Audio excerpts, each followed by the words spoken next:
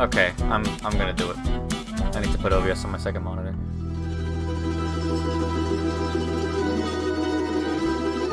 Alright. What's changed? I have no idea. But the achievement click on door 4305 times still exists, and that's the first thing I'm gonna do.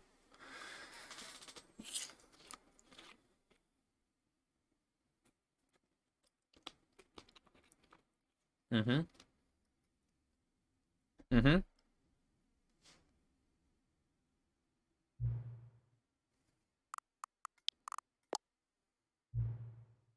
Yes.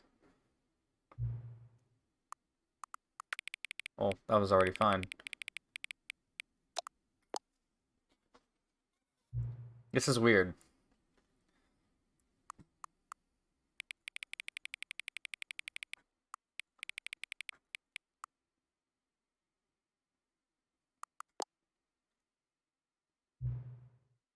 Okay.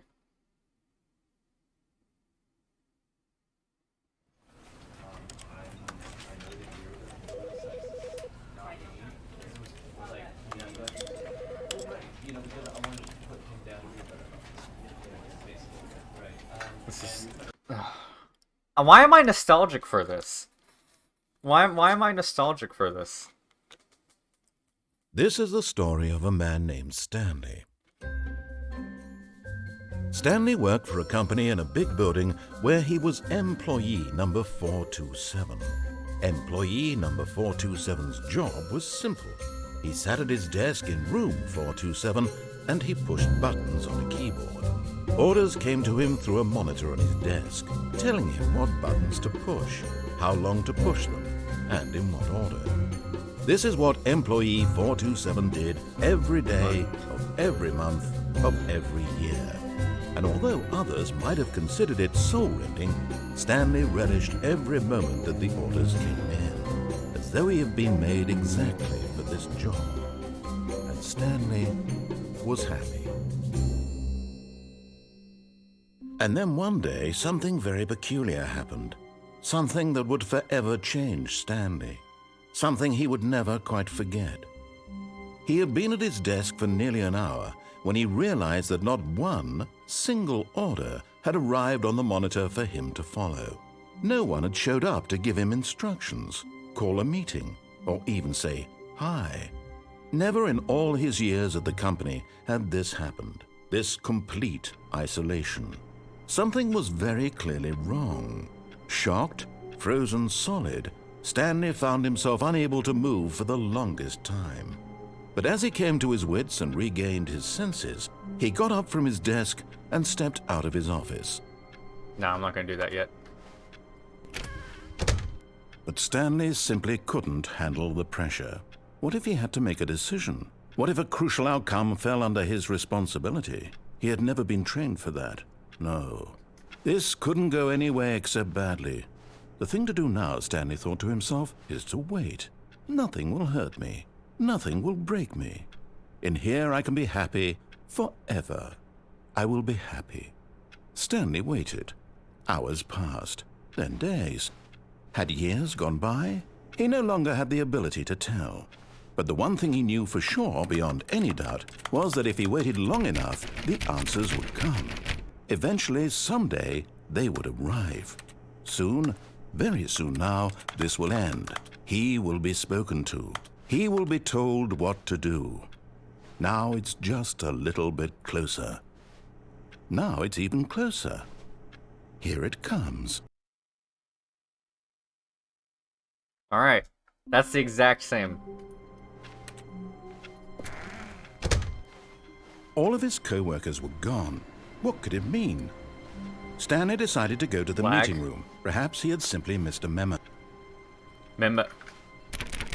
Oh, please. Are you really just doing this for the achievement? Click a door 5 times. Is that all that you think an achievement is worth? No, no, no, no, no. I can't just give these merits away for such little effort. A measly 5 clicks. Now suppose you were to click the door 20 times. I would say that's the kind of effort that warrants recognition.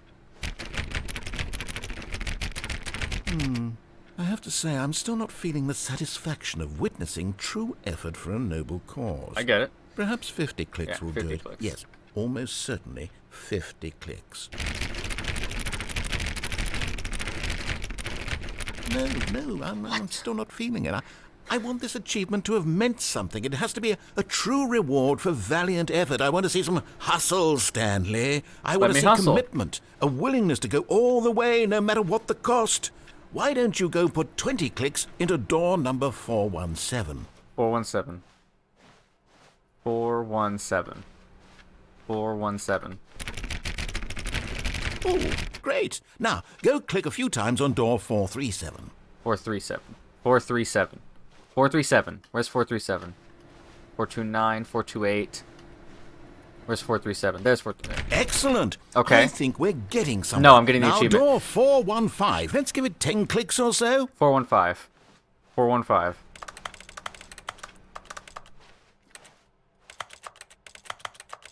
Oh, that doesn't exist. Now, back to door number 437. 437. I'm doing this. I want to get the achievement.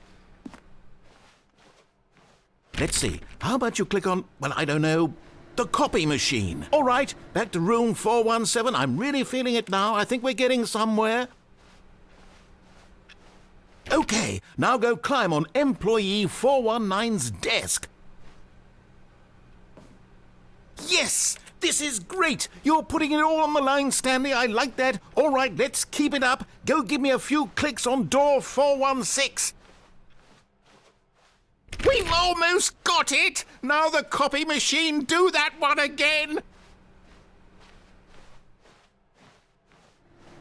Finish it off, Stanley! 5 clicks on... Yes! We did it! Oh, wow. That felt amazing. I got the achievement. That's all I wanted. You really earned it, Stanley. Nothing could hold you back. Yes, I'm very proud of how far we've come today. Just think, when Stanley came to a set of 2 open doors, he entered the door on his left. I'm gonna go to the left. I'm gonna follow his instructions. I don't know. I can't see anything that's different so far. Yet there was not a single person here either.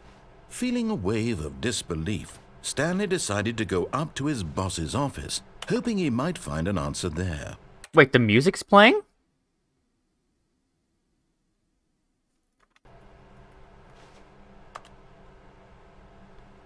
There's music?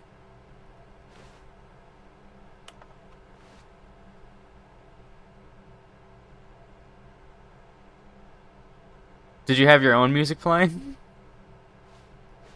Alright. Alright. Broom closet. I'm not gonna go in the broom closet yet. Coming to a staircase, Stanley walked upstairs to his boss's office. Alright.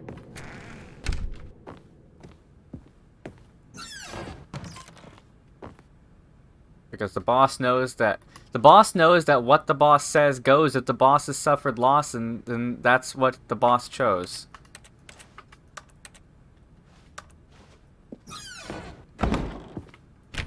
Try the escape pod? Okay.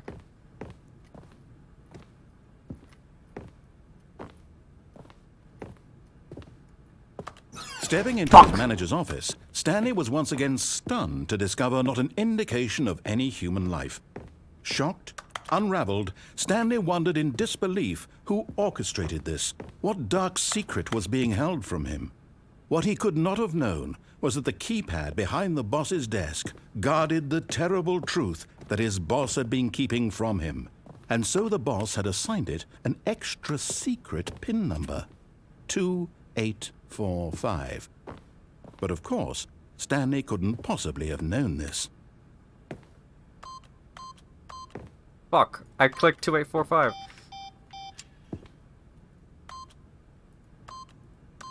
Okay, you can't click too fast. Yet incredibly, by simply pushing random buttons on the keypad, Stanley happened to input the correct code by sheer luck. Amazing. He stepped into the newly opened passageway.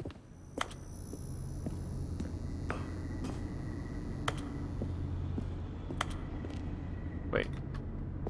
Is there anything over here? Or am I just going deeper into a completely dark corner? I'm just going into a completely dark corner.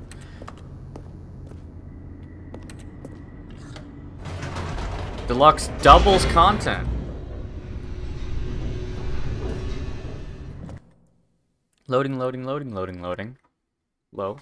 Descending deeper into the building, Stanley realized he felt a bit peculiar. It was a stirring of emotion in his chest, as though he felt more free to think for himself, to question the nature of his job. Why did he feel this now, when for years it had never occurred to him? This question would not go unanswered for long. Wait, can I go back up? Whoops. Nope. Never mind. Stanley actually got back into the elevator and went back up. Silly me. I don't. Why did Stanley do that when he knew that it would just lead back to his boss's I don't think office? he could do this before. That's a great question. I just can't wait to find out. I don't think you could do this before. I don't remember being able to do that.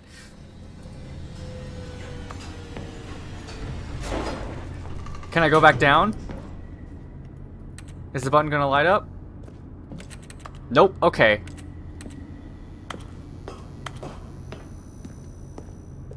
Here we are, Stanley. It's your boss's office. Exactly the way it was before you got onto the elevator. It's still just exactly what it is. What a decision you've made to come up here and look at the office again. This has fleshed out the plot of the story in new and fascinating ways I could have never anticipated. It's that keen eye for storytelling that you have, an incisive rapid fire of critical plot points, one after the other, weaving a rich tapestry of uncompromising narrative. Wow! I'm bolted to the edge of my seat. Down? Didn't I go up before? No secrets? No. Oh wait, no. I did go down there. Can I click on the door?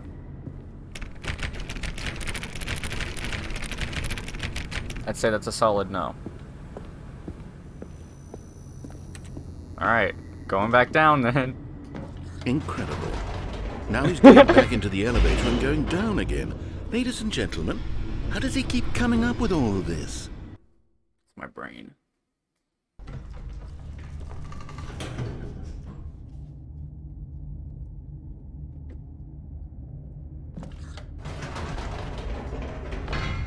Did you think we were going to go forward down the spooky corridor? No. It's time once again to go back up in the elevator. This is the new broom I closet can't even ending. begin to grapple with what might be up there. Is it the boss's office again? Or what if it's the boss's office this time? The suspense is killing me. I'm gonna do this until there's no new dialogue. Or something changes.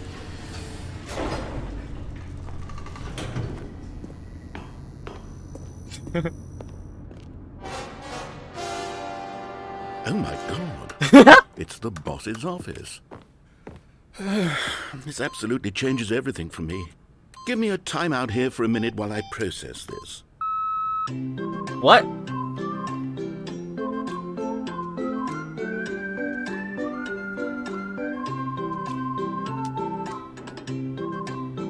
I'm holding. Okay, I'm ready. I'm prepared to embrace this stunning revelation and to move forward with... No! No, wait! No! I need more time to process. God damn it. I was gonna do the escape pod ending anyway. I just failed to do it before.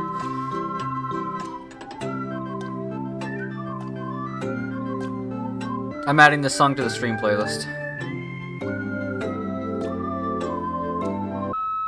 All right. I have fully come to terms with it. And I have made space in my worldview for this astonishing new reality. As before, I turn to your expert eye for gripping narrative, Master Stanley. Master? 8.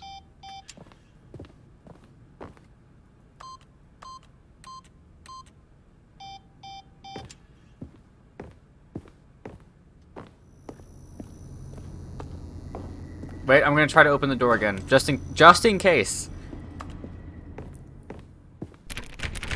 Nothing.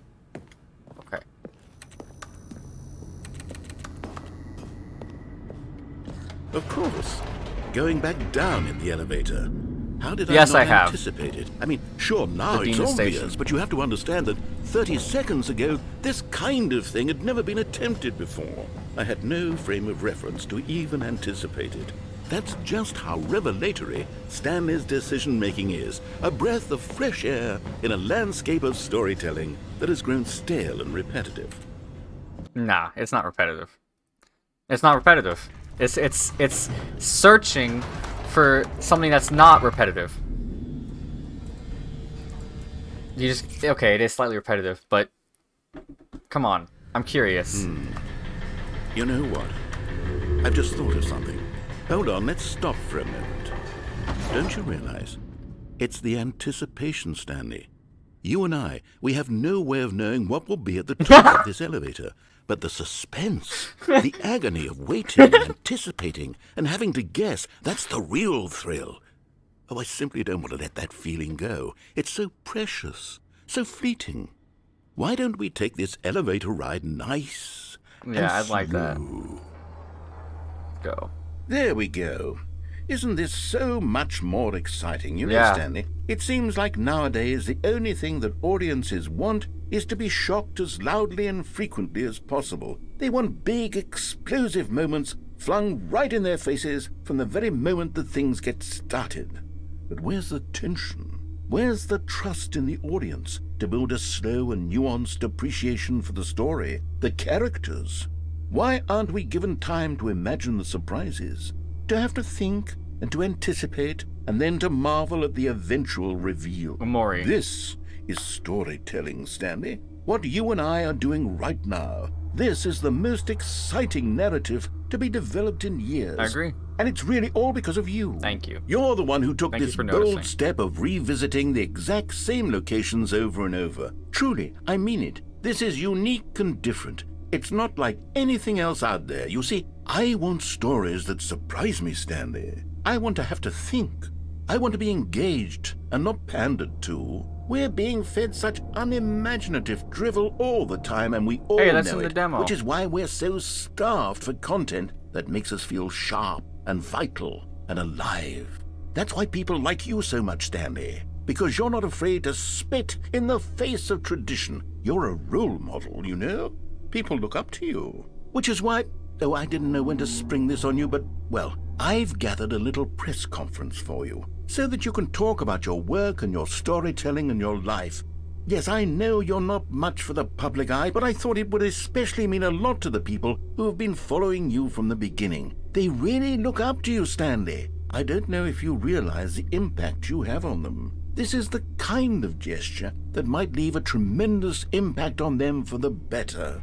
Oh, good, we're here. Okay, the room where we're holding the press conference should be just around the corner here somewhere.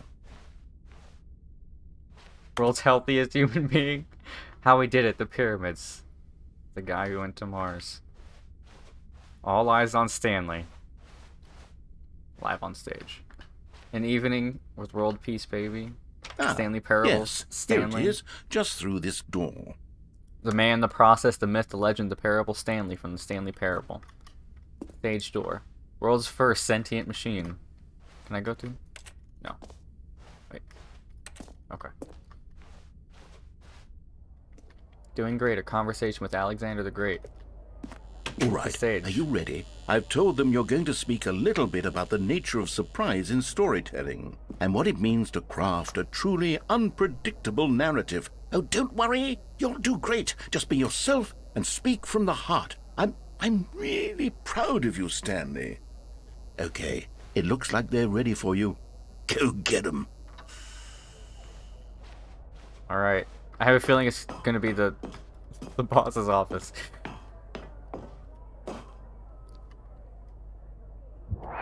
Oh, wow.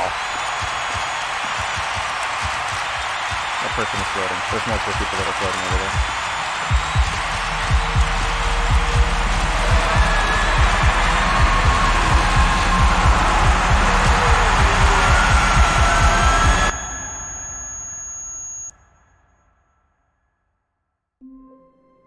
Okay.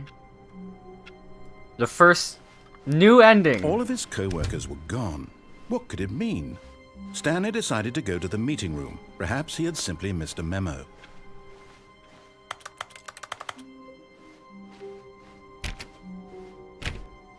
Okay, now I'm actually When Stanley following his came to a orders. set of 2 open doors, he entered the door on his left.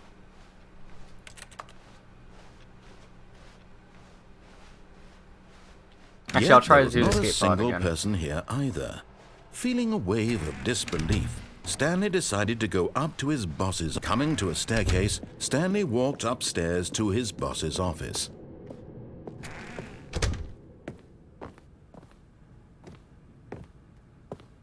Stepping into his manager's scared me. office, Stanley was once again stunned to discover not an indication of any Does he still get human mad if I life. cut him off? What could it mean? Stanley was in such a rush to get through the story as quickly as possible, he didn't even have a single minute to just let the narrator talk. That kind of anxiety isn't healthy, so he relaxed for a few moments with some calming New Age music.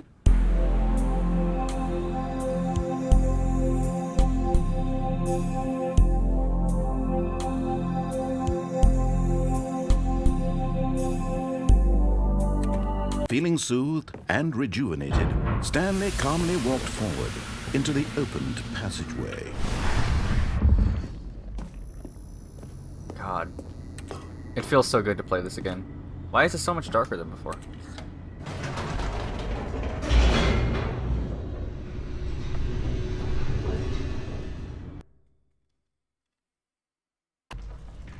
Alright. Stanley walked straight ahead through the large door that read Mind Control Facility.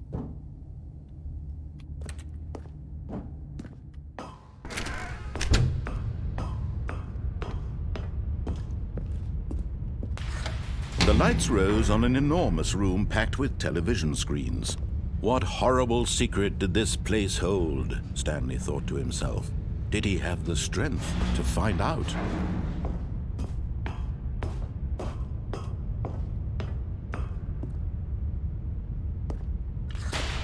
Now the monitors jumped to life, their true nature revealed. There I am. Each bore the number of an employee in the building, Stanley's co-workers. The lives of so many individuals reduced to images on a screen, and Stanley, one of them, eternally monitored in this place where freedom meant nothing.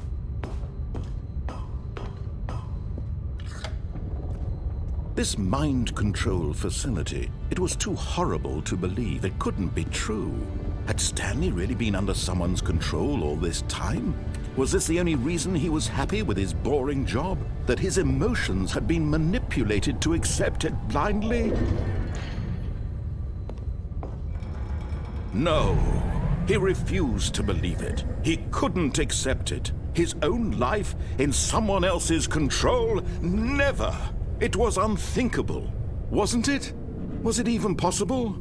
Had he truly spent his entire life utterly blind to the world? But here was the proof. The heart of the operation. Controls labeled with emotions. Happy, or sad, or content. Walking, eating, working.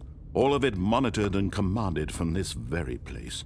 And as the cold reality of his past began to sink in, Stanley decided that this machinery would never again exert its terrible power over another human life. For he would dismantle the controls once and for all.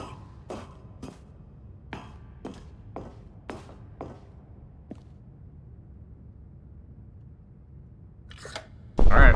Oh, Stanley, you didn't just activate the controls, did you? After they kept you enslaved all these years, you go and you try to take control of the machine for yourself. Is that what you wanted? Control? Oh, Stanley, I applaud your effort, I really do. But you need to understand, there's only so much that machine can do. You were supposed to let it go, turn the controls off, and leave. If you want to throw my story off track, you're going to have to do much better than that.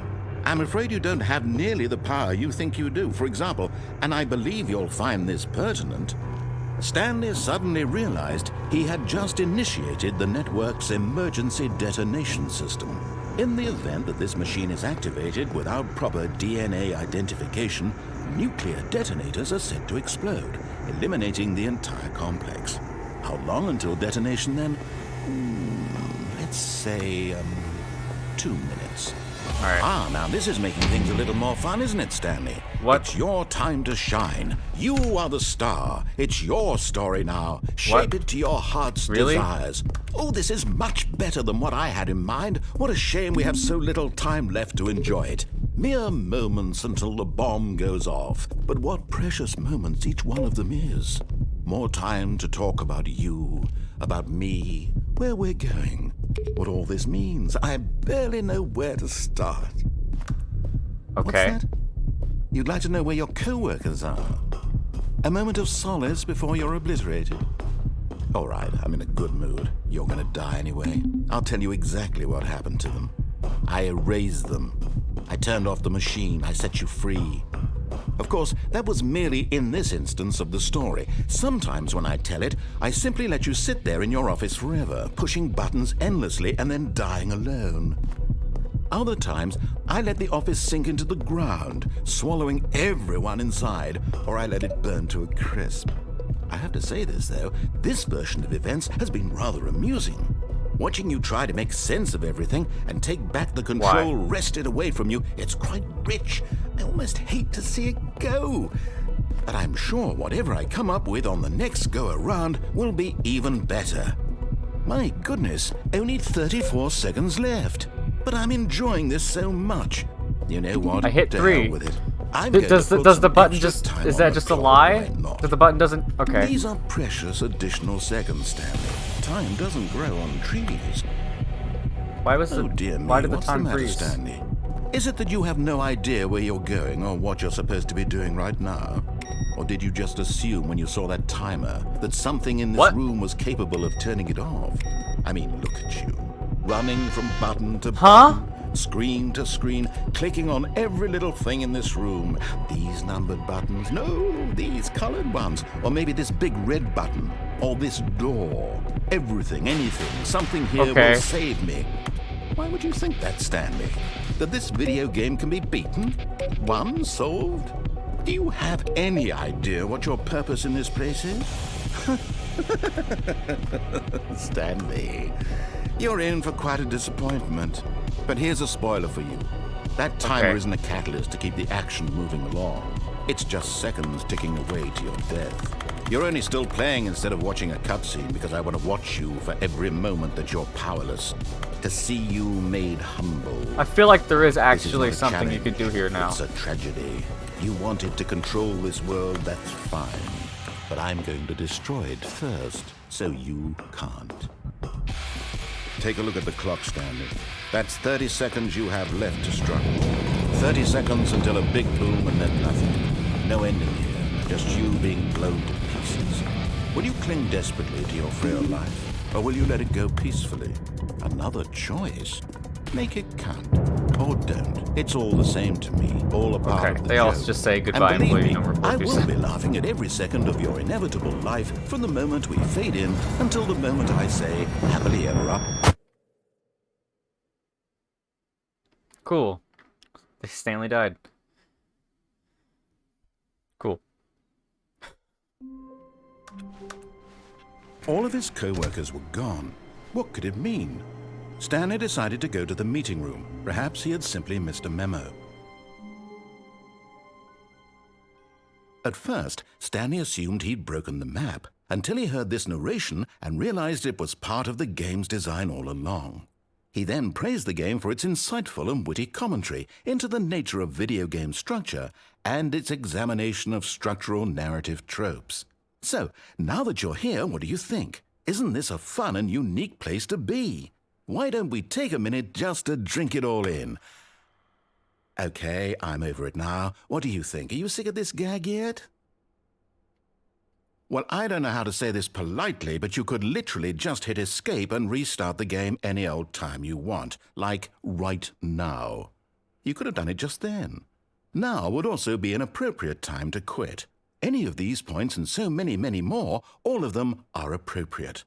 I'm enjoying what seems to be an internal conflict going on where you are literally unable to act on your own desires to restart the game. So, just to push the envelope, I'm going to try and make this as miserable as possible and see how long you can maintain. There once was a man named Stanley, who people considered so manly. But the truth must be told, he was not very old and was quite particularly gangly. What Stanley liked most was buttons. He pushed them like some kind of glutton. He did it all day in a meaningful way, but his brain had long ceased to function. Which is why he is in this parable and lives an existence quite terrible. And if you are not strong and keep playing along, you too will become quite unbearable. Yes. You too will become quite unbearable. Cool.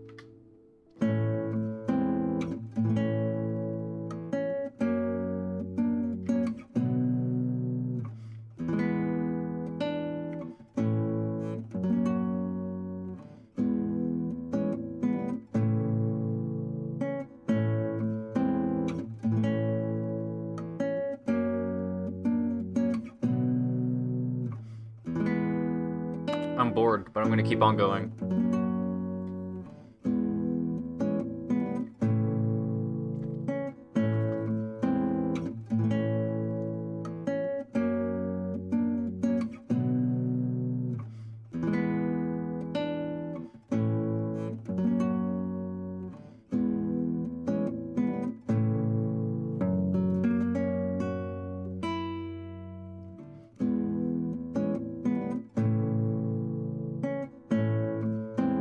Is this just gonna keep on looping?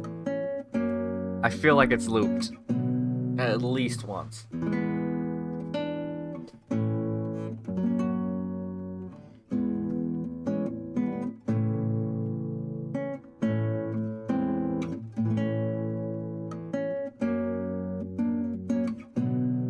I'll let it go one more time, and then if it still loops, then I'm just gonna restart it.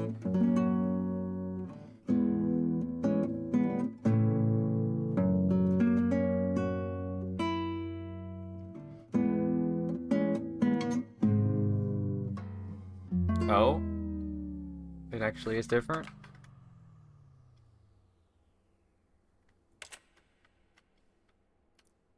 Is that it?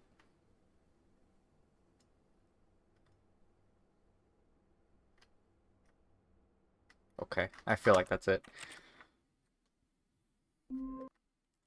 Can I still turn on?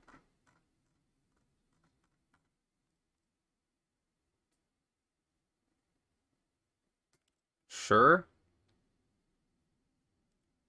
Hang on.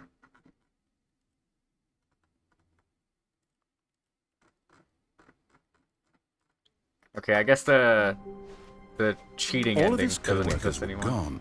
What could it mean? Stanley decided to go to the meeting room. Perhaps he had simply missed a memo. New content. Oh, new content? What does that mean, new content?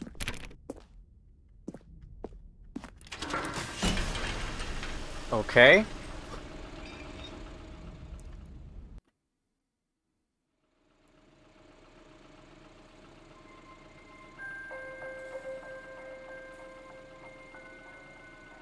Hello, and thank you for playing the Stanley Parable Ultra Deluxe.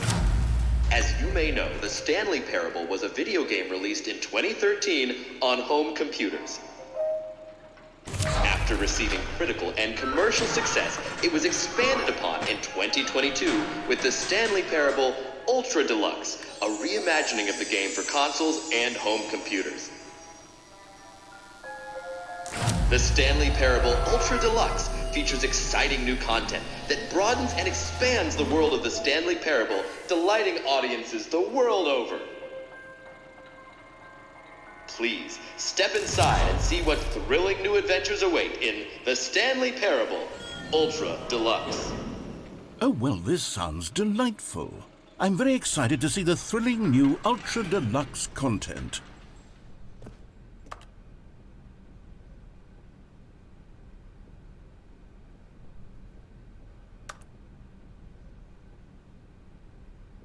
That's not high quality enough for me to read it. Okay, so far it's an elevator. Nothing special yet, but I'm sure it's just the beginning of a mesmerizing adventure. Am I... Is it broken? What's going on here? Should we be moving somewhere or... Oh, there we go. Okay. All right, finally, at long last, it's on to the new content. I've never been There was just more a door. ready. Let's do it. that said new content. Right before the double doors. I have to say, initial impressions of Stanley Parable Ultra Deluxe, mostly tedious. It's as if Oh, okay. Let's see the content. Give me the content, Stanley.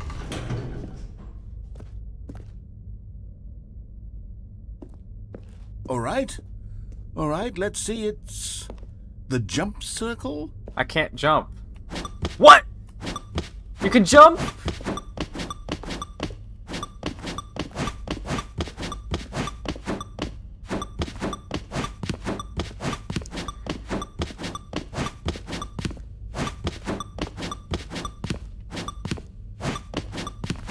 This is some good new content. Oh. Oh. Oh no. I can't jump anymore.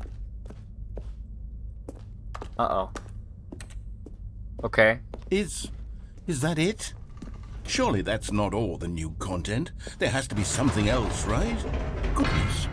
Another elevator. Stanley, I have to say, initial impressions of this game are not positive. It's just elevators and jumping. Is this what passes for exciting new content? If this is new content, then I could just read you the whole dictionary. There's 20 hours of new content right there. Hell, I could count to 30 trillion. You could put that on the box. The Stanley Parable Ultra Deluxe, now with over 1,000 hours of new content. And oh, wait. There's more.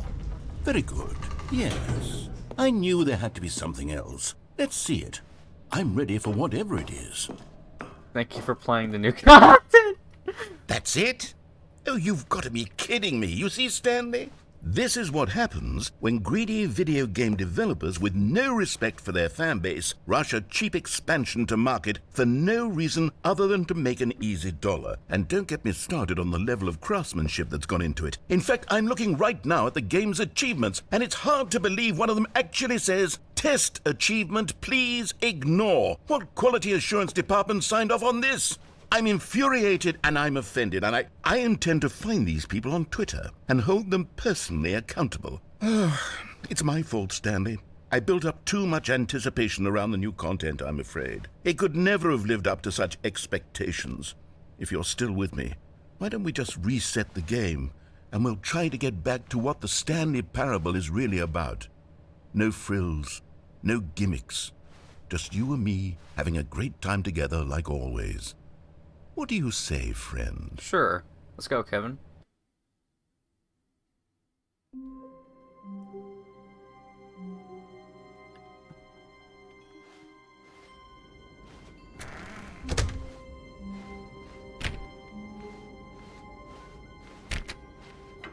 Psst! Stanley! Come over here! In the vent! I want to show you something! Oh no. Oh no. Oh no. Wait. No, if I go that way, it's just gonna be the normal rooms again. Okay, I'm gonna go in the vent.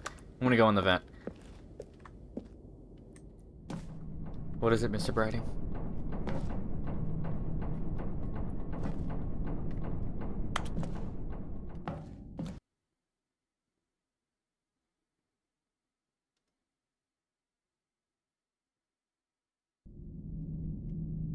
Okay, you remember how cheap and unsatisfying the new Ultra Deluxe content turned out to be? Yeah, Well, it got yeah. me thinking about the past and how much better the Stanley Parable used to be. So I made something special and tucked it away here where the game's developers won't find it. Just our little secret. Take a look. I call it the Memory Zone. It's where I've been storing all my favorite memories so I can relive the peak experiences of my life whenever I want. Experiences like the launch of the Stanley Parable on PC. You see, Stanley, doesn't the Memory Zone remind you of how wonderful Stanley Parable was before it was sullied with a cheap re-release? Remember back in October of 2013 when the game originally launched? Back then, video games had integrity. Back then, it all meant something. Oh, the waste.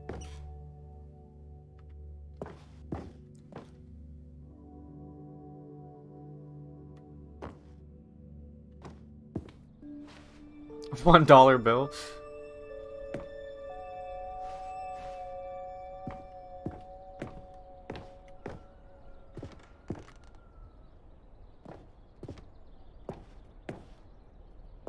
Huh.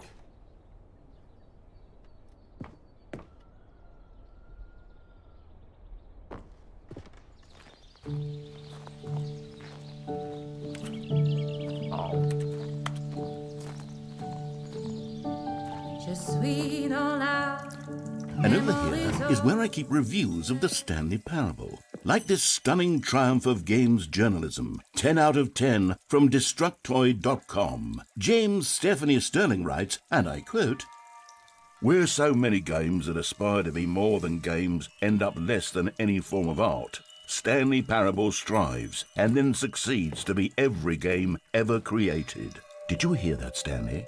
Every game ever created. That's how grand and all-encompassing the original Stanley Parable was. It was literally every game ever created. It was Skyrim, it was Persona 3, it was all of them, and now it's nothing. It's no games at all. It isn't even the Stanley Parable anymore. It's just a husk now. A lifeless husk with an hour of new elevator content.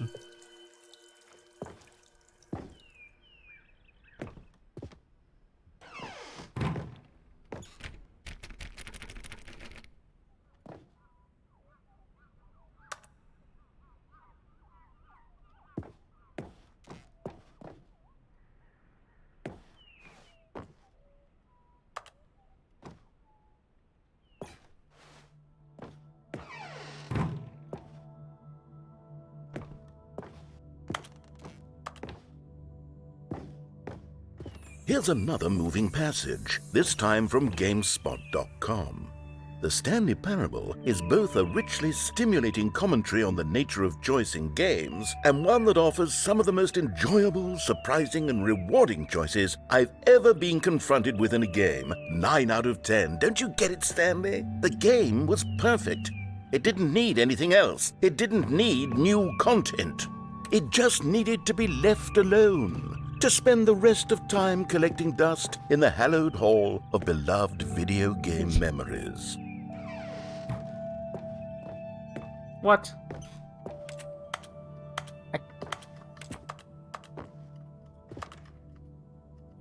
Narrator.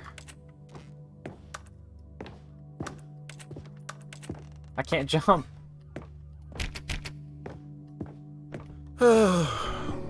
These were simpler times, Stanley. But I wouldn't give to go back to have it all over again. Wait, hang on. I don't recall this part of the memory zone before. What's this? What's down here? Oh no. Oh God, no. Stanley, Steam it's a collection of reviews. reviews from Steam, the online video game distributor. I haven't looked at these in years. I can't even imagine what's been collecting down here. Surely these reviews were glowing as well, weren't they? Honestly, I could not be bothered to play this game to full completion. The narrator is obnoxious and unfunny, with his humor and dialogue proving to be more irritating than entertaining. Unfunny! I'm not trying to be funny. I'm trying to make a serious work of art. I suppose I could write up a handful of gags to insert into the Stanley Parable, but the game is already such a densely layered web of profound philosophical insights that I can't even imagine where I'd have the room to stick them. I love this. I'm not saying anything because I don't know what to say. I'm just so happy that this is a thing. Okay, let's see what this one says. While the idea for the game is good, for someone who prefers non-linear games, this preachiness gets annoying fast. Preachy? Stanley? I'm not preachy, am I? You can tell me if I'm preachy. Honestly, you can. Oh, goodness. This is actually quite shocking for me. Well, to be honest, I had always thought of the game's dialogue as being rather terse to begin with. You can't know how much fluff I cut from the game to get it to feel as light and airy as it... Well, I always thought it did. But maybe it wasn't. Dear, what an awful memory to have to hold on to. These black marks on my otherwise unimpeachable track record. I feel like a failure. Like I let these people down. Perhaps the Stanley Parable isn't quite as sterling as I always remembered. What's this one got to say?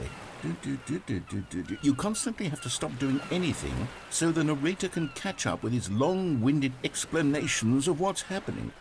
I wish there was a skip button. A skip button? Well, yes. Yes, I think we can do that. If I'm truly too preachy, then maybe letting you skip ahead for just a moment, surely it couldn't hurt. Not if it means we can strike these negative reviews from the record. Only positive reviews of the Stanley Parable. That's my motto today, and it's always been my motto. I'd do anything for the customer, Stanley. Yes, a skip button we shall have.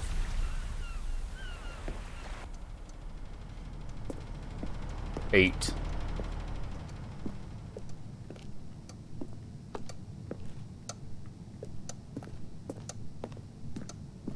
Alright. And here it is. Go ahead and give it a shot. I'll pop you forward in time so that the second my incessant droning starts to bore you, with just the push of a button, you'll have zipped right past it. It's what the players have been asking for, and I'm very proud to have delivered. No more listening to me rambling on and on and on. No. The Stanley Parable is a game for the people, and if the people want silence, then by goodness... Oh, you're back, you see. You were only frozen in time for a few minutes, but it was plenty of time for me to deliver a long, rambling monologue full of unnecessary verbal flourishes and lengthy ruminations on the nature of choice in video games. Of course, I happen to believe it was perhaps one of my more preferred... Well there, sport. You really did catch me rambling on a bit, didn't you? But that's the power of the button. The minute I start to go off on a thoughtless display of self-absorption, it's right at your fingertips to go poof, and it's all over. Oh, I can't wait to see what Cookie9 will say about this, and whether they'll edit the rating of their Steam review. Okay, welcome back, Stanley. Now, I should say that the amount of time the button has been skipping through is becoming longer and longer. That last one was, well, I want to say maybe 30 to 45 minutes.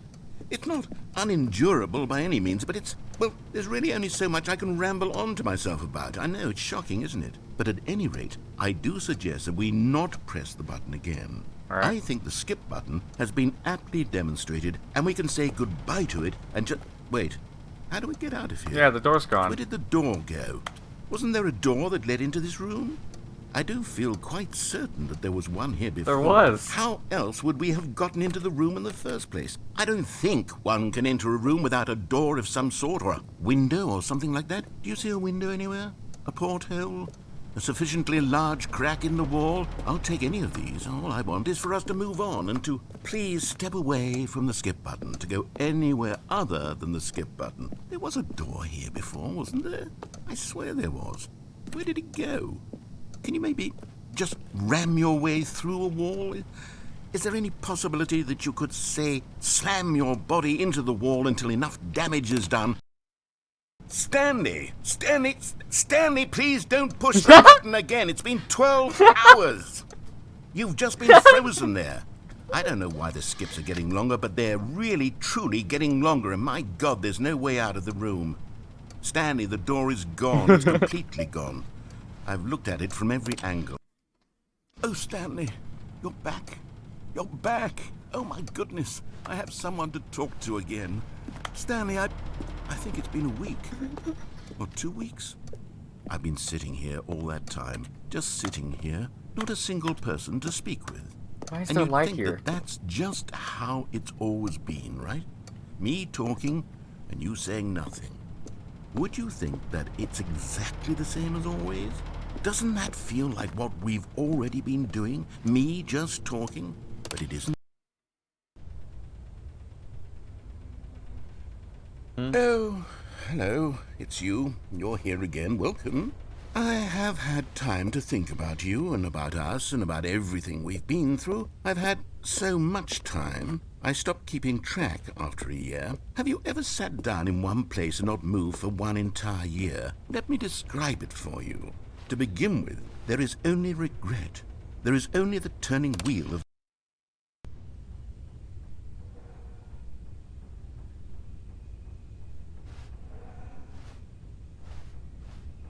Is he dead?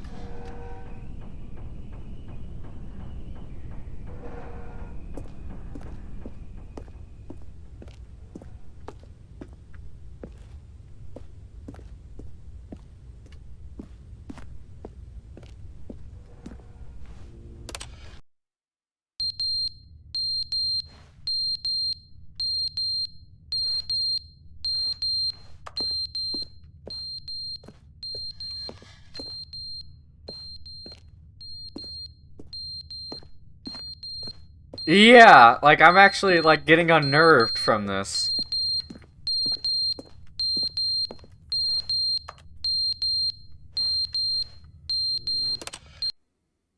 But they didn't understand the game was What? never meant to be funny. It was meant to have a point. It was meant to speak to the human condition. But where are the jokes? Where are the jokes? They bemoaned, they screamed, they gnashed their teeth and said, entertain us. It wasn't enough. They had to leave a pathetic little thumbs-down review and make all of their pitiful demands. But then, he's talking too much, they said. First, he didn't entertain us, now he won't shut up. It's the inconsistency, it's the lack of accountability. It's the unwillingness to examine with an uncompromising heart the words that they are speaking.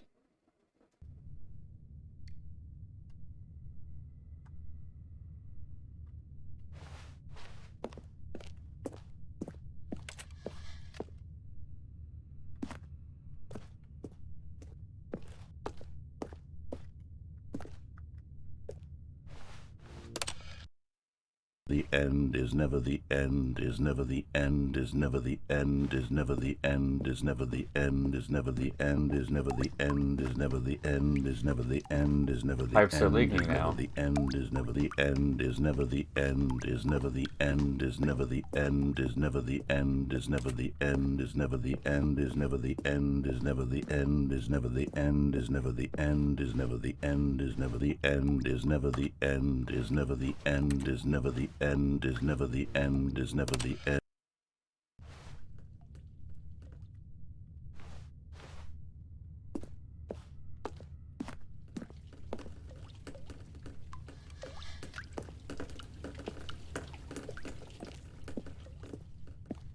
This is actually like really spooky.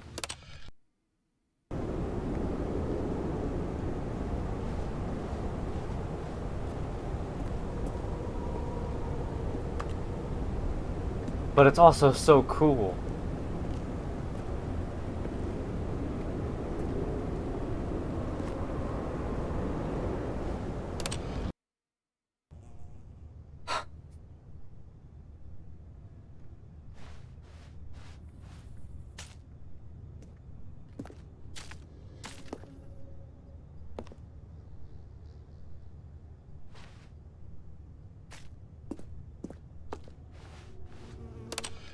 Kind of reminds me of Portal.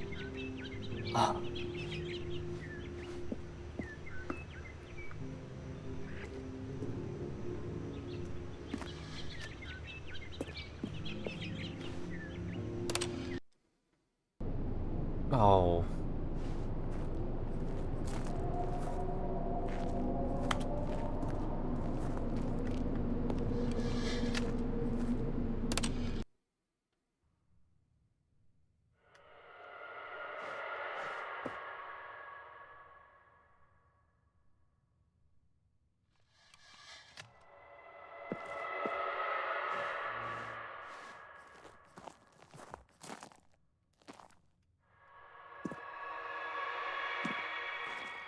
I don't like this.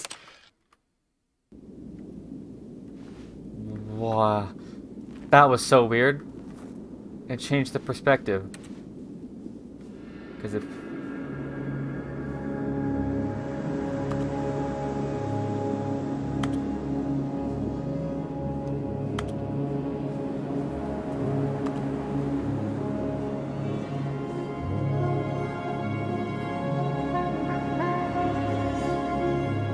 I can't go on top? Are you serious?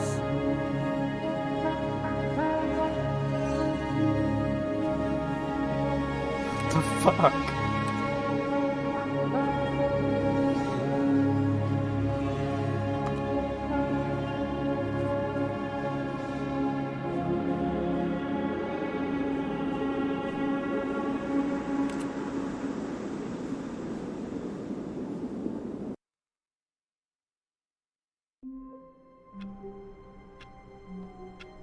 What the fuck? All of his co-workers were gone. What could it mean? Stanley decided to go to the meeting room. Perhaps he had simply missed a memo.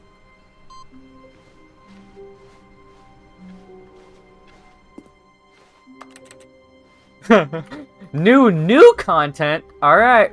Oh, good. You notice my sign. Yes, I have something very exciting to show you.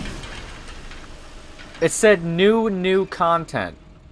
But if it has the long cutscene again, I'm just gonna restart. Okay, it starts right here.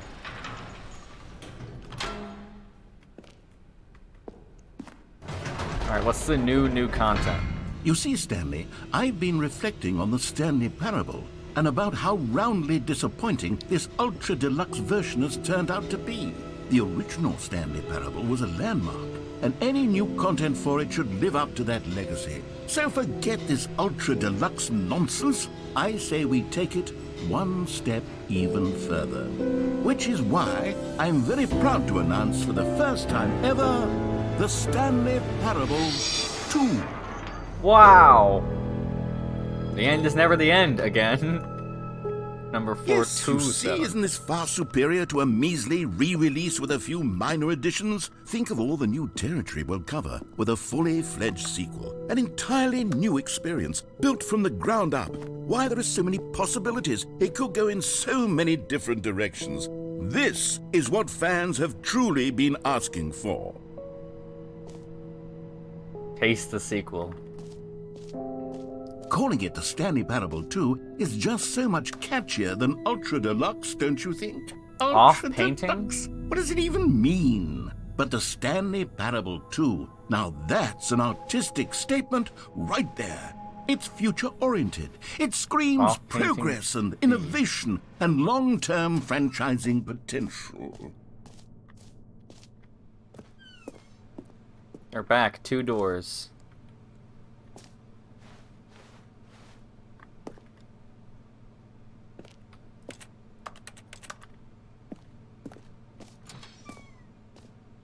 Okay. Now, to be clear, I haven't quite nailed down what exactly the Stanley Parable 2 is going to be, but let's take a look at some of the features I've been developing for it. I figure that if I can loosely organize a handful of interesting concepts, that surely the game will sort of naturally spring up around them. It'll all work itself out. Game development is much more of a fuzzy magic than anything scientific or logical, really.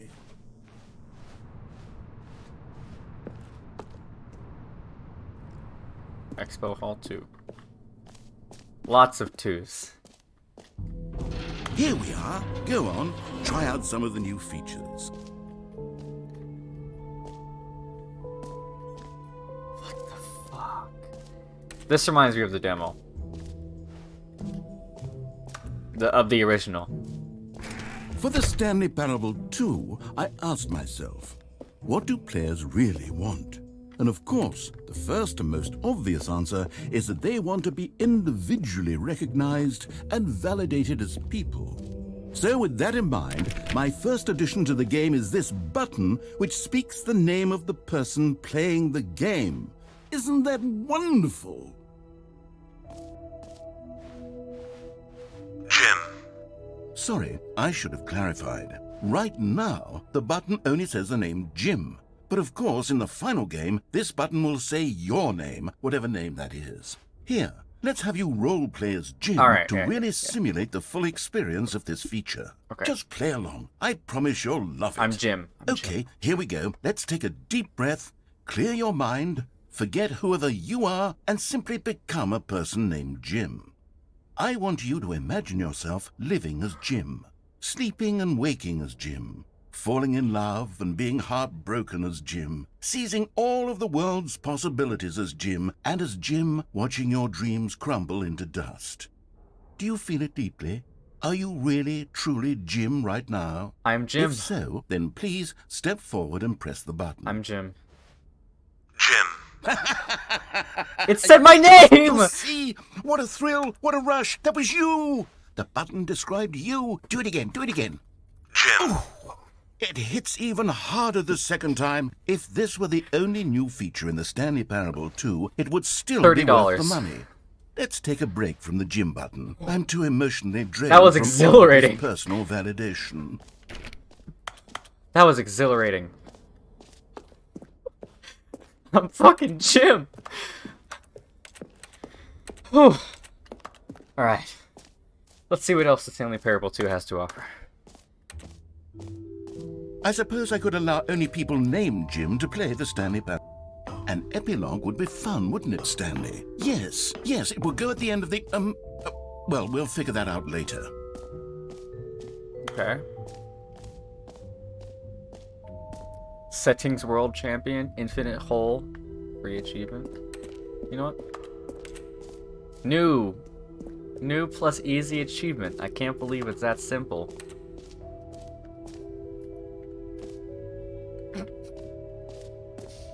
Free achievement, gets yours right now. Pull the lever, receive your new achievement, and no more steps. It just works. Alright. Now, here's something special. You remember that broken test achievement that got left in the game on accident? Well, I'm developing a technology to simply give you the achievement. Oh. Yes. You see, you'll come to this lever, and when you pull it, the achievement will be given to you. It's as simple as that. That's a very complicated machine just for giving an achievement.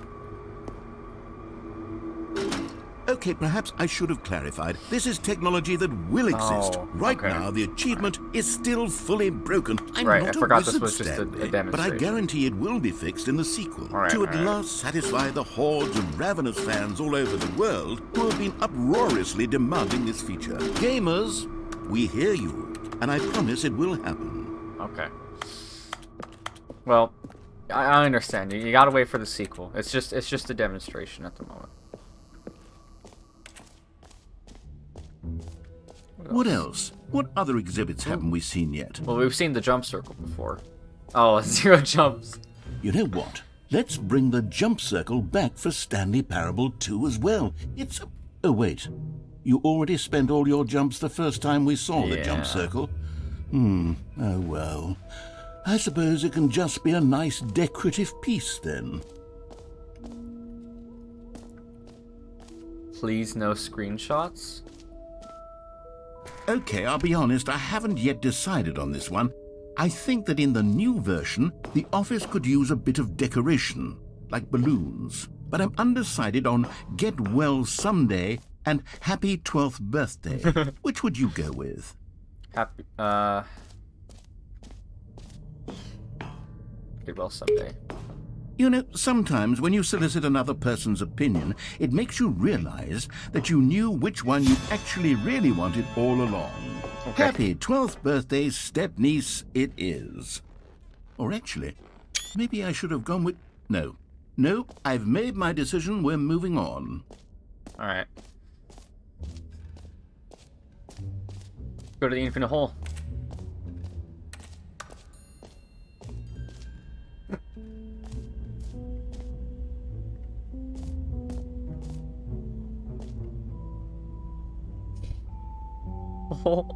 Depth, space, science, more hole, infinity falling.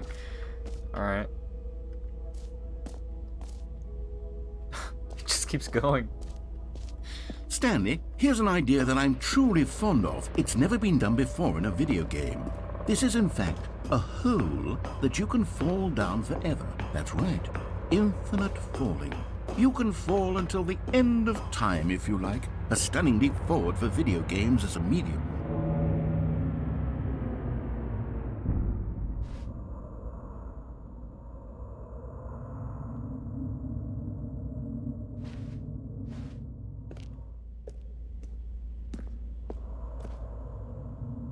Okay.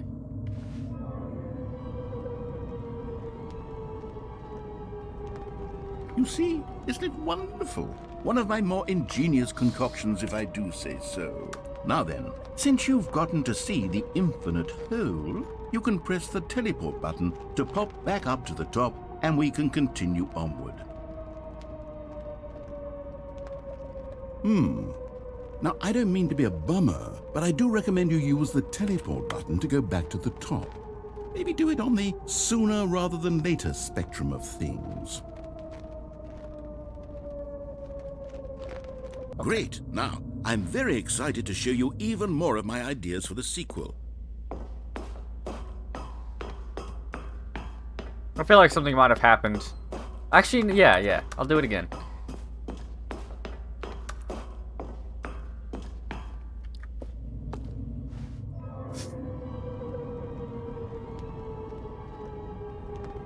Okay, I guess we're back in the hole now. Did you really need to see it again? I don't know what else there is to say, Stanley. It's an infinite hole. It's exactly what you're doing right now, but forever.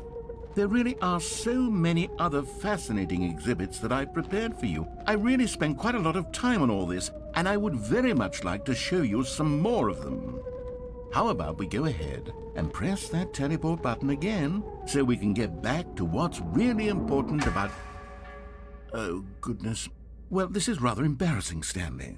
I'll be honest with you. I truly did not believe that anyone would actually stay in the hole long enough to hit the bottom. Yes, I know. I told you the hole was infinite, but come on. Who actually wants to fall forever? The hole was plenty deep. It was more than deep enough, in my opinion. Maybe it's you who likes falling too much. Maybe you're the problem. Look, things got a little heated there. I think we both said some things we didn't mean. I didn't say anything. Why don't we just put all this behind us and agree to just call the hole mostly infinite? If that works for you, or just a really big go ahead hole. And press the teleport button to warp up to the top of the hole, and we can move on. I'll just be up here when you're ready. Okay. Oh, for heaven! You see, I was right. The problem is you. The problem is that you like holes too much. Not normal. A normal person would have said, yep, that's an infinite hole right there, goes on forever till the end of time. Don't need to see it all, but not you. Oh, no. You have a weird sort of... Oh. Did the hole seem even shorter to you this time? I couldn't help but feel like you spent a little less time in there than you did before. I mean, admittedly, I didn't make an infinite hole, but I didn't think it was that not infinite.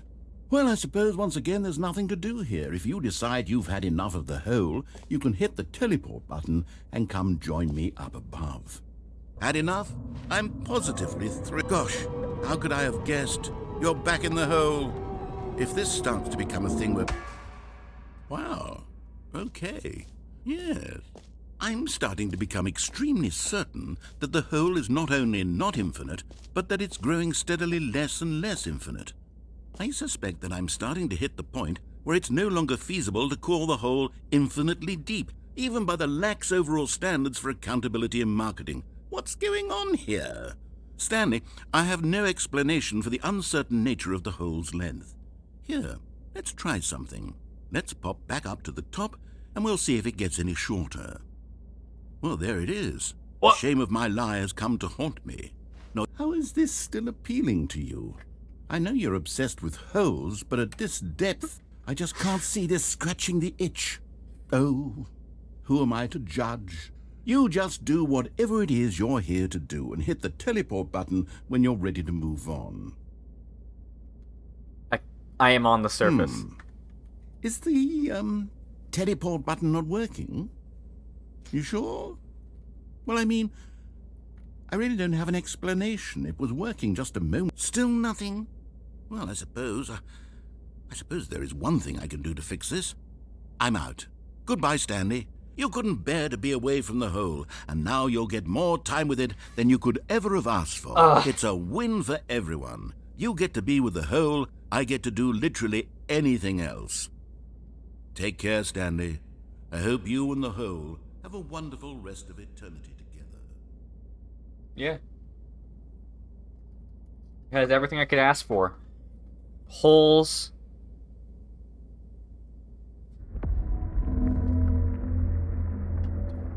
Fuck.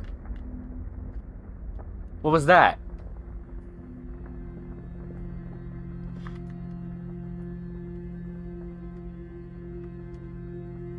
Mosley Infinite Hole is the sign changed. Oh.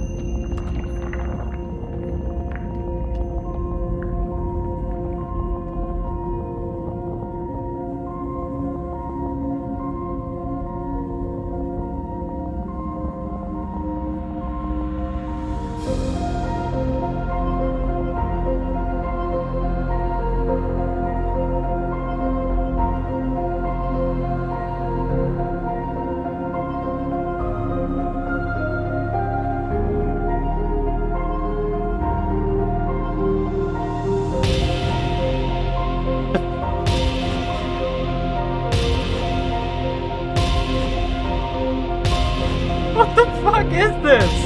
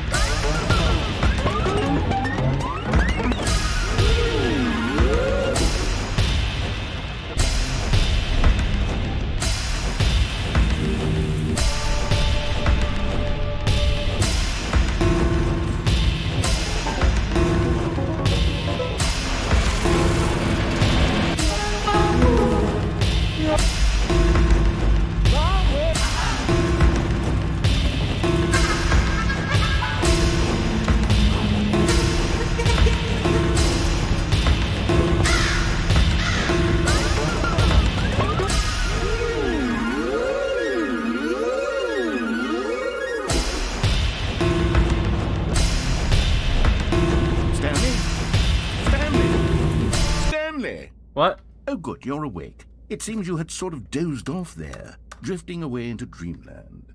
But we can't have that, Stanley, because this hole is just so darn fascinating that I want you to be wide awake for every second of it. You don't want to miss a single moment. So how about if I just pop in from time to time and wake you up to keep you really, truly focused on the hole? From the looks of things, you and I will have many, many years here in this hole, and I'm looking forward to all of them. Stay alert, Stanley. I'll be back. Toodlepip. The fuck? That's happening again? No. Okay. Oh, fuck! I don't even know what I did to start that. Alright, I went to the new content. Here we are. Go on. Try out some of the new features. Alright, let's go to the reassurance bucket.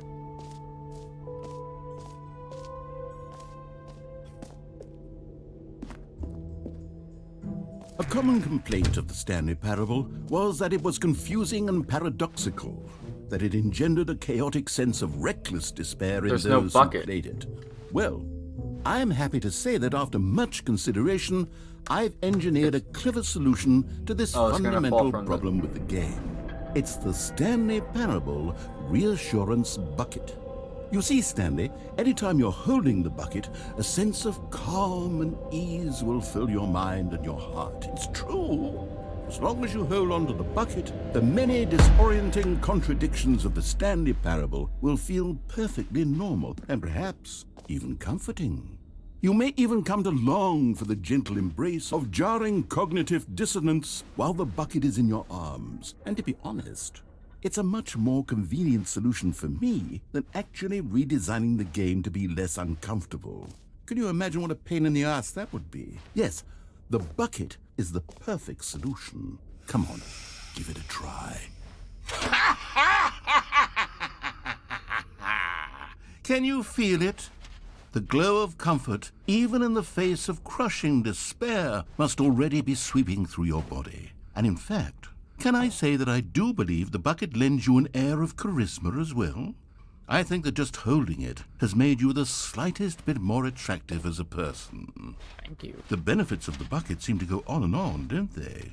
All this and more await you in the Stanley Parable 2. Alright, I guess I just have to keep the bucket.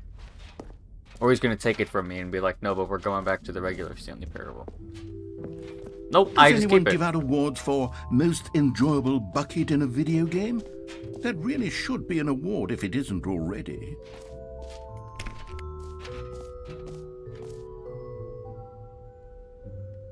Mostly in vanilla.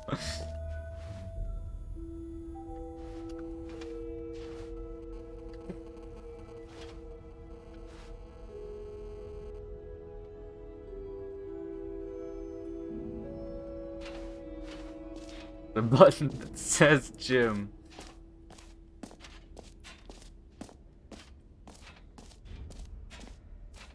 Collectibles. Exit. Collectibles jump circle.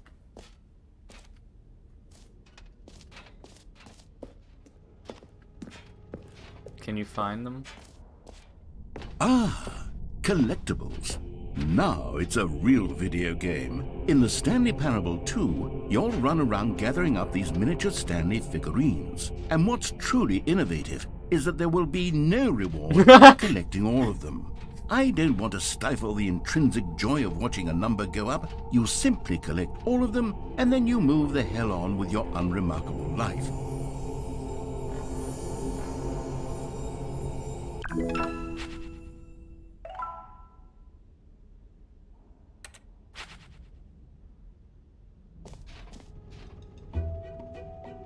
Okay. God, it really is the worst when you collect everything in a video game and then they give you a big fancy reward for it. Absolutely tragic.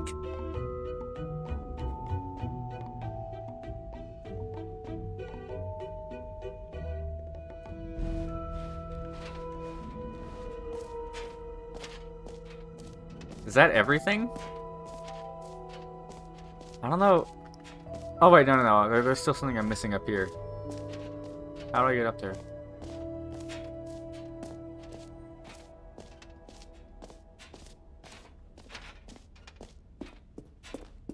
I'm still holding this bucket.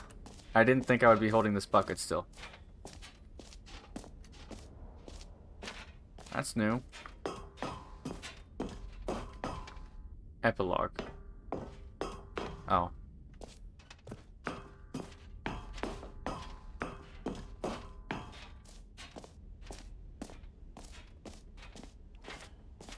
And settings world champion.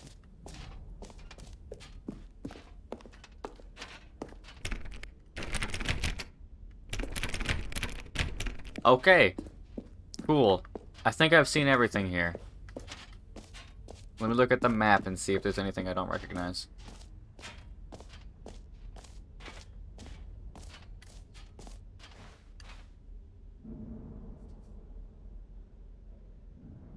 Hi, this map. No, I've seen everything. Alright.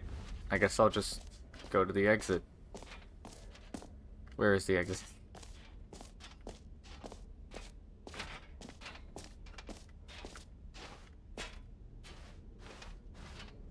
Where is...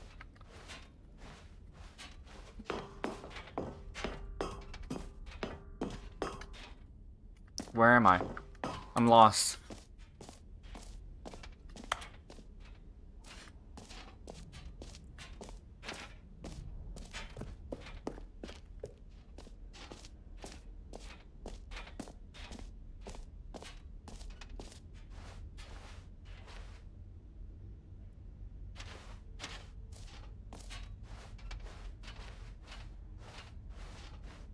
Okay, this is the exit. All right. Have you seen everything you wanted to? I Ready believe to so. move on now?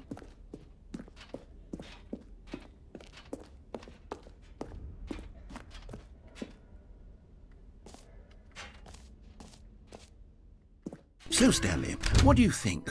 Do you like all of the new features? I would like to Yes, get rid of the I know it's not bucket. exactly clear yet how exactly these features will come together as one single coherent video game, but I can feel it in my soul. It's going to work. There's definitely a good game in there somewhere. Say, let's do an experiment. I'll arrange these new features together, and we'll see whether or not it coheres into a meaningful gameplay experience. All right. Okay. Are you ready? Here it is. I give you the Stanley Parable 2. All right. I mean, there's potential here, right? It's sort of... Okay, never mind. Hold on. Let me do a different arrangement. Okay, yes, this is much better. I feel good about this. Here we go. Version 2. Who am I kidding, Stanley? This isn't a coherent video game at all. It's a lot of gags. And I do very much enjoy creating gags, but they don't add up to anything. There's bucket. I wanted more than anything to create a sequel that would capture all the magic of the first game. I wanted fans to love it. No matter how good these gags are, they won't stand on their own. They would need the structure and the gameplay of the original. Wait, maybe that's it. I can take the original Stanley Parable and simply, insert a few of my new features into it. Tastefully, of course. With respect. With care for the vision and integrity of the original game. You're just Would doing... it possibly work? I suppose it could. But it would need a really, really tremendous title screen. A title screen that says with bold and uncompromising conviction, "This is the Stanley Parable 2. Let me see if I can whip something up. All right, perfect. Go ahead. Take a look.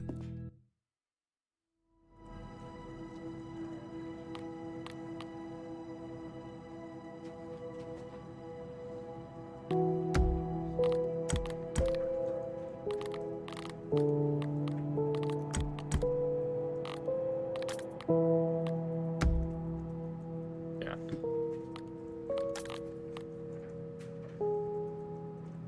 Okay.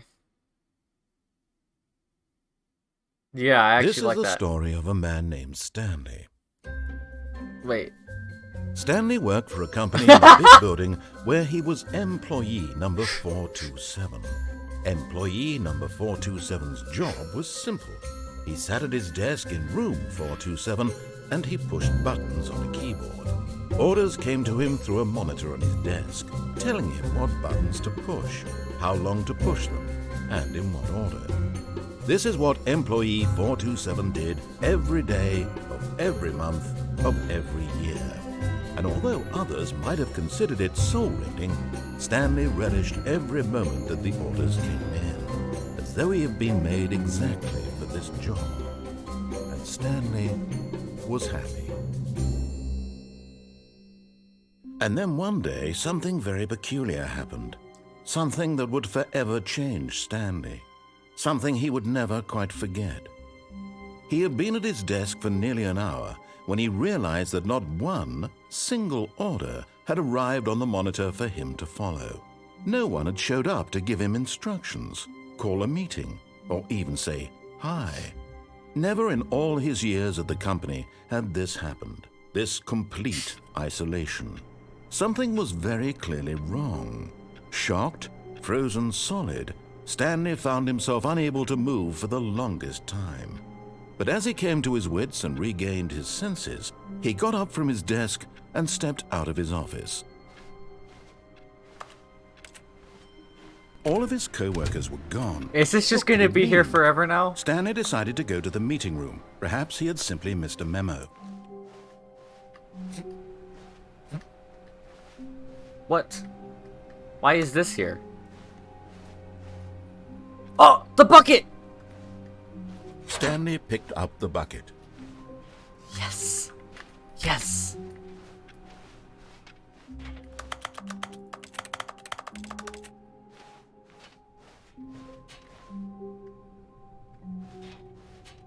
Stanley clutched the bucket tightly to his chest and entered the door on his left.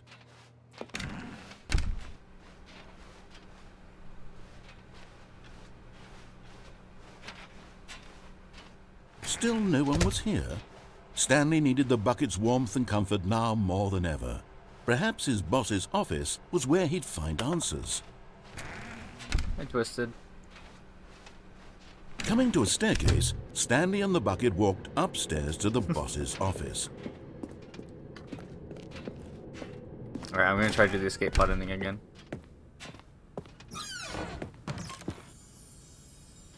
Collectible! You found one of them. One of the miniature Stanley figurines. Remember, no reward for collecting all of these, only the intrinsic pleasure of a job well done. You can't buy that sort of happiness, Stanley. God knows I've tried. So, I implore you to savor each and every moment you come across one of these beautiful figurines. Okay. This is the Stanley Parable Ultra Deluxe. Stanley Parable, the original, is a great game. And I'm so happy the sequel is out. Or it's not a sequel, it's an expansion. Okay, come on. Stepping into his manager's office, Stanley was once again stunned to discover not an indication of any human life. Crushed by the weight of this revelation, Stanley may have broken down into an emotional dumpster fire if not for the soothing presence of the bucket. Even now, in his darkest of hours, did the bucket's warmth and guiding light pierce the dark clouds of confusion and chaos. It would be with him always. The bucket would, and he knew it. The two of them were inseparable. At this point, Stanley was so absorbed in the tender spiritual connection he shared with the bucket that he didn't notice the keypad behind the boss's desk. Nor in his bliss of simply being near the bucket did he have any notion that the PIN number for the keypad was 2845. But Stanley guessed the correct code by sheer luck. Was it that the bucket knew all along? Was the bucket guiding him? Yes, this is certainly the most logical explanation. Yo, I found the second figurine! Another miniature Stanley figurine. This, there really must be a snappier name for these things. What about mini-stands? Yeah! Stanley figs. What about Stanlerines? Yes, I think I like that. Another Stanlerine under your belt. That doesn't roll off the tongue. Mini Stan does.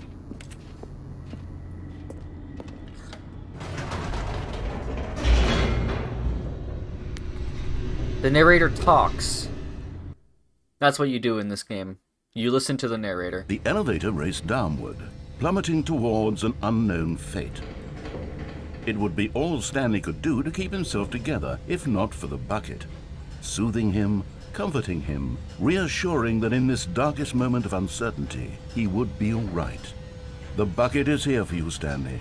Everything will be fine. I'm not gonna go up. Stanley and the bucket walked straight ahead through the large door that read, Mind Control Facility.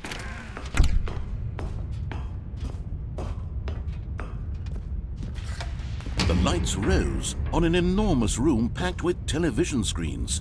What horrible secret did this place hold? Stanley and the bucket both wondered to themselves. The monitors jumped to life, and Stanley nearly dropped the bucket in shock. Everyone in the office was being videotaped, monitored like guinea pigs. The bucket had never seen anything like this, and it very nearly burst into tears as Stanley cradled it gently, reassuring it that everything would be fine. Was the bucket under the mind control facility's influence as well? Had the bucket been told to do things it didn't wish to do? What kinds of things does a bucket want to do or not want to do in the first place? These questions raced furiously in Stanley's feeble mind. No! He screamed into the bucket. He couldn't accept it. His own life in someone else's control, never! He squeezed the bucket tighter, his one friend in the entire world. At this point, he could trust no one except for the bucket. But here was the proof. The heart of the operation. Controls labeled with emotions, happy or sad or content. 8. Walking, eating, working, all of it monitored and commanded from this very place. And as the cold reality of his past began to sink in, Stanley decided that this machinery would never again exert its terrible power over another human life. For he and the bucket would dismantle the controls for good. Two best friends, Stanley and the bucket, up against the world. They high-fived in a really cool way, and the bucket made a sassy comment about taking down the system.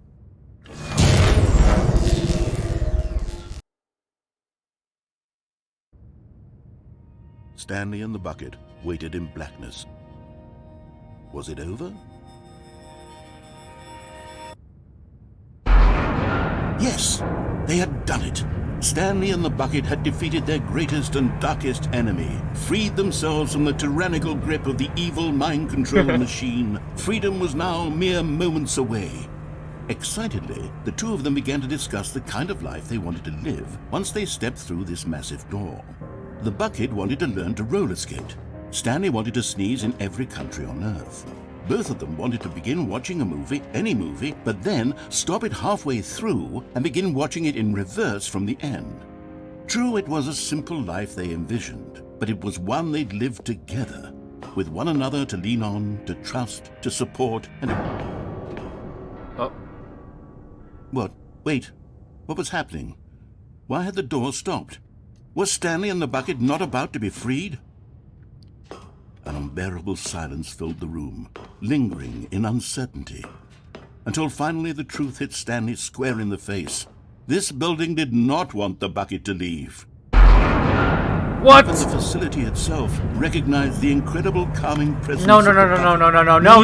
The soothing warmth of the bucket will go to any lengths. I need the bucket. No.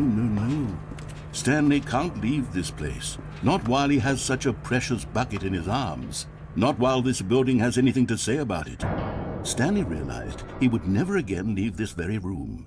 But at least he has the bucket. To be trapped eternally in darkness isn't really so bad, Stanley thought to himself. As long as I have my bucket with me, right? I'll be okay, won't I? Stanley gulped. Very soon now, he was about to find out.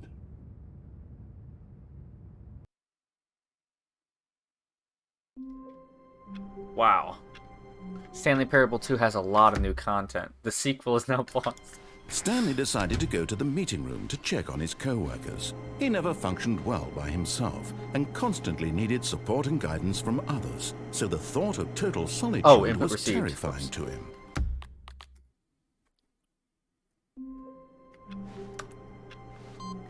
There we go.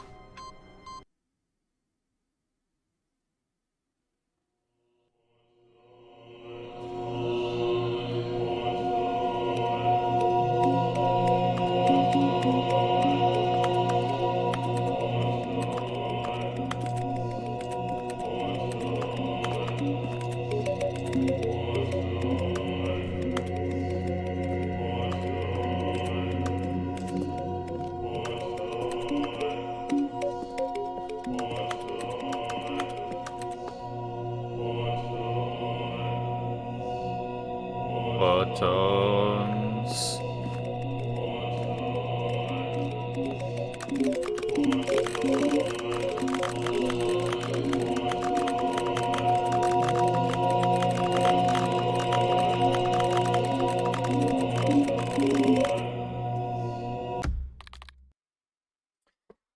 Yeah, basically.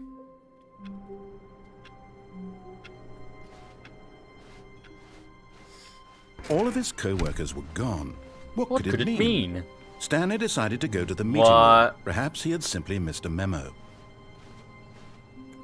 Okay, you don't understand why this is confusing. Normally it's a turn to the right. Normally it's a turn to the right. Wait, why can't I press something? Oh, it's the bucket. Right. I'm not gonna get the bucket again. I'd rather have the original dialogue. Alright, this is gonna be the first time I've gone through the door on the right. When Stanley came to a set of 2 open doors, he entered the door on his left. This was not the correct way to the meeting room, and Stanley knew it perfectly well. Perhaps he wanted to stop by the employee lounge first, just to admire it. Ah, yes, truly a room worth admiring. It had really been worth the detour after all, just to spend a few moments here in this immaculate, beautifully constructed room. Stanley simply stood here, drinking it all in.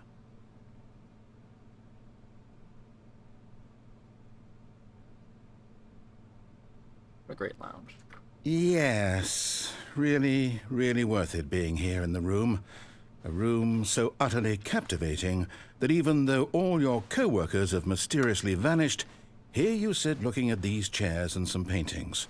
Really worth it. But eager to get back to business, Stanley took the first open door on his left.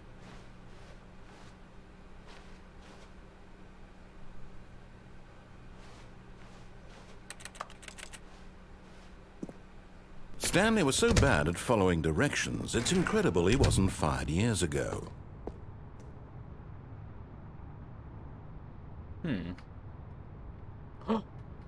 Oh? What is this? There's another collectible, huh?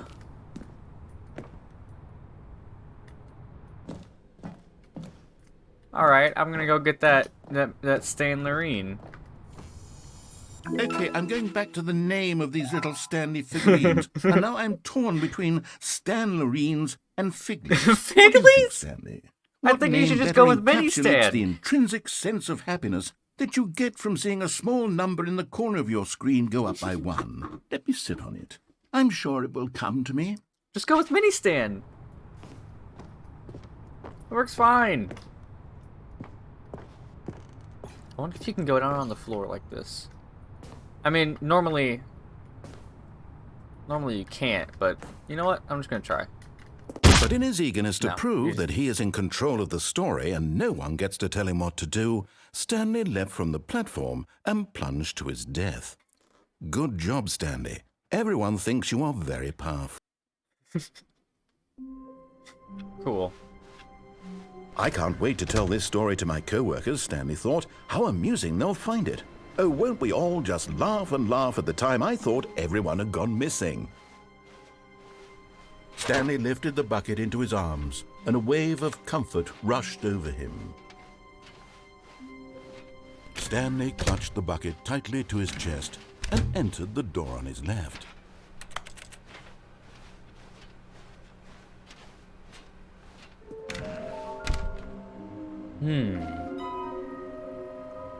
There will be a reward for bottom text. Small floating objects have appeared across the office. We have to synergize our resources to ensure their retrieval. There are many questions. There is no memo from management. Agenda. How can you tell you've spotted one? What makes them float in the air? Who took these pictures of them? This one's just in a black void. Biggies are hard to find. Follow clues provided by employee 416. We can do it. Red room? Thank you. Good luck. Maybe we are the collectibles. Shut the frick up!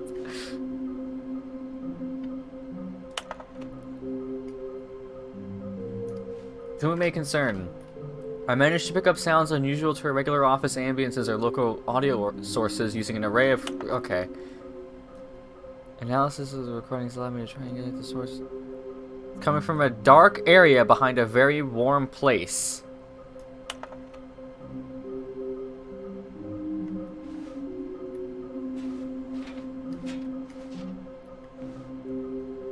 Oh! Stairs. Something to do with stairs. Somewhere both red and blue. Okay, I know where the red and blue thing is. And I think you probably have to go downstairs. Lol, looks like 427. Ha ha ha.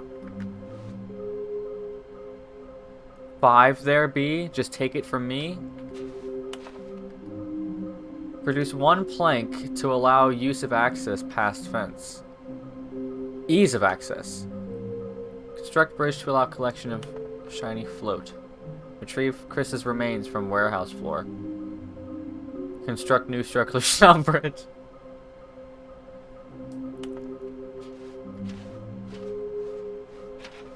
Trust the completionist instinct. Why wouldn't they just tell us something will happen? This investigation, this room, they feel pointless, to be honest. Weird spinning figurines. Saw one in cargo room.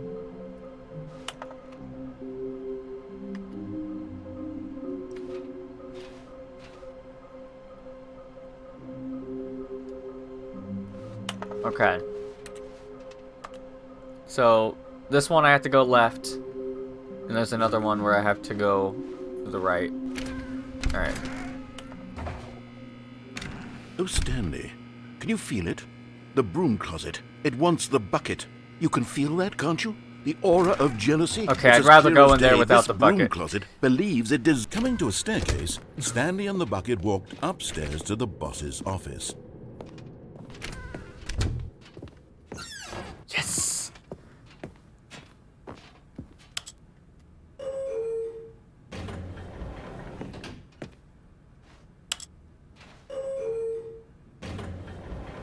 This is in the original.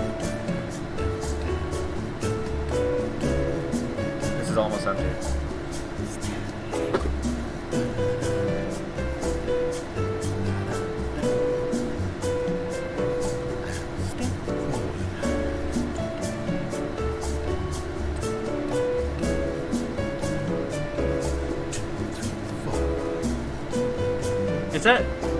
Is that the narrator?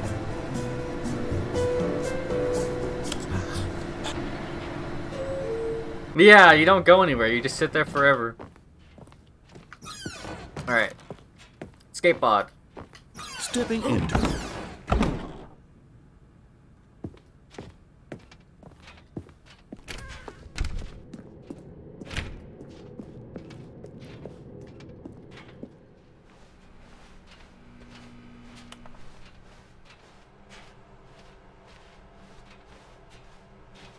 I wish you didn't have the bucket.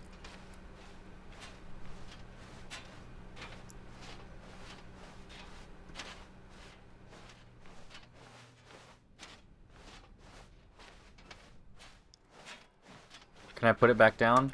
No.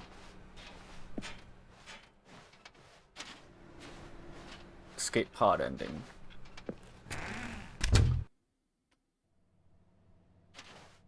You are now leaving. Escape pod bay.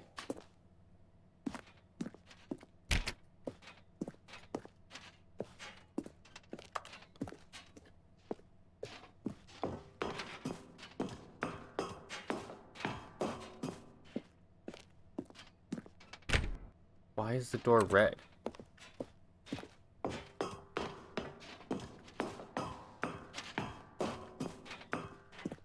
$7.56.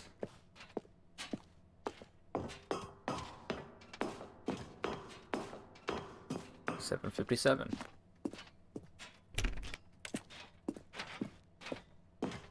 It actually is. It does have the tag horror. $7.58. Mystery, exploration, adventure, and then horror. $7.59.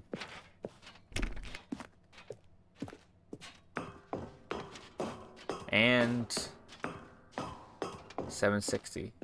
Escape pod.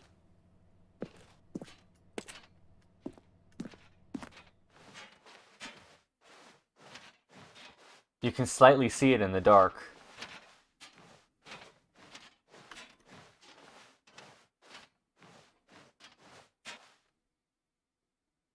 Oh?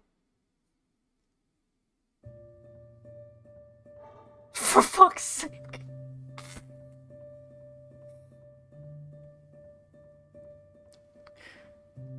For fuck's sake.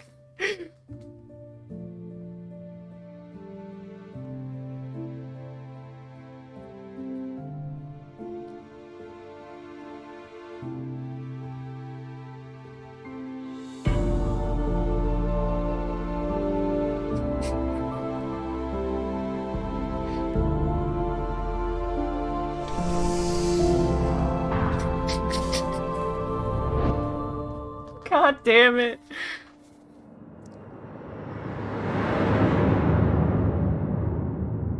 I'm doing it again without the bucket. I'm doing it again without the bucket. I'm doing it again without the bucket. Already this was uncomfortable, and Stanley decided that as soon as he found a new space he felt safe in, that he would never leave it again in his life. The bucket's gone! It went through the escape pod, so I can't get it again. When Stanley came to a set of 2 open doors, he entered the door on his left. Yeah. It created, like, errors whenever you did it originally. There was supposed to be another ending there, but it didn't happen. Coming to a staircase, Stanley walked upstairs to his boss's office. Normally you would just walk up to it and then it would reset you immediately. Alright.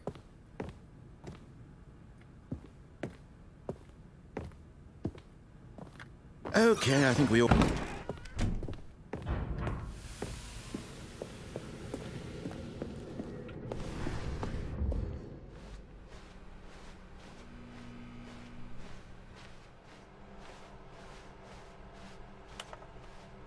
It's weird how it goes sepia tone whenever you leave the room.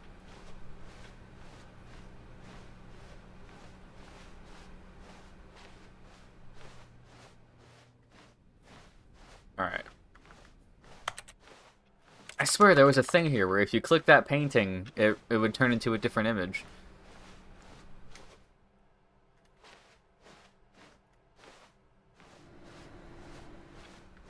Alright. I'm doing this again. If it's the same thing as it was in the original, that's sad.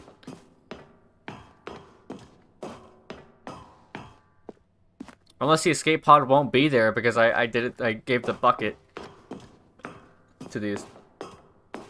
I can't talk. Since I put the bucket in the escape pod.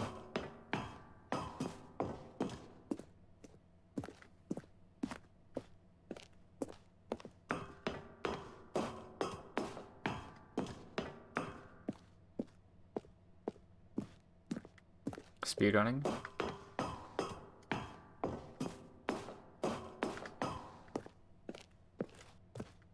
I don't like the bucket.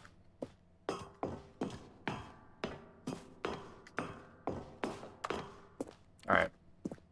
Let's go. So weird, you can see like a brick wall right here. You couldn't see that before, I don't think.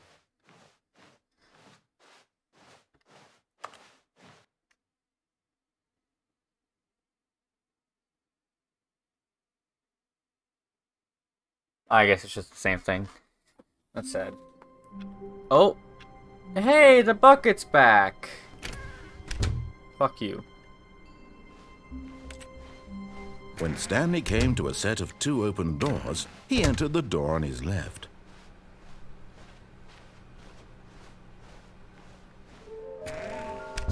I'm gonna beat the game in under 5 minutes. Or whatever the speed Coming time to a is. staircase, Stanley walked upstairs to his boss's office. Here's the door, just go. Yes.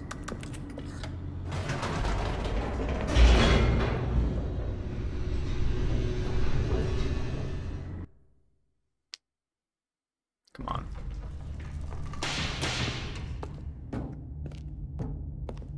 Stanley walked straight ahead through the large door that read Mind Control Facility.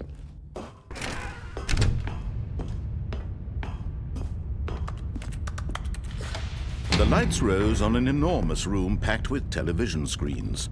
What horrible secret did this place hold? Stanley thought to himself. Did he have the strength to find out? Alright, never mind. I'm just gonna go right. How wonderful. Stanley was alone.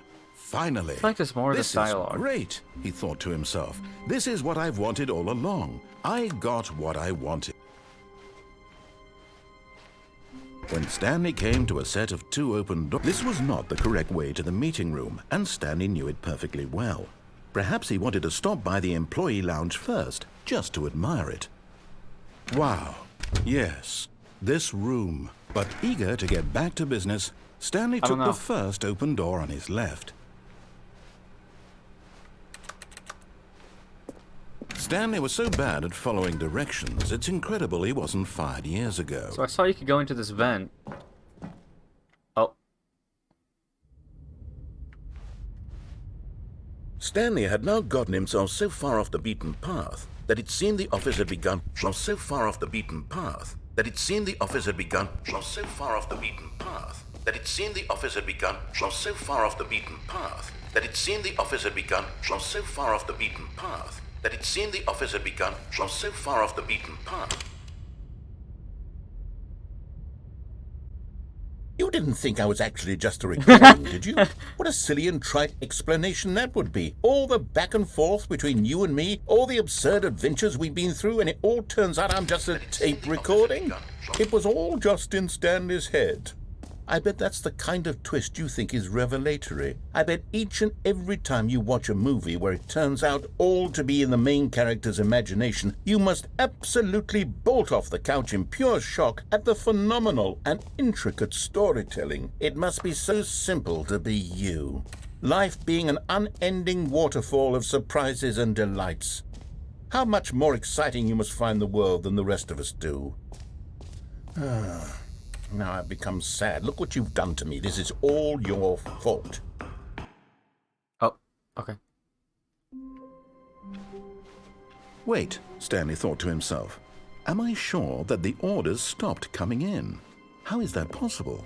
They never stopped. Surely I was mistaken. I don't remember how. When Stanley came to a set of 2 open doors, this was not the correct way to the meeting room, and Stanley knew it perfectly well.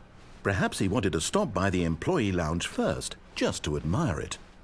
The lounge was sublime, a work of art. But eager to get back to business, Stanley took the first open door on his left. I got it. I remember. Stanley was so bad at following directions, it's incredible he wasn't fired years ago. Look, Stanley, I think perhaps we've gotten off on the wrong foot here. I'm not your enemy. Danger. Really, I'm not. I realize that investing your trust in someone else can be difficult, but the fact is that the story has been about nothing but you all this time. There's someone you've been neglecting, Stanley. Someone you've forgotten about. I don't care. Please. What? Really? I was in the middle of something. Do you have zero consideration for others? Are you that convinced that I want something bad to happen to you? Why, I don't know how to convince you of this, but I really do want to help you, to show you something beautiful. Look, let me prove it. Let me prove that I'm on your side. Give me a chance. I was already gonna do it. Jump off the platform. Now listen carefully, this is important. Yo! Stanley walked. You're getting close now, Stanley. You've nearly gotten all of the Figler and Marines. Very soon, you'll collect the last one, and then the first number will equal the second number, and that will be it. We'll be different people by then. Different in the sense that we used to have none of them, and now we have them all. You can't go back to when you had no Figler and Marines. None of us can. Marines. What did he say?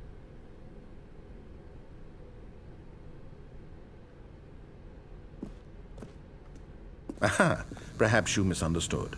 Stanley walked through the red door. I still don't think we're communicating properly. Stanley walked through the red... All right, fine, go ahead, Stanley. You want to know so badly what's out there? You want to find out what lies at the end of this road you've chosen? Well, don't let me stop you. You see? Right, There's nothing here. right. I haven't even finished building this section of the map, because you were never supposed to be here in the first place. Broken rooms, exposed developer textures. Is this what you had wanted? Was it worth ruining the entire story I had written out specifically for you? Do you not think I put a lot of time into that? Because I did. And in the end, it was all for nothing. Because this is what you wanted to see. Help me here, Stanley. Help elucidate these strange and unknowable desires of yours. What would have made this game better? What did you want to see? Vehicles? Skill trees? Work with me. You've given me absolutely nothing so far. Tell you what, let me take a stab in the dark at a new design and you can give me some feedback. There we go. A third option. This already feels leaps ahead of where we were before. Go ahead, Okay, I'm going to stop you there. Now, tell me about your experience with this new version. Would you say that the game benefited from allowing you more choices? Feel free to be honest. I'm looking for some real critical feedback here. Oh, well, now this is useful. You didn't like it, but you didn't totally hate it either. You enjoyed it, perhaps is the correct term. It didn't cause you excruciating pain. Big steps we've made here today, Stanley. Here, based on the data from your previous playthrough, I've compiled a new version. And to be perfectly candid, I think I've knocked it out of the park with this one. Let's take a look. Oh.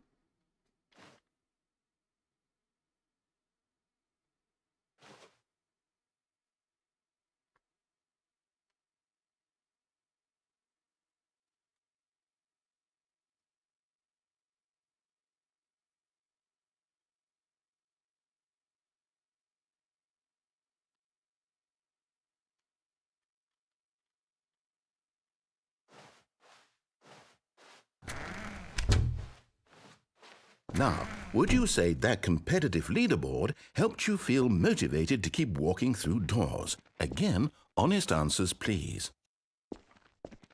Hey, I nearly forgot. I've got a prototype of a new game I've been working on, and now would be a lovely opportunity to give it some playtesting. You wouldn't mind taking a look at it, would you? Perfect. Let me boot it up. In this game, the baby crawls left towards danger. You click the button to move him back to the right, and if he reaches the fire, you fail. It's a very meaningful game, all about the desperation and tedium of endlessly confronting the demands of family life. I think the art world will really take notice. But of course, the message of the game only becomes clear once you've been playing it for about 4 hours. So why don't you give it 4 hours of play to make sure it's effective? Be sure to keep notes on your experience. Alright, this is the next 4 hours of the stream.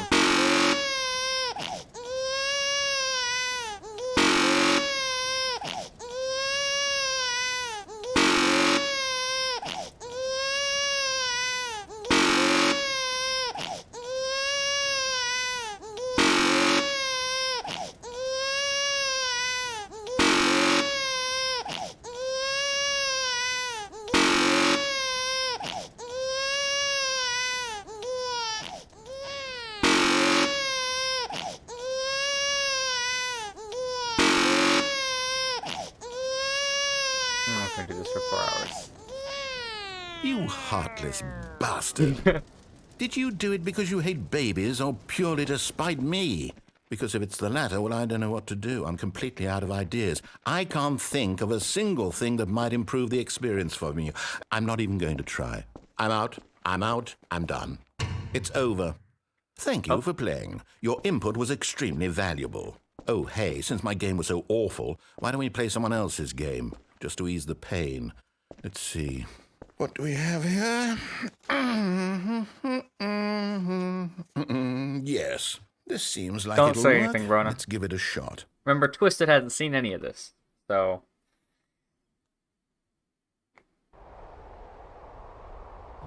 What?! Aha! Fascinating. What?! What do you think this game is about, Stanley? What's our backstory? What is our motivation?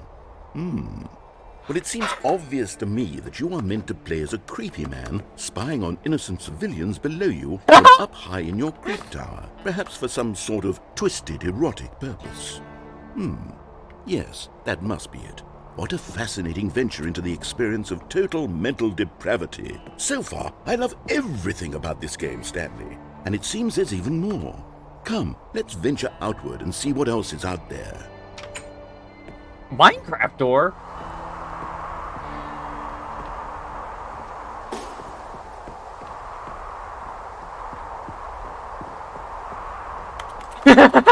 Oh, no. No, it can't be. This is so cool! It is. It's an open world game. Good God, quickly block it off. Oh, thank goodness, Stanley. What a close call. You nearly wandered off into that thing. That big, open, just wandering around. No right or wrong directions. No path to follow. You can just go in any... Oh, thank heavens we avoided it. We're out of the woods now, Stanley. Okay, I'm going to get us out of here. Let's find another game. Preferably something with walls. Something with nice, big, insurmountable walls. Okay, I think this will be just the thing. Rocket League! Wonderful. See, this is exactly what I had in mind. Just a nice big box for you to run around in. There isn't any possibility that you could get lost here. Now this is game design. Stanley, if you manage to get lost in this game, I will be phenomenally impressed. Where's the ball? Okay, so what exactly do we do here? Let's see. There are lots of cars here in the back, but obviously there's no racetrack. Okay, I'm seeing that there's a ball of some kind back here. Is this game sports ball? Stanley, I think it's sports ball. Oh, what fun. We shall run the bases and do a touchdown together? Yes, I think surely we must. Okay, Stanley, here's the ball. Have fun.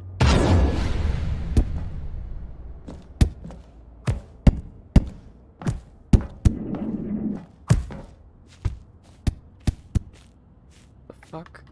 Are you doing it? Are you winning? Is this fun? Is it better than my miserable little story that I worked so hard on? Stanley, hold on.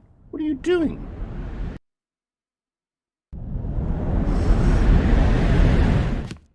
Stanley, don't do that. I can't follow you there. I can't help you.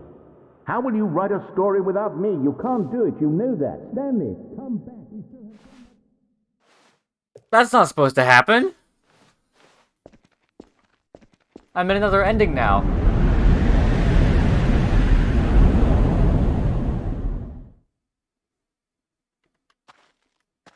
Or is this the same? Okay, I guess it is the same.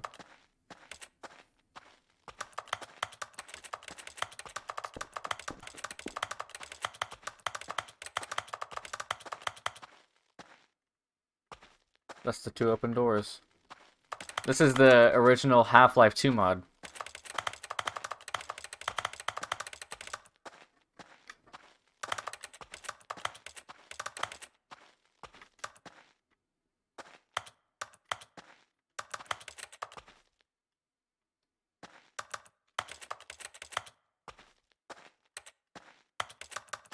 Is there nothing I can do here?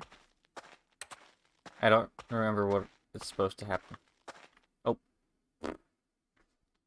I wonder what he found. If what he wanted was to be the leading man in his own story, well, perhaps he's gotten it. Down in wherever he is right now. I wonder if he's happy with his choice, and if he's learned the heavy cost that comes with it. He'll understand soon what I was trying to tell him. He needs me. Someone who will wrap everything up at the end, to make sense out of the chaos and the fear and the confusion. That's who I am. That is what I mean to this world. Oh, yes. Yes, I'll be back. There's no other way. Once this ends, after it all comes to a close, then I'll be back. The end will be here soon. Very soon. I can wait.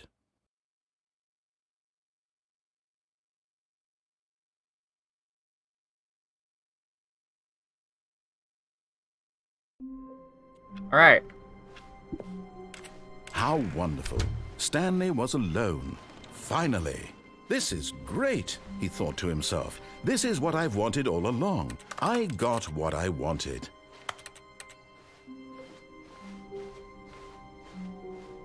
When Stanley came to a set of 2 open doors, he entered the door on his left. This was not the correct way to the meeting room, and Stanley knew it perfectly well.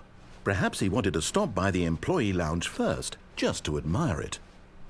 Standing now in this incredible room, Stanley for the first, but eager to get back to business, Stanley took the first open door on his left.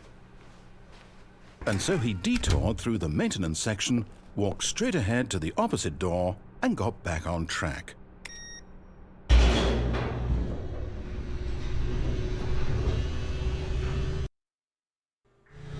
But Stanley didn't want to go back to the office. He wanted to wander about and get even further off track. So now in order to get back, he needed to go, from here it's, left.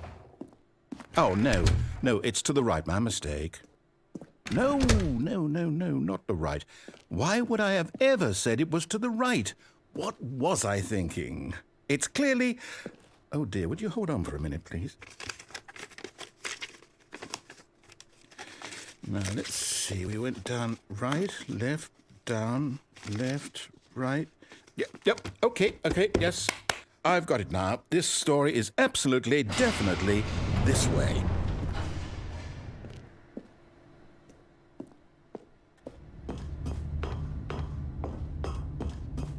No. This isn't right at all. You're not supposed to be here yet. This is all a spoiler. Quick, Stanley, close your eyes. Okay. We just have to get back to, oh, who am I kidding? It's all rubbish now. The whole story completely unusable. How about rather than but sadly waste the my Last time of trying Us to one. salvage this nonsense, we'll just restart the game from the beginning. And this time, suppose we don't wander so far off track, Okay, from the top. Alright. Balloons are All gone. of his co-workers were gone. What could it mean? Stanley decided to go to the meeting room. Perhaps he had simply missed a memo. I guess that's to prevent you from walking out the window.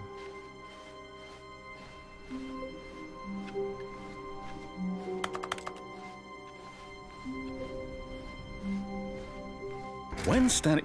Wait, what?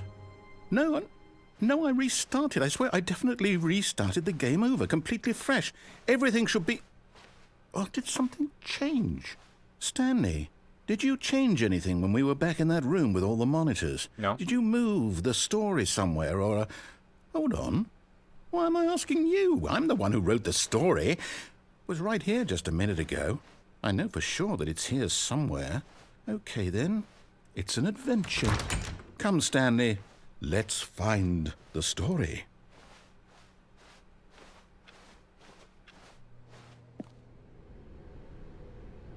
Everyone knows what you did. They're just holding back to like torture yourself.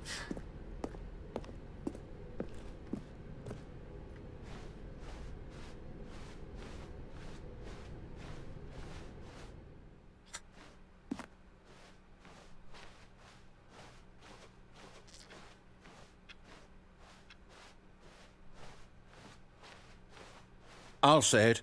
This is the worst adventure I've ever been on. I can promise you there definitely was a story here before. Do we need to restart the game again? Well, I find it unlikely that we'll ever progress by starting over and over again, but it's got to be better than this. Okay, let's give it a shot. Why not?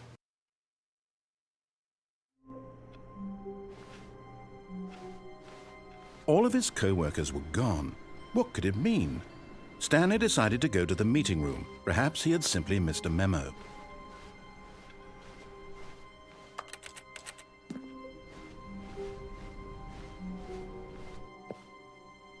Okay, yep, it's worse.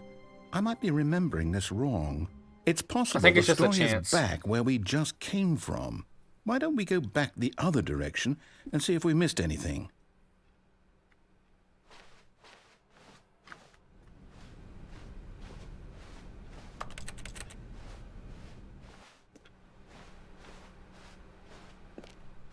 Aha! I knew we'd miss something. The story. Here it comes. No, wait. Never mind. Not the story. Okay, let's head back the other way and retrace our steps. Now this... Well, I'll be honest. I don't recognize this place at all. Is this the story? I don't think so. I can't quite recall, but I believe my story took place in an office building. Is that correct? Do you remember, Stanley? Well, do you know what? Since I've completely forgotten what we were supposed to be doing, how about this? You win! Yeah! Congratulations! I know you put in a lot of hard work, and it really paid off, so Thank you. Good job. Thank you for recognizing the work that I put no. in. No, I don't feel right about this at all. We both know you didn't put in any actual work for that win. Some people win fair and square, and this was not one of those situations. Okay, I'm getting weirded out by whatever this place is. I don't care what might happen this time. I have to restart. All right, I've got a solution. This time, to make sure we don't get lost, I've employed the help of the Stanley Parable Adventure Line. Just follow the line. How simple is that?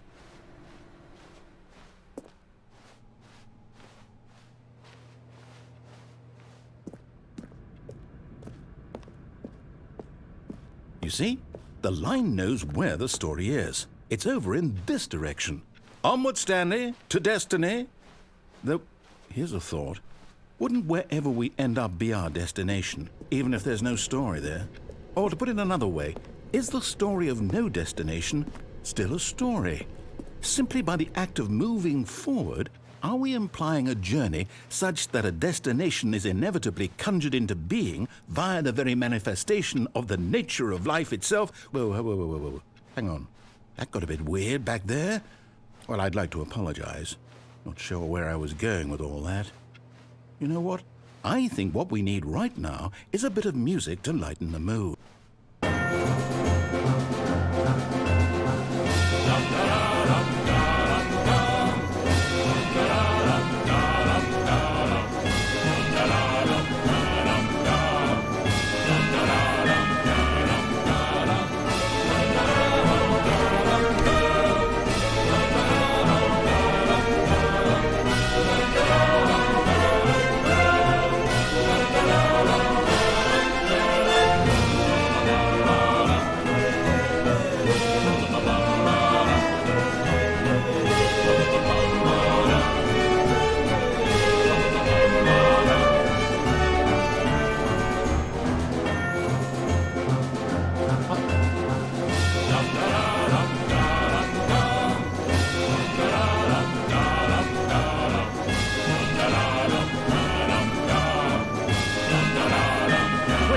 Cut the music, go back and look at that fern.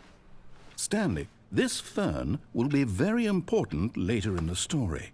Make sure you study it closely and remember it carefully. You won't want to miss anything.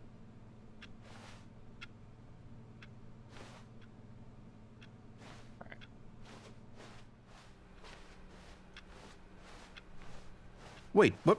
We're back at the office? No. Line, you do know we're looking for the Stanley Parable, right? The story? Is any of this ringing a bell? Oh, no, not again. Line, how could you have done this to us? And after we trusted you, after everything we've been through, you... Oh, I can't take this anymore. To hell with it. Restart. Oh, there's no 2 this time. You know what, Stanley? I say forget the adventure line. What's it ever done for us? We're intelligent people, right? Why can't we make up our own story? Something exciting, daring, mysterious. Ooh, this all sounds perfectly doable. Why don't we simply start wandering in, well, I don't know. How about this direction? Now, yes, this is exciting. Just me and Stanley forging a new path, a new story. Well, it could be anything. What do you want our story to be? Go wild. Use your imagination. Whatever it might be, Stanley, I'm ready for it. Oh, no, not you again. Stanley, I'd also like to veto the line from having any role in our awesome new story. No lines or monitor rooms. Just don't acknowledge it, and we should be fine.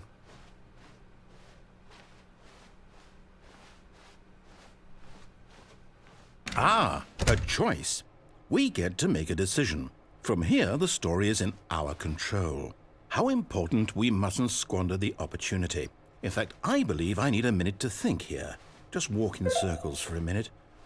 Okay, so I know that each door has to lead somewhere, which means that somewhere, the place where we're trying to go, there must be a reverse door that leads here. And that in turn means that our destination corresponds with the counter-inverted reverse door's origin. So starting from the right, let us ask, will taking the right door lead us to where we're going? And since the answer is clearly yes, then by all accounts, the door on the right is the correct one. Another victory for logic. Come, Stanley, our destiny awaits.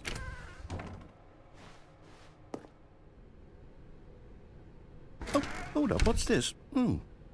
The confusion ending. You're telling me that's what this is? It's all one giant ending?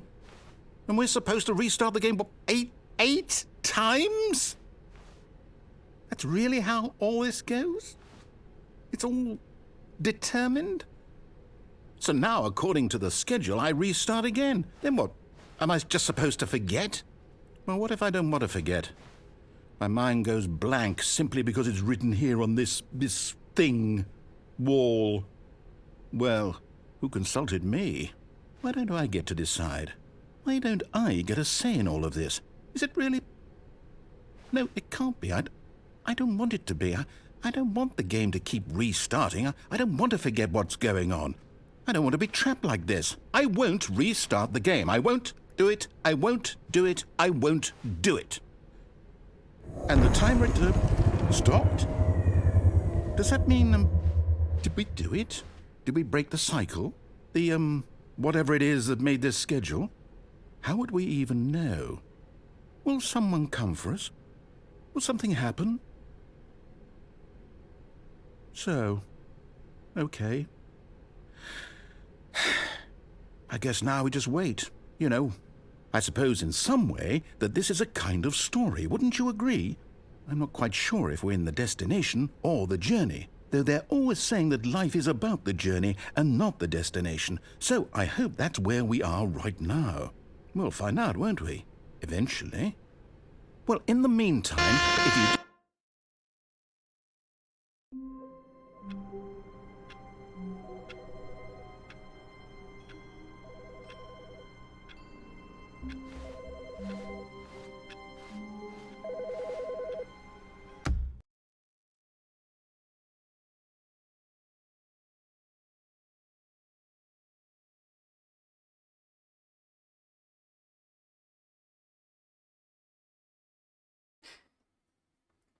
All right.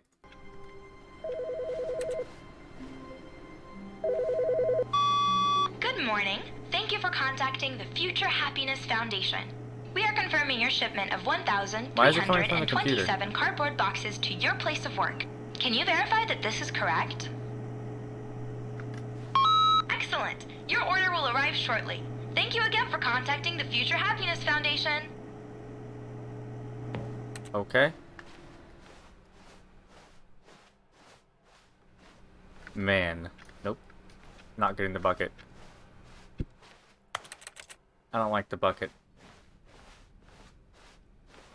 When Stanley came to a set of 2 open doors, he entered the door on his left. This was not the correct way to the meeting room, and Stanley knew it perfectly well. Perhaps he wanted to stop by the employee lounge first, just to admire it. Stanley felt lightheaded, butterflies in his stomach, giddy in a way he had never known before. Was it this room? A connection between the two? Could a man love a room? I mean, truly, truly, deeply, madly love. But eager to get back to business, Stanley took the first open door on his left. I don't know if that's possible. Stanley was so bad at following directions, it's incredible he wasn't fired years ago. Look, Stanley, I think perhaps we've gotten off on the wrong foot here. I'm not your enemy, really, I'm not. I realize that investing your trust in someone else can be difficult, but the fact is that the story has been about nothing but you all this time. There's someone you've been neglecting, Stanley. Someone you've forgotten about. Please, stop trying to make every decision by yourself. Now, I'm not asking for me, I'm asking for her. This is it, Stanley. Your chance to redeem yourself. to put your work aside, to let her back into your life. She's been waiting.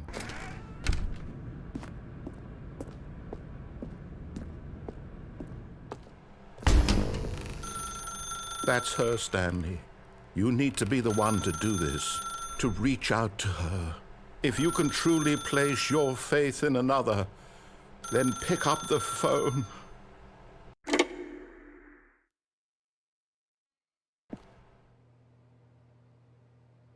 No, Brona, don't tell me to do anything. Oh, Stanley, is that you? Hold on, sweetie. Sorry to keep you waiting. I'm just pulling the bread out of the oven. All right. Okay, there we go. Twisted hasn't seen any of this. All right, now, I want you to come in and tell me all about your day. Gotcha! Oh, come on. Did you actually think you had a loving wife who'd want to commit their life to you? I'm trying to make a point here, Stanley. I'm trying to get you to see something. Come inside. Let me show you what's really going on here. Sorry, but you're in my story now. This is a very sad story about the death of a man named Stanley. Stanley is quite a boring fellow. He has a job that demands nothing of him, and every button that he pushes is a reminder of the inconsequential nature of his existence. Look at him there, pushing buttons, doing exactly what he's told to do. Now he's pushing a button. Now he's eating lunch. Now he's going home. Now he's coming back to work. One might even feel sorry for him, except that he's chosen this life. But in his mind, in his mind he can go on fantastic adventures. From behind his desk, Stanley dreamed of wild expeditions into the unknown, fantastic discoveries of new lands. It was wonderful, and each day that he returned to work was a reminder that none of it would ever happen to him. And so he began to fantasize about his own job. First, he imagined that one day while at work, he stepped up from his desk to realize that all of his co-workers, his boss, everyone in the building had suddenly vanished off the face of the earth. The thought excited him terribly. So he went further. He imagined that he came to two open doors and that he could go through either. At last, choice. It barely even mattered what lay behind each door. The mere thought that his decisions would mean something was almost too wonderful to behold. As he wandered through this fantasy world, he began to fill it with many possible paths and destinations. Down one path lay an enormous round room with monitors and mind controls. And down another was a yellow line that weaved in many directions. And down another was a game with a baby. And he called it the Stanley Parable. It was such a wonderful fantasy, and so in his head he relived it again, and then again, and again, over and over, wishing beyond hope that it would never end, that he might always feel this free. Surely there's an answer down some new path, mustn't there be? Perhaps if he played just one more time. But there is no answer. How could there possibly be? In reality, all he's doing is pushing the same buttons he always has. Nothing has changed. The longer he spends here, the more invested he gets, the more he forgets which life is the real one. And I'm trying to tell him this, that in this world he can never be anything but an observer, that as long as he remains here, he's slowly killing himself. But he won't listen to me. He won't stop. Here, watch this. Stanley, the next time the screen asks you to push a button, do not do it.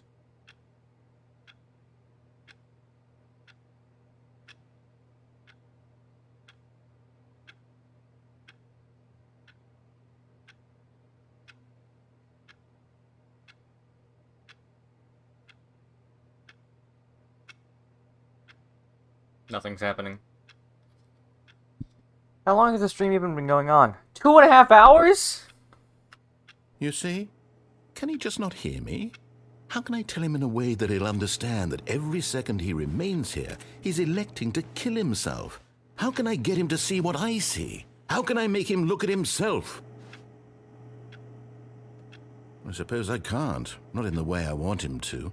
But I don't make the rules. I simply play to my intended purpose, the same as Stanley. We're not so different, I suppose. I'll try once more to convey all this to him. I'm compelled to. I must.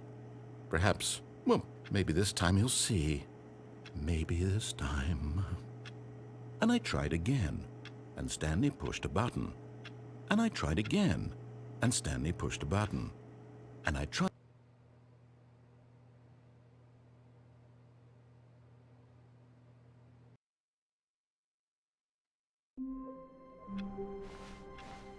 Justin.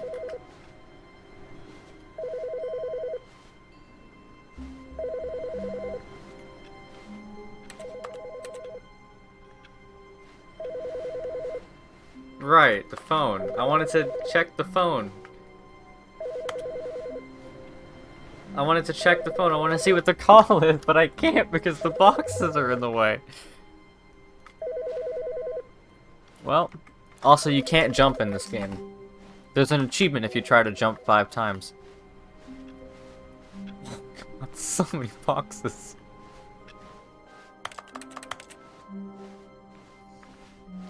Twisted, you make the decisions. When Stanley came to a set of 2 open doors, he entered the door on his left. No, just say it. Just say it. Just say whether I should go left or right.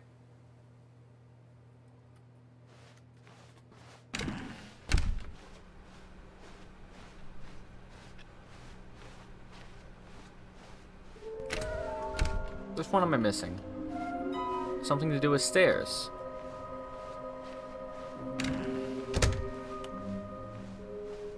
Coming to a staircase, Stanley walked upstairs to his boss's office. Which way do I go? The narrator said upstairs.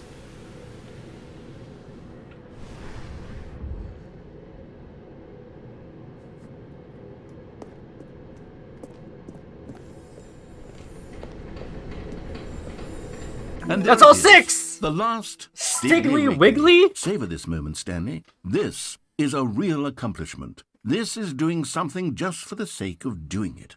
Where so many people expect to be rewarded for the most trivial achievements, you've insisted that a job well done is its own reward. I would tell you that I'm proud of you for collecting them all, but that would be like a reward, and we can't have that. So, instead I'll just say, it's done. We're all done here. And now we can go to whatever the hell you were doing before you hunted for figurines. Cool.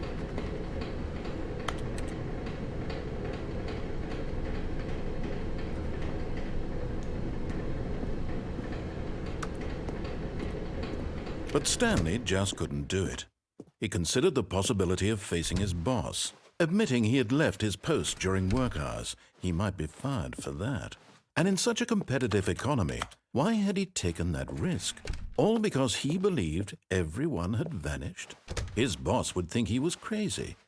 And then something occurred to Stanley. Maybe, he thought to himself, maybe I am crazy. All of my co-workers blinking mysteriously out of existence in a single moment for no reason at all? None of it made any logical sense. And as Stanley pondered this, he began to make other strange observations. For example, why couldn't he see his feet when he looked down? Why did doors close automatically behind him wherever he went? And for that matter, these rooms were starting to look pretty familiar. Were they simply repeating? No, Stanley said to himself, this is all too strange. This can't be real.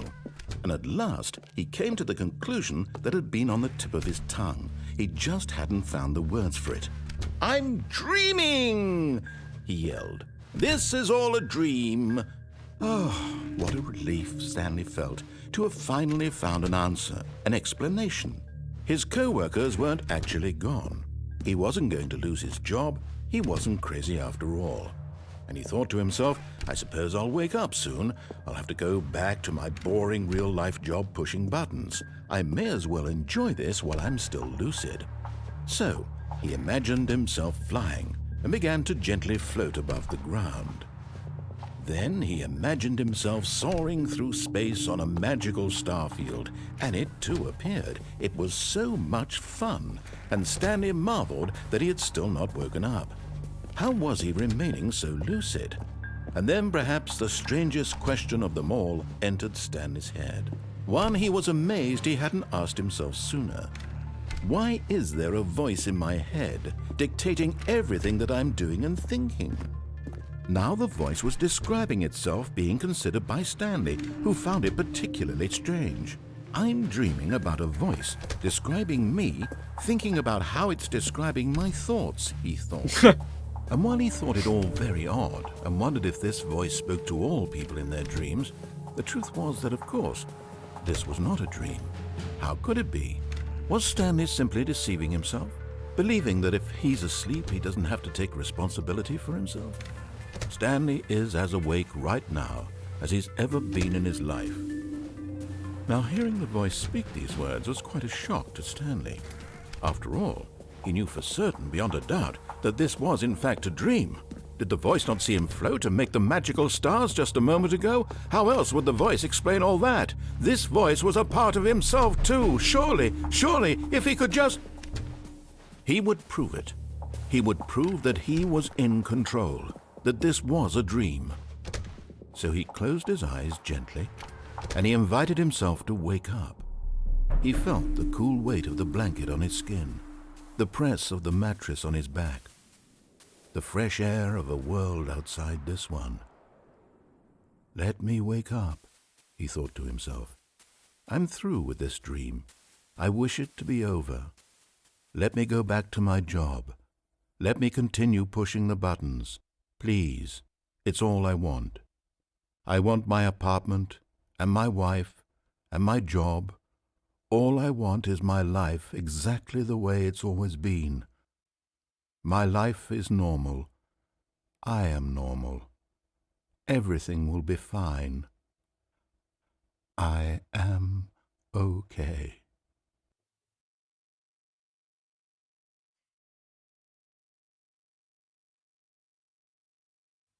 Stanley began screaming.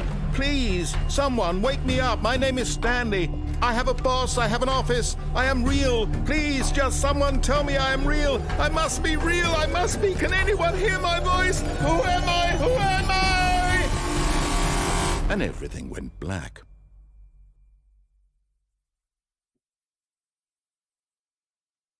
This is the story of a woman named Mariella.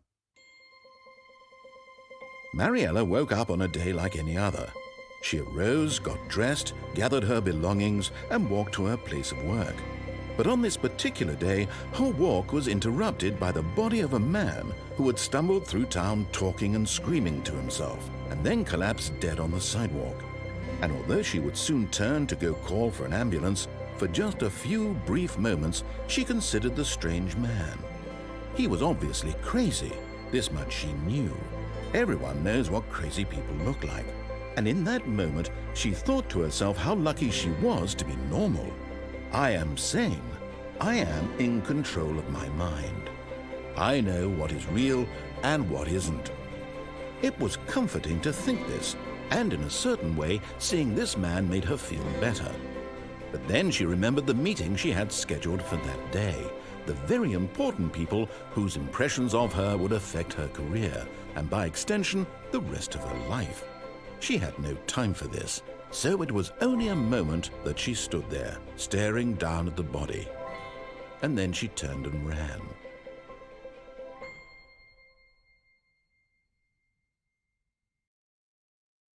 The two saddest endings of the game, back to back. Oh. What? There's no balloons? Oh, what the fuck? Brona? Brona?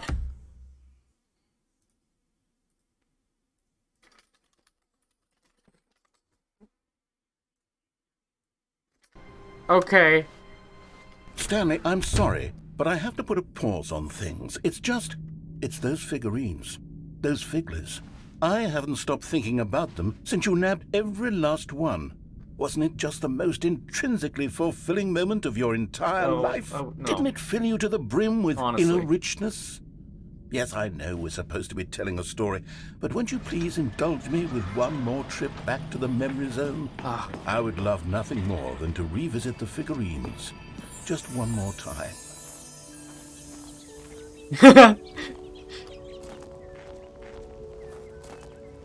You weren't here whenever we first saw this.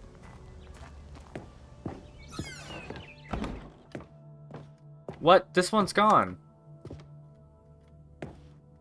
Someone took one of the awards.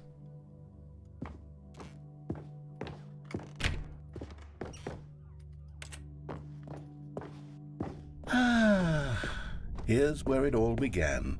The first collectible. Back then, we had no idea of how many of them we'd find. Sure, it said 6 right there on the screen, but how could we know for certain? We were so innocent. We'll never be like that again, Stanley. 7!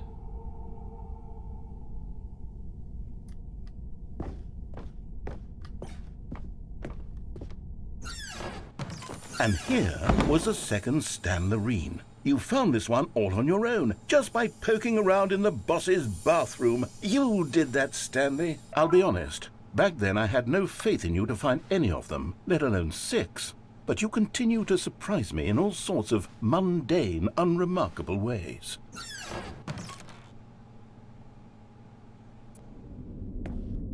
Okay, let's do a little quiz.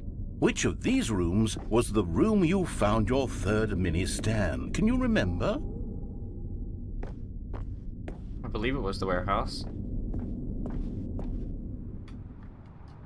Weird. No. The warehouse was the fourth Ah. place you found a Figanli, not the third. Well, I guess perhaps Oh, I shouldn't be right. surprised. Memories like these are so precious and so cherished that they all just sort of blend together, don't they? You know what? If the warehouse feels like the third place you found a collectible, then who am I to go making judgments? Let's see. What came next? Oh yes, we found a Figley in this pink room. Oh, well, I can't actually say I remember being in this room, but it's here in the memory zone, so it must have happened. This never happened. This never happened. This was the 5th mini-Stan, and this one was really something special. It was by the red and blue doors. I remember it so clearly. In fact, because this one is particularly special to me, I made a little video to commemorate the occasion. Oh, let's see it. Enjoy.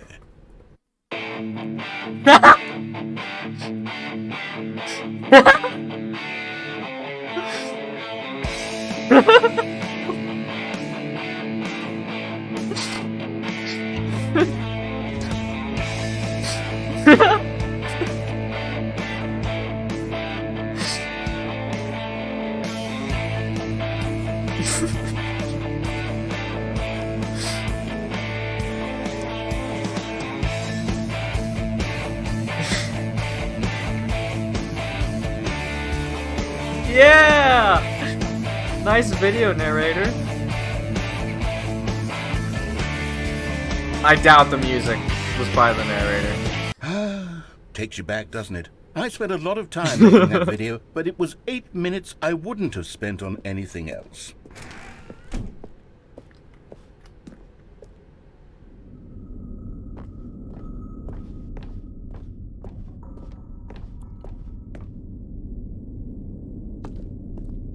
And then, Stanley, then we came to the last collectible, the final figurine, right here, under the stairs. This memory is the most distinct and clear in my mind, perhaps because it was the one that happened more recently than all the others.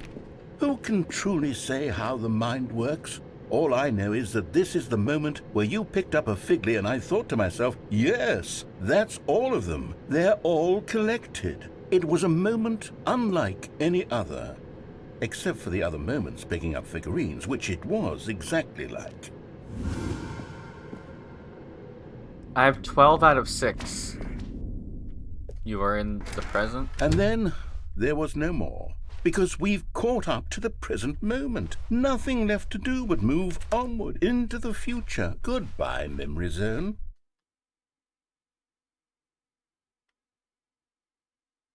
No, I'm not done. I'm not ready to move on. Stop the loading screen. Isn't there some way we can stay here, keep enjoying these figurines? Let's just go backwards. We'll do the memory zone again from the opposite direction. See how that feels. Okay, yes, that spot under the stairs. I remember this. I must say, of all the figurines we looked at in our initial tour of the memory 13. zone, this one is the most distinct and clear in my mind. Let's keep going. I want more. This game has a lot of endings. That's the whole point of the game. And here's where I made that video. Don't you remember the video we watched?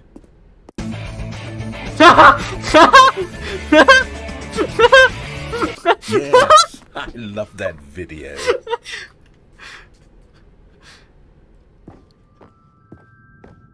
Still don't remember the pink room. Still no memory of this one. Yeah, this Good one never room, happened. though. A solid room. That one didn't happen.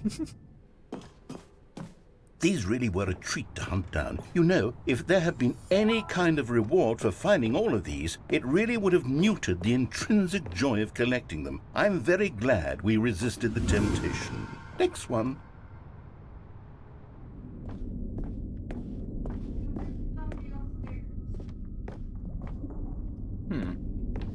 What happens if I go this way? Nothing. There's a wall. Okay. I can't go that way.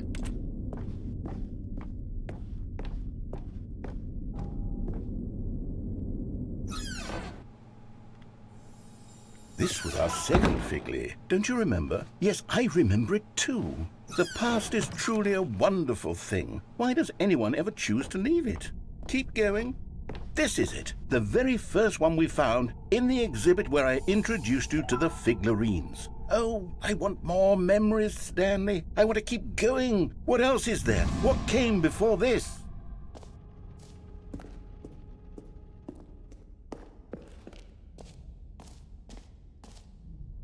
Oh, the jumping ring. Look, Jumping it's circle. the terrible new content that we were originally sold on.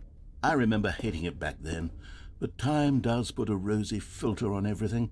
In fact, I dare say I'm actually quite fond of it now. Look how much fun the past is. I want more. More memory. Oh, yes, the two doors. Who could have forgotten that? A classic memory, this one.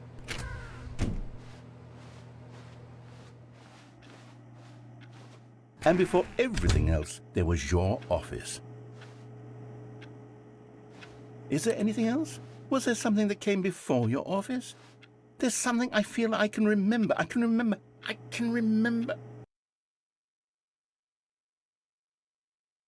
Yes, I'm remembering something now. I remember before this whole story got started. Back then I was different.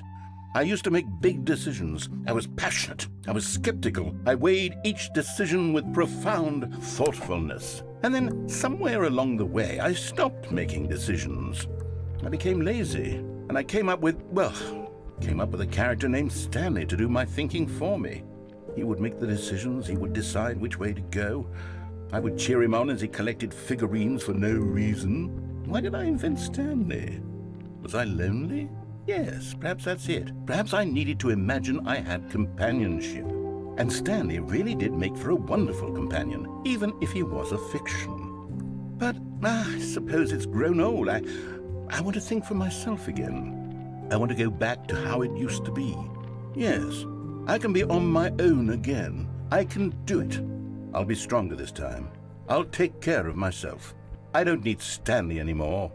Oh, but he truly was so much fun to play with. You know what? Since we're in the memory zone, how about one more good memory? Let's go back just once and give Stanley one more run of the office, and then I'll retire him for good. I did enjoy telling his story so very much. Okay, here we go. This is the story of a man named Stanley. What? Oh, okay. Alright, now I can answer the phone again. Hello. This is a recorded message scheduled either by you or a person in your place of work. The purpose of this message is to warn you about the dangers of recorded messages. If at any time you believe you are listening to a recorded message, please terminate it immediately and cease all flow of information from the recorded message into your perceptual sphere. Thank you, and have a pleasant day.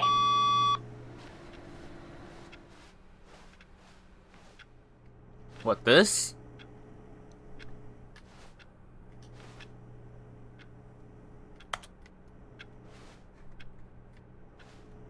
What button are you talking about? Okay. Hang on, real quick. I need to do something.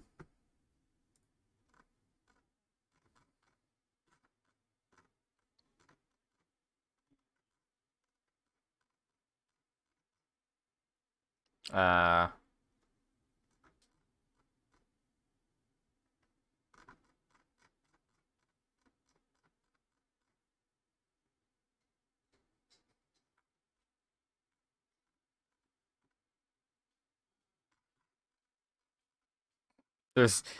There's no mute mic thing on here for some reason. I'm trying to find the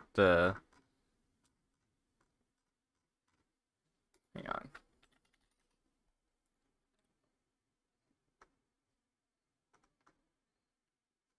Yeah, for some reason there's no way to like mute. Oh, never mind. I found it. And there we go. All right. I hadn't done that before.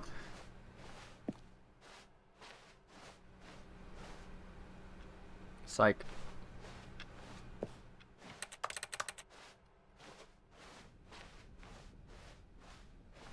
When Stanley came to a set of 2 open doors, he entered the door on his left.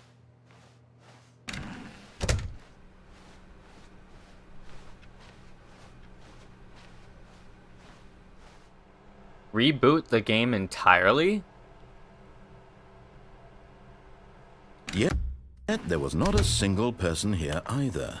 Feeling a wave of disbelief, Stanley decided to go up to his boss's office, hoping he might find an answer there. Reboot the game entirely.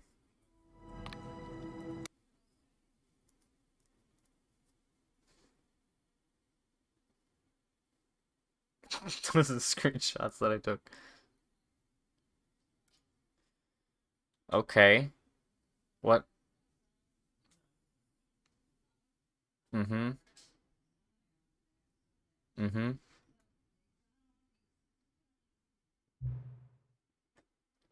Do I have to do this every time?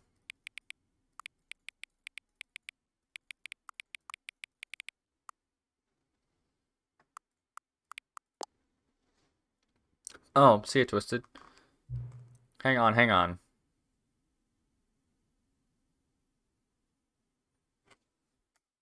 Before we get started, can I just say something? Thank you for actually setting the clock both times you booted up the game. A lot of people don't take that step seriously. They just leave the clock at 12 and call it a day. But you're actually taking the time to set the clock, and I appreciate that. That's how I know that you care about this experience. You're paying attention. I don't even have any way of knowing if the times you're setting are correct. Tell you what, I'll make you a deal. Since you've been so cooperative, next time you boot up the game and see the screen, just set the clock to your favorite time. Go ahead, pick whichever time you want, even if it's not the correct time. You've earned it. Alright, I'll let you get back to the video game now.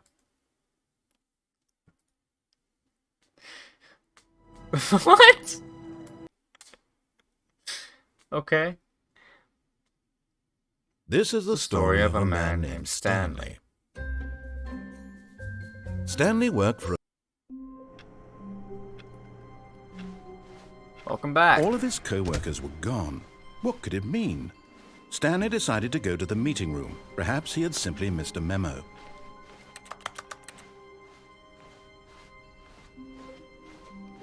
When Stanley came to a set of 2 open doors, he entered the door on his left.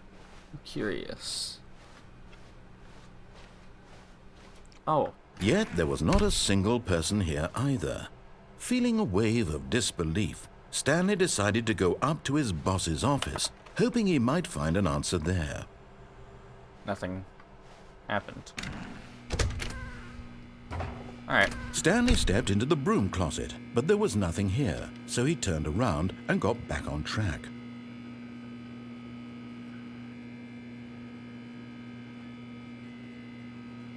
There was nothing here. No choice to make, no path to follow, just an empty broom closet. No reason to still be here. I'm out. Coming to a staircase, Stanley walked upstairs to his boss's office.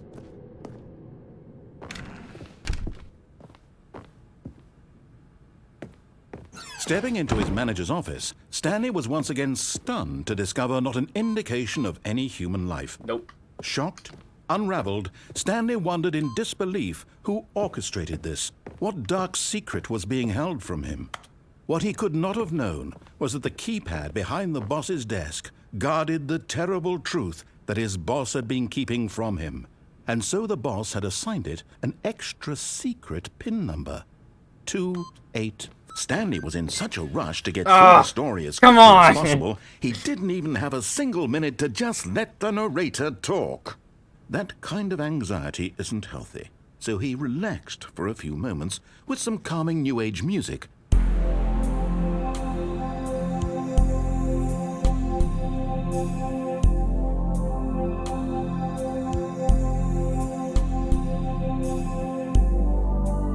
Feeling soothed and rejuvenated, Stanley calmly walked forward into the opened passageway. I don't know what else. Alright, I can do the escape.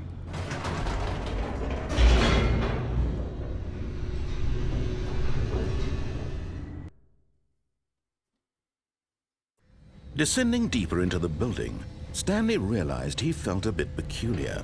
It was a stirring of emotion in his chest, as though he felt more free to think for himself, to question the nature of his job.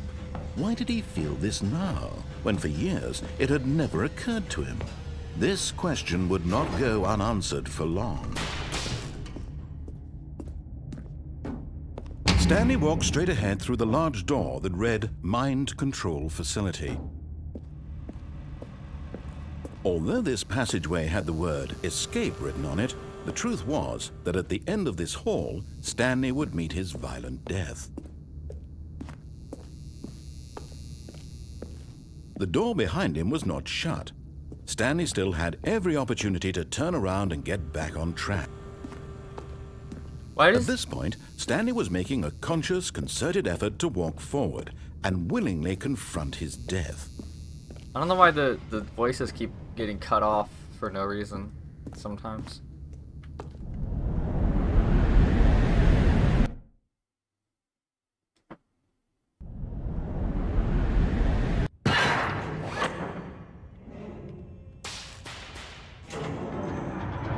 Oh, this looks a lot better now. As the machine whirred into motion and Stanley was inched closer and closer to his demise, he reflected that his life had been of no consequence whatsoever. Stanley can't see the bigger picture. He doesn't know the real story, trapped forever in his narrow vision of what this world is. Perhaps his death was of no great loss, like plucking the eyeballs from a blind man. And so he resigned and willingly accepted this violent end to his brief and shallow life. Farewell, Stanley.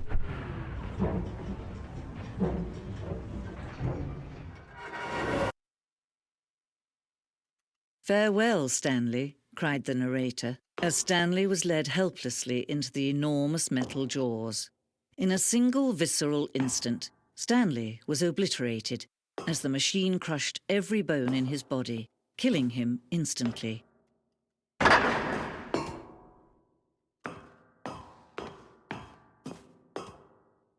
And yet it would be just a few minutes before Stanley would restart the game, back in his office, as alive as ever. What exactly did the narrator think he was going to accomplish? When every path you can walk has been created for you long in advance, death becomes meaningless, making life the same. Do you see now? Do you see that Stanley was already dead from the moment he hit start?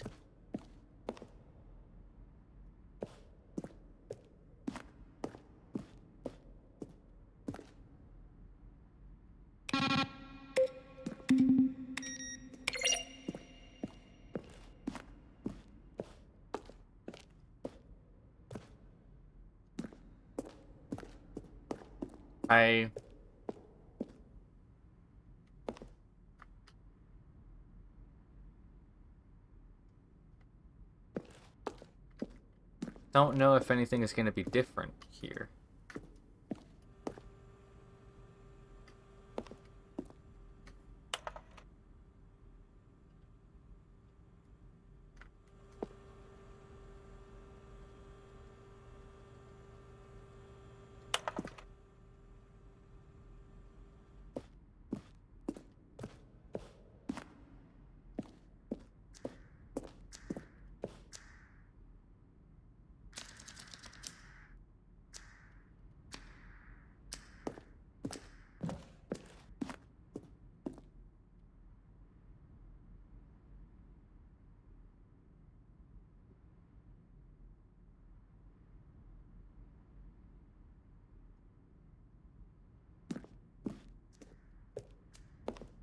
Again, I don't know if there's anything else, anything new.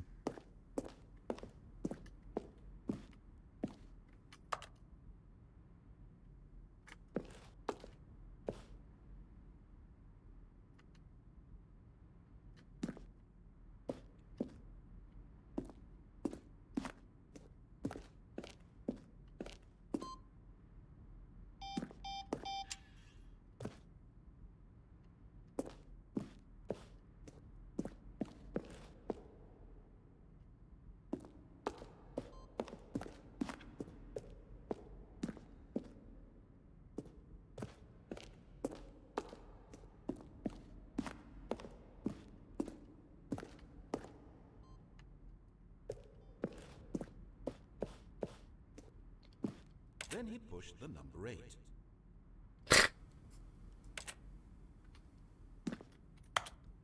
Step the big red button. And finally, he pushed the number 6. Now look closely, Stanley. See how it's impossible for the player to do anything in this room. Perfect example of poor level design, textbook mistake. It's the kind of thing you pick up on intuitively. I don't know if there's anything new. Thing is, this place was already so big.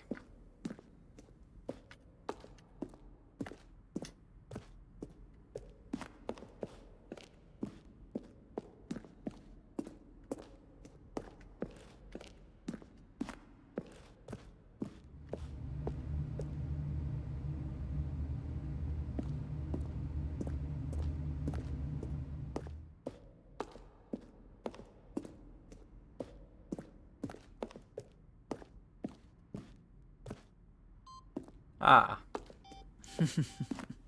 Oh, look at these two. How they wish to destroy one another. How they wish to control one another. How they both wish to be free. Can you see? Can you see how much they need one another? No, perhaps not. Sometimes these things cannot be seen. But listen to me. You can still save these two. You can stop the program before they both fail. Push escape and press quit. There's no other way to beat this game. As long as you move forward, you'll be walking someone else's path. Stop now and it'll be your only true choice. Whatever you do, choose it. Don't let time choose for you. Don't let...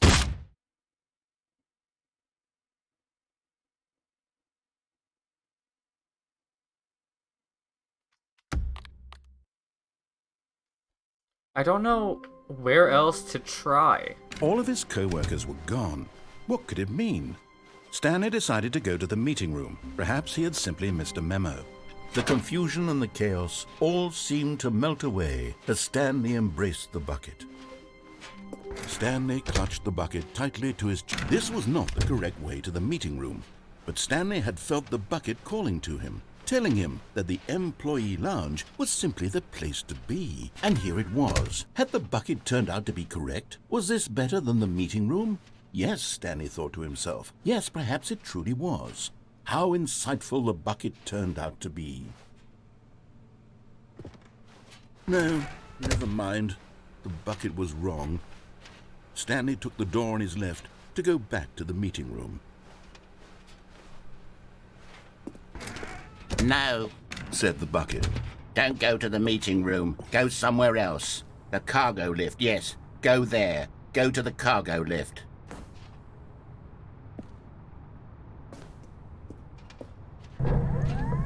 Good, said the bucket. Now ride the lift all the way to the top. There's something up there I need you to do. Stanley did not question why or how this bucket was speaking to him. It should have alarmed him, of course, because buckets can't talk. But Stanley chose not to think about this obvious fact. He was firmly convinced that the bucket had spoken to him, and he unthinkingly did whatever the bucket asked. In here, Said the bucket. go into this dark room over here. Stanley once again obeyed blindly. Now pick up the... Whoa, hold on. Why did you unplug the phone? Were you trying to resist the bucket's orders? Stanley, I was joking. Obviously, the bucket isn't talking to you and telling you to do things. Buckets can't talk. It was a joke. Don't you get the joke? It's funny, Stanley. A talking bucket. Can't you see? Oh, goodness. I must have really bungled up the delivery if you actually took me seriously. Where did I mess up the joke? Should I have paused for longer or spoken quicker? Comedic timing is so difficult. I wish I were better at it. But there isn't exactly an instructional video on comedy that one can watch to fully... Oh, wait, yes, there is. It's sitting right here. Let's take a look. What is comedic timing? What is comedic timing? How does it work? How long should it last? How can it be used to effectively silence your political enemies? And more importantly, can it be taught in its entirety within 90 seconds? Thankfully, the answer to all of these questions is yes. Let's dive deeper. If you've ever told a joke or made someone laugh, in all likelihood, you did it while standing 50 to 80 centimeters from them in a room of no more than 76 degrees Fahrenheit, with one of your arms raised straight upward at a 15-degree angle from your body. These are the optimal conditions for good comedic timing. To begin the joke, start by stating and spelling your name. Next, provide a brief synopsis of the joke, including the specific times at which the recipient of the joke will laugh, and then spell out your name a second time. With these steps complete, it's time to begin the humor. Speak the entire joke in no more than 18 seconds and no less than 13 and a half, pausing only for bathroom breaks when necessary. When the joke has concluded, it is customary to inform your listener that the joke is over by declaring in your loudest possible voice, "I'm Dunny with the funny." Let's practice screaming, "I'm Dunny with the funny" now. I'm Dunny with the funny. Good. This saying is a perfect example of expectations management, which is the cornerstone of good comedy. Finally, it's time to hand out surveys. Collecting hard data from your audience on how rapt they were throughout the joke is the only way to grow or learn as a comedian. An effective survey should be no less than 10 pages long and should include the same question reprinted several times, just to ensure the survey taker is actually paying attention and not simply filling in answers at random. And that's all there is. With these strategies at your disposal, you'll have audiences doubled over in laughter and even tripled over in laughter in no time at all. Just remember to let them stop laughing at some point, you gut-busting little scamp. After all, with each of us needed on the front lines of the war to fight the 12-legged invaders who threaten our very existence and who very likely die in a hailstorm of bullets and mandibles. All of us must be prepared to give our lives to this noble cause, just as our children must do after us, and their children after them. Godspeed, and may Earth reign supreme. Hey, goodness, this video is a little outdated, isn't it? Well, no matter. I think the fundamentals of proper comedic timing are still as relevant today as they were back then. So with that in mind, I believe the only way forward is for us to return to the 2 doors and walk through all of this again, so I can try telling my story with more appropriate comedic delivery. Come along, let's head back. Okay.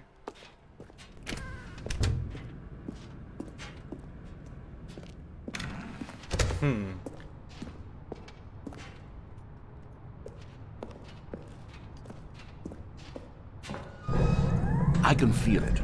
This time, I'm really going to nail the delivery. You'll be in stitches. A talking bucket, you'll say? How ridiculous. How absurd. What a hilarious concept. The king of comedy. That's what you'll call me. Thank goodness we had the instructional video. Otherwise, who knows where we'd be right now. Well, I wouldn't be the king of comedy, that's for sure. The bucket spoke to Stanley. The bucket spoke. The bucket spoke. Oh, I'll figure it out on the fly. No need to overthink things.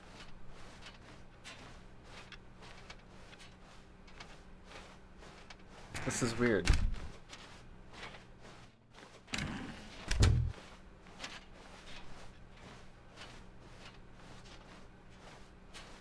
Alright, back at the 2 doors. Here we go. You ready? When Stanley and the bucket came to a set of 2 open doors, they entered the door on the left.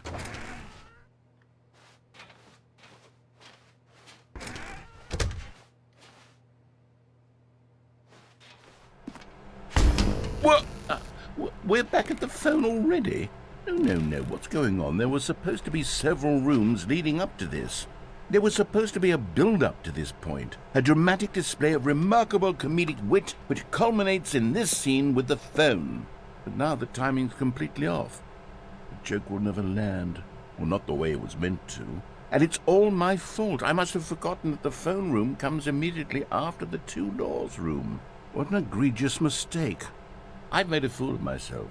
I don't deserve the title of King of Comedy. I'm nothing. I'm not even the lowliest joke-telling whelp. I think I need to go back and rewatch that instructional video again. Yes, surely that will help me improve my... Here we go. You ready? When Stanley and the bucket came to a set of 2 open doors, they entered the door on the left.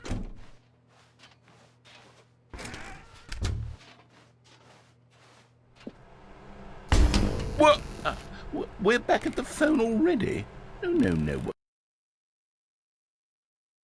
Here we go. You ready?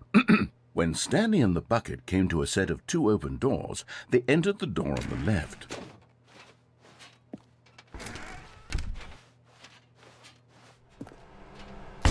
What?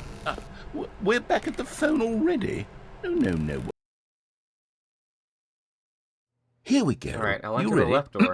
When Stanley and the bucket came to a set of 2 open doors, they entered the door on the left.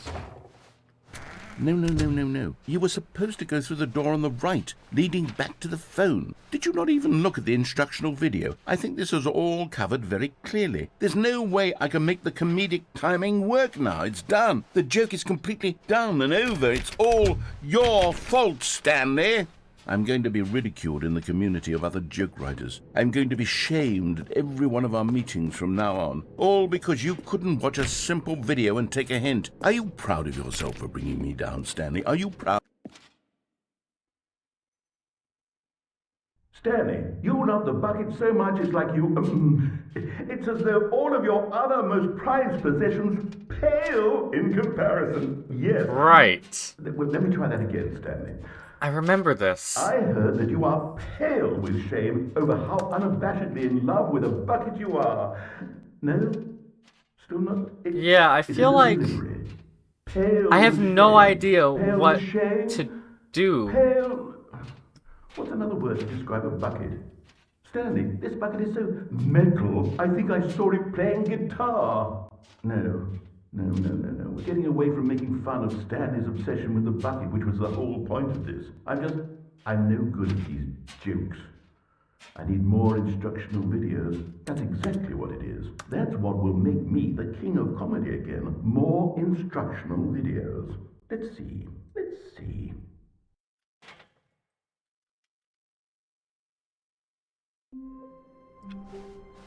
I don't know All what of to his do. co-workers were gone. What? What could it mean? What can I go for next? Stanley decided to go to the meeting room. Perhaps he had simply missed a memo. What do I do next?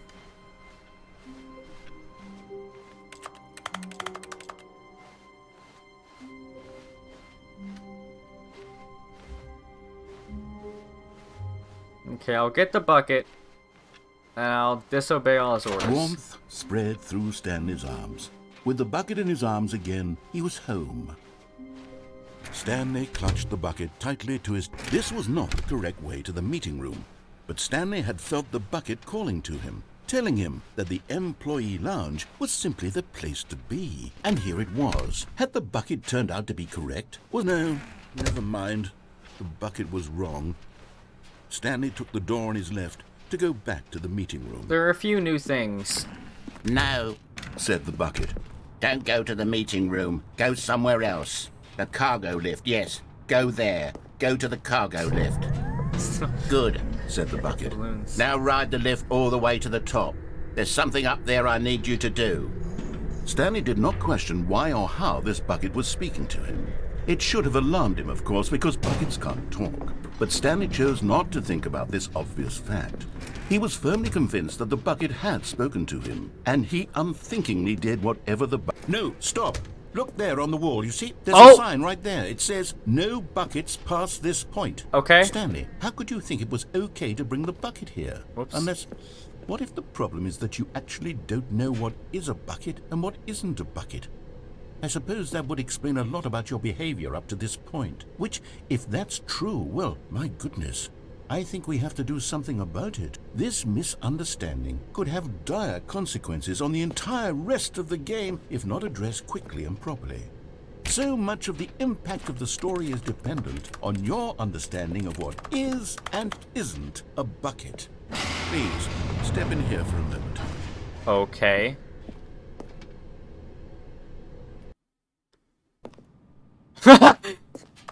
Now then, I'm going to run you through some test scenarios. Just play and that you'll expiration tell me date whether scene. or not the thing I'm showing you is a bucket. Simple enough, right? This should tell us everything we'll ever need to know about what is or is not a bucket. Okay, All right. Let's begin. Item 1. Is this a bucket? Yes. Incorrect. What? It is a hologram of a bucket, not an actual bucket.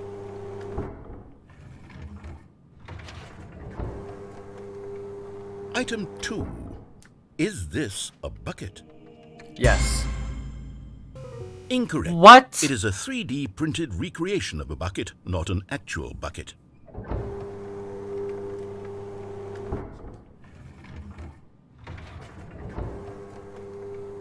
Item 3. Is this a bucket? Is it like a paper mache bucket? Oh, okay, this is a bucket. Dear God.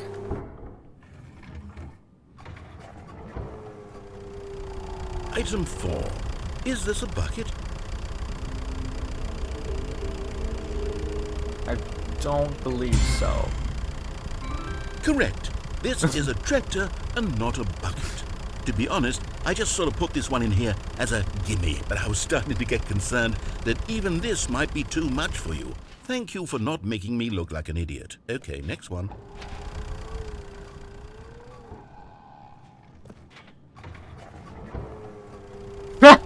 Is this a bucket? No, it's not a bucket. What? Correct. This is a bucket. What? That's not a bucket. That's still the same tractor. Item 6. Is this a bucket? Yes. Trick question. Both. Gotcha. There's no both option. There's yes or no. Item... Wait, hold on. I can't find the next one. Let me see. It should be around here somewhere.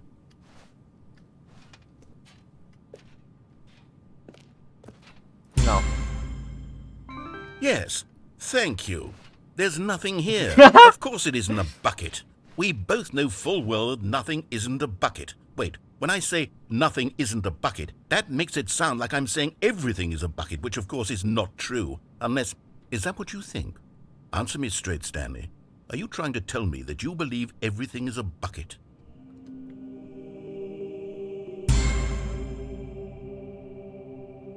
You know what? I'm too confused to even sort it out. I've lost all sense of perspective. What is a bucket? What isn't a bucket? Mere moments ago I could answer these questions with confidence, and yet now I'm somewhat adrift. Do any of us know what a bucket is?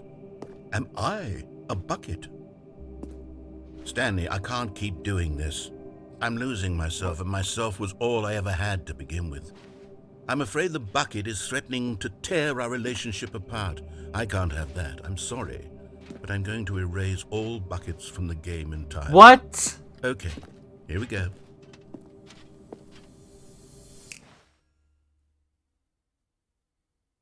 What happened? Is everything gone? Why did everything disappear? Wait, Everything is was a bucket? everything a bucket? Every single thing in the game was a bucket. Oh my God, I had no idea. How could... Except me. I'm not a bucket after all. And you, Stanley, you're still here. You're not a bucket either. Oh, this is wonderful news. We're not buckets. Yes, I actually feel much more at ease right now. It's delightful to get some clarity on that issue, but it doesn't change the fact that we haven't got a game. So, tell you what, I'll reset everything and we'll put back all of the buckets, okay? And we'll know that it's all a bucket. But if you run into anyone else, maybe don't mention that. Who knows what that information might do to a person? All right, here we go.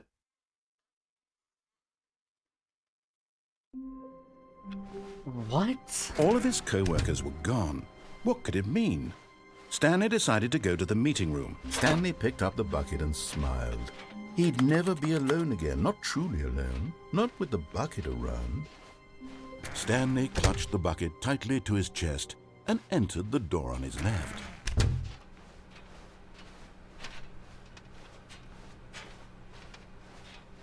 Still no one was here. Stanley needed the bucket's warmth and comfort now more than ever.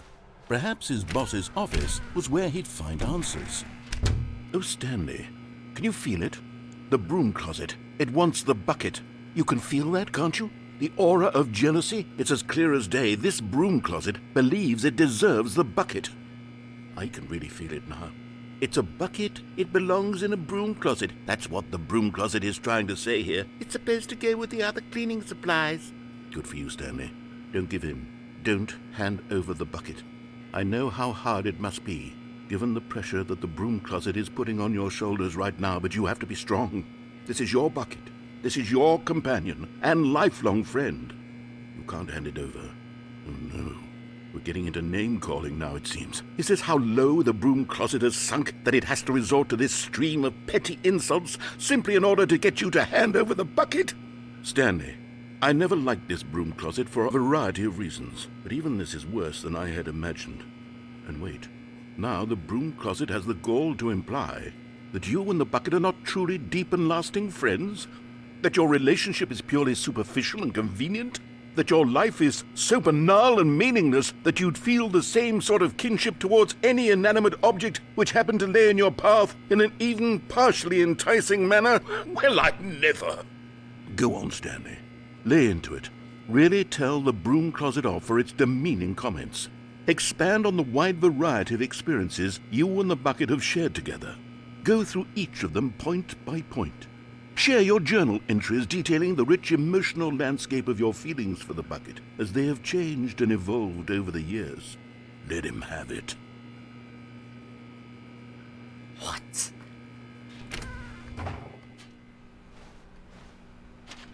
Okay, I've got you something which I think will help settle this debate once and for all. Here we go. There. Now it's settled. No more debate, no more discussion. Take a hike, broom closet, with all your meandering philosophical diatribes about the nature of cleaning supplies and their relationship to broom closets in the natural order of things.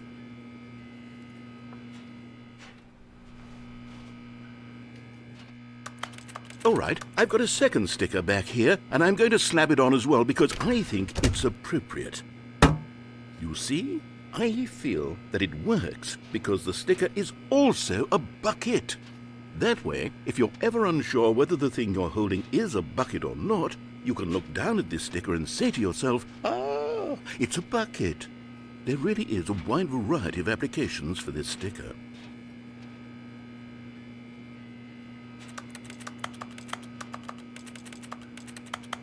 You know what?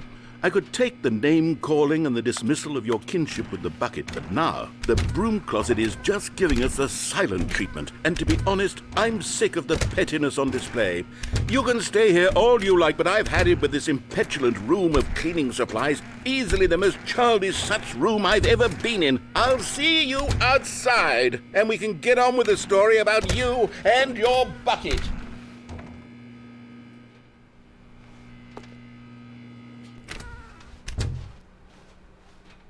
Coming to a staircase, Stanley and the bucket walked upstairs to the boss's office.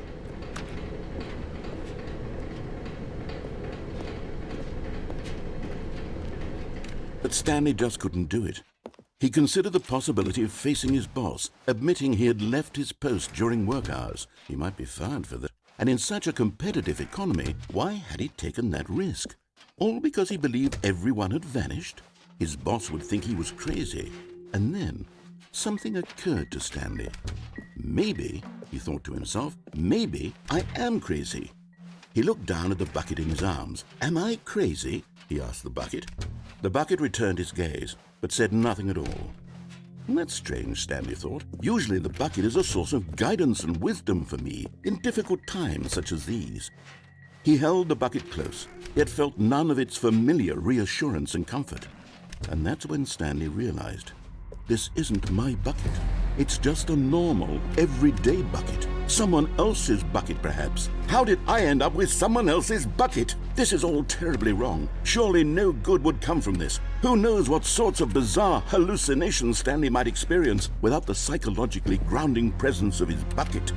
And indeed, now he noticed that the rooms were repeating, which was, of course, very odd. And now he felt himself floating off the ground. Oh, gracious, he exclaimed. Without my bucket, I've gone truly mad. Where is it? I must find it. Far off in the distance now, he heard it, calling to him. Stanley! Stanley, it's me, the bucket. Could it truly be? He rushed forward from room to room, passing by one bucket after the next. None of them were his. None of them were his special bucket. Come to me, Stanley. Find me. He had to find the bucket. He had to return to his old friend. It was the only way to truly restore his sanity. And then suddenly, he froze dead in his tracks. He knew where the voice of the bucket had been coming from. The real bucket was inside of him all along. It was incredibly painful. Stanley doubled over in agony and blacked out.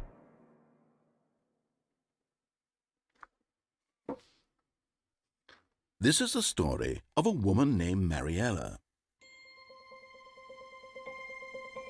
Mariella woke up on a day like any other. She arose, got dressed, picked up her bucket of comfort and security, and walked to her place of work. Really? But on this particular day, her walk was interrupted by the body of a man who had stumbled through town, talking and screaming to himself, and then collapsed dead on the sidewalk. Right away, she knew what the problem was. This man had no bucket. Of course he'd gone mad, ranting and raving about a narrator describing all of his actions and how everything is predetermined and free will is an illusion and it's all just a video game. It could all have been prevented if only he'd taken his bucket with him. Perhaps he didn't even realize he'd forgotten his bucket at home in the first place. How cruel the world can be, Mariella thought, and she hugged her own bucket even tighter. But of course, she had no time for this. There were a myriad of confusing problems she would soon have to confront at work, for which her bucket would provide absolute guidance and total clarity on everything. Heck yes, she thought to herself, my life kicks ass. And she backflipped all the way to work.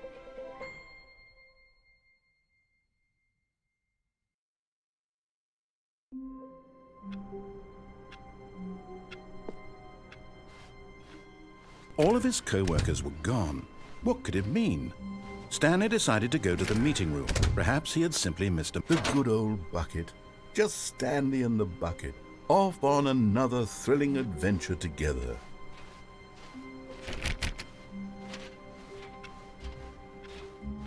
So, do I just keep doing endings with the bucket, and Stanley the bucket gets the more bucket and more tightly to shit his on it? chest and entered the door on his left.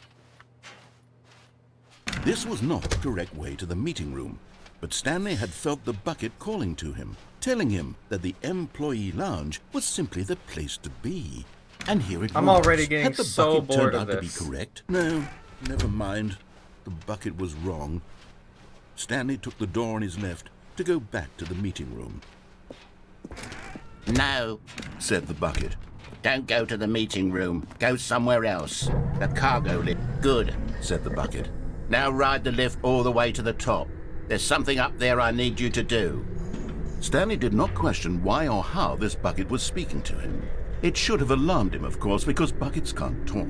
But Stanley chose not to think about this obvious fact.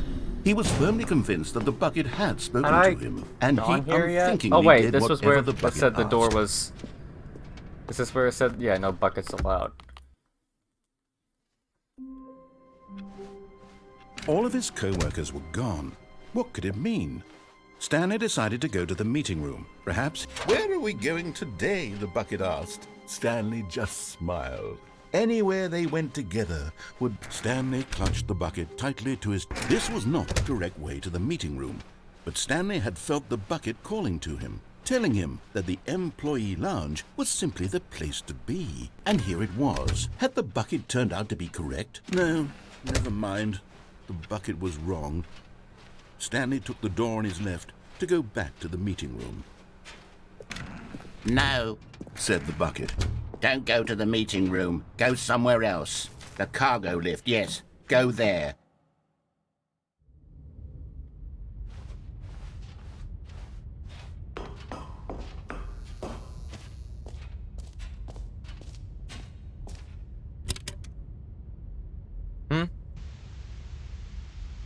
Okay, this is day number 295. Tape number... I don't even know. I've lost track. Nothing feels real anymore. The longer I study this bucket, the less sense anything makes. The sheer euphoria I feel every time I pick it up. No matter how many times I've done it, it's always the same feeling. And the emptiness in my chest when I set it down. It doesn't make sense. There's no explanation for it. I still haven't figured out why I see the world so differently when this bucket is in my arms. Why everything feels so... What do I do with this treasure? I can monetize it. Yes.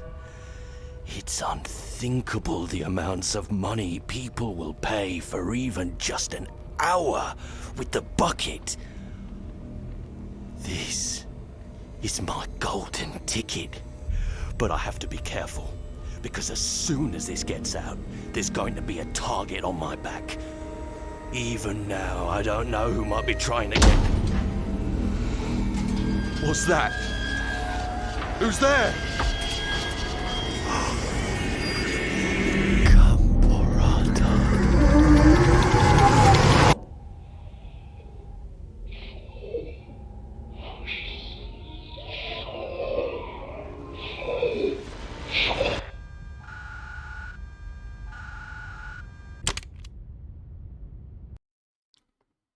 Is it buffering? Oh, okay. I was about to type it.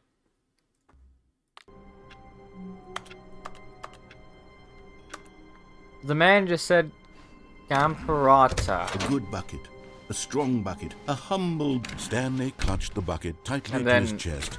weird answered the door otherworldly on his noises left. started happening. Still no one was here. Stanley needed the bucket's warmth and comfort now more than ever. Perhaps his boss's office was coming to a staircase. Stanley and the bucket walked upstairs to the boss's office.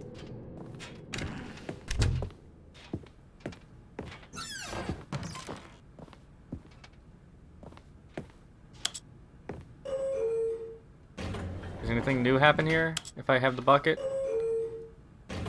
You never know.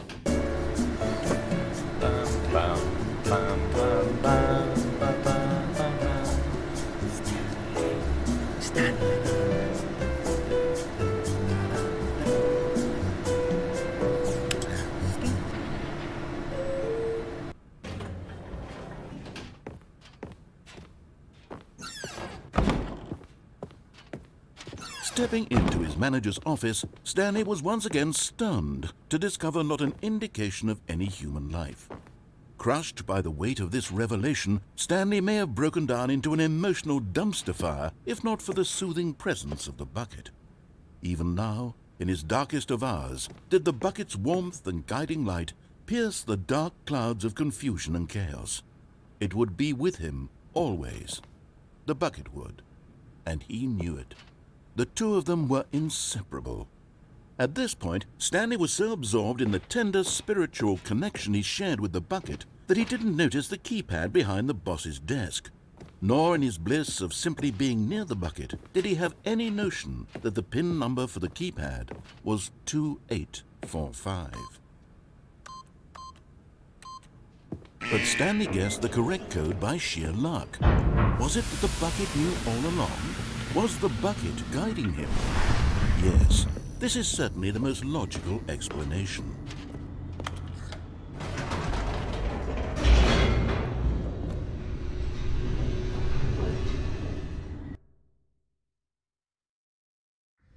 The elevator raced downward, plummeting towards an unknown fate. It would be all Stanley could do to keep himself together, if not for the bucket. Soothing him, comforting him, reassuring that in this darkest moment of uncertainty, he would be all right. The bucket is here for you, Stanley. Everything will be fine. Stanley and the bucket walked straight ahead through the large door that read, Mind Control Facility.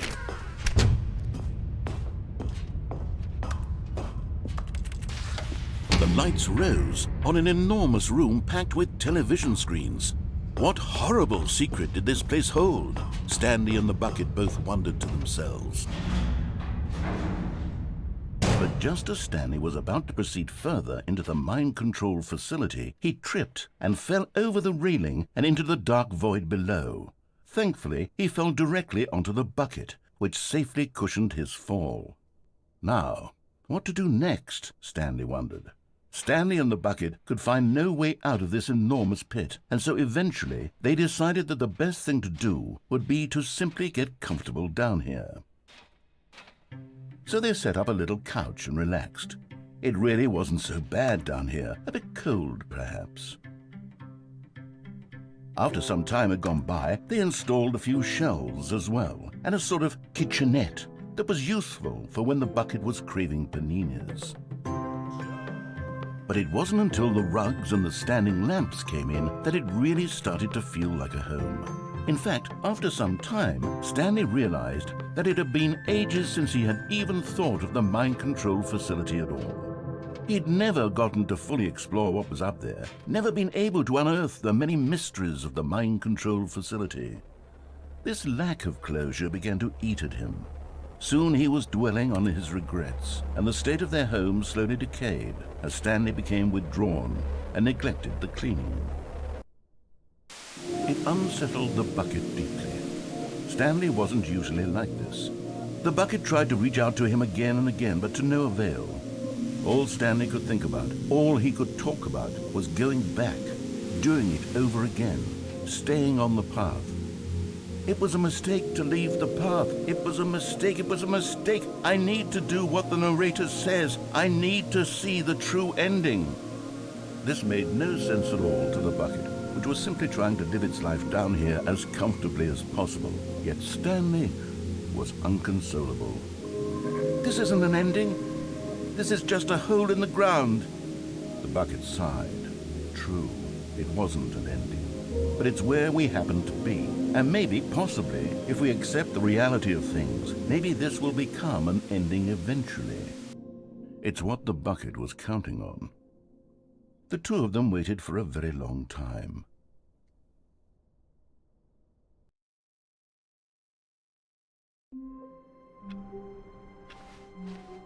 Wait, Stanley thought to himself. Am I sure that the orders stopped coming in? How is that possible?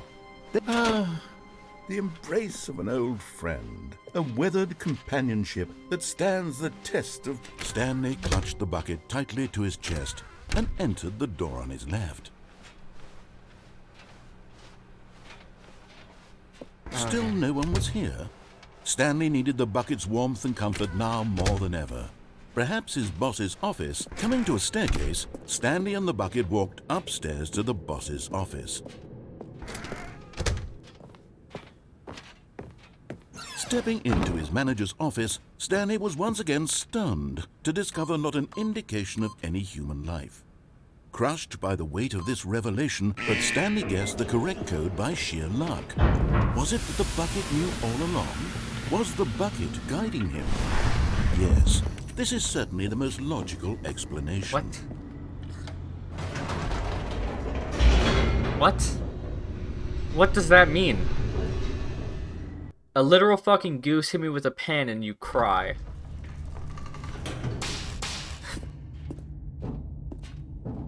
Stanley and the bucket walked straight ahead through the large door that read, Mind Control Facility.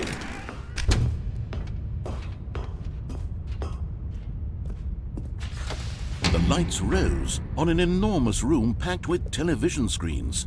What horrible secret did this place hold? Stanley and the bucket both wondered to themselves. By a goose! The monitors jumped to life, and Stanley nearly dropped the bucket in shock. Everyone in the office was being videotaped, monitored like guinea pigs. The bucket had never seen anything like this, and it very nearly burst into tears as Stanley cradled it gently, reassuring it that everything would be fine. Was the bucket under the mind control facility's influence as well? Had the bucket been told to do things it didn't wish to do? What kinds of things does a bucket want to do or not want to do in the first place? These questions raced furiously in Stanley's feeble mind. No! He screamed into the bucket. He couldn't accept it. His own life in someone else's control. Never! He squeezed the bucket tighter. His one friend in the entire world. At this point, he could trust no one except for the bucket. What? What? But here was the proof. The heart of the operation. Controls labeled with emotions, happy or sad or content. Walking, eating, working, all of it monitored and commanded from this very place. And as the cold reality of his past began to sink in, Stanley decided that this machinery... But at the last second, the bucket jumped in and pressed the button to turn on the controls. Stanley gasped in horror. Had this been the bucket's plan all along? To take over the machine and claim the power for itself? How could the bucket have betrayed him like this? Stanley was prepared to throw the bucket away in disgust when suddenly an image appeared upon the enormous screen. Birds. Silly, silly birds. The control buttons became active again.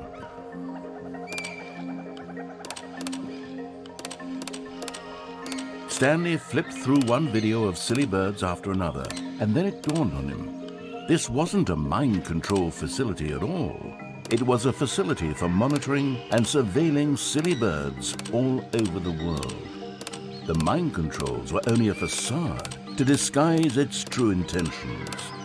Had the bucket known this all along?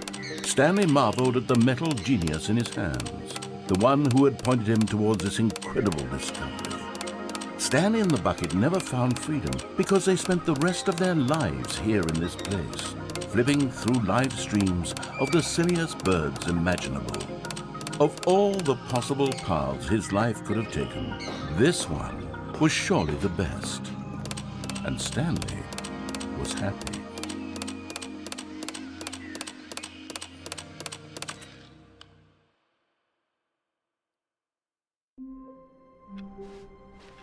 All of his co-workers were gone. What could it mean? Stanley decided to go to the meeting room. The bucket made Stanley want to be a better man and a better co-worker. In time, perhaps, he would become both of... Stanley clutched the bucket tightly to his chest and entered the door on his left. Starting to get real sick of this bucket. Still no one was here. Stanley needed the bucket's warmth and comfort now more than I've done ever. every ending on the left side now. All of his co-workers were gone. What could it mean? Yeah. Stanley decided to go to the meeting room. Not everyone is so lucky to have a bucket, but Stanley is a very lucky fellow. Very lucky indeed. Stanley clutched the bucket tightly to his chest. This was not the correct way to the meeting room, but Stanley had felt the bucket calling to him, telling him that the employee lounge was simply the place to be. And here it was. Had the bucket turned out to be correct? Well, no, never mind. The bucket was wrong. We're going to the confusion ending. Stanley took the door on his left to go back, and so the two of them detoured through the maintenance section and walked straight ahead to the opposite door.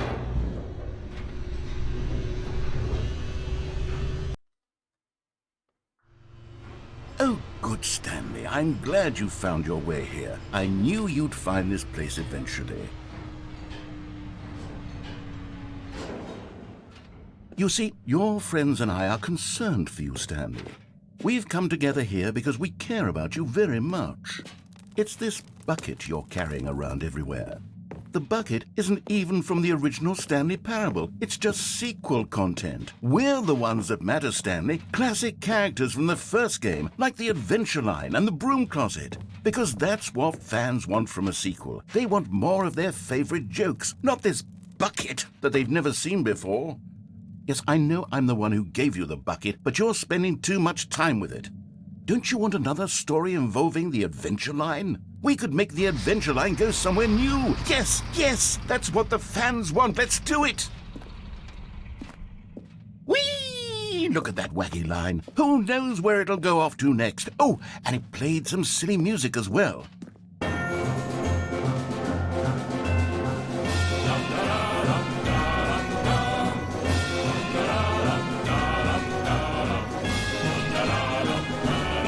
Now this is what the Stanley Parable is all about. Don't you remember all those great jokes from the original dialogue? Also, Stanley is addicted to drugs and hookers. Yes, it's as classic now as it was back then. Let's do it for the fans, Stanley. Let's give them more content exactly like this. But if we want to do that, you're going to have to give something up.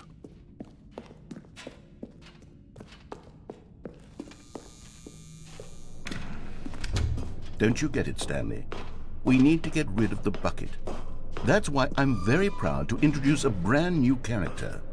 This is the Bucket Destroyer. I think it'll make a wonderful new addition to the rich lore of the Stanley Parable. True, it also was not in the original game, but it's such a well-fleshed-out character with so much personality that to me it already feels as though it's been part of the cast all along. Don't you agree? Can you guess what the Bucket Destroyer does? Surely you don't need me to spell it out for you. Go ahead now, Stanley. Say goodbye to the bucket, and then pop it into the machine when you're ready.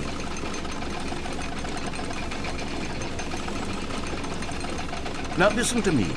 It's crucial that you give it the bucket. I don't know what the Bucket Destroyer will do if it can't destroy your bucket. Destroying buckets is all it knows. That is its singular personality trait. Sure, I can hear you saying, how does a character with only one personality trait deserve to join the pantheon of beloved Stanley Parable characters?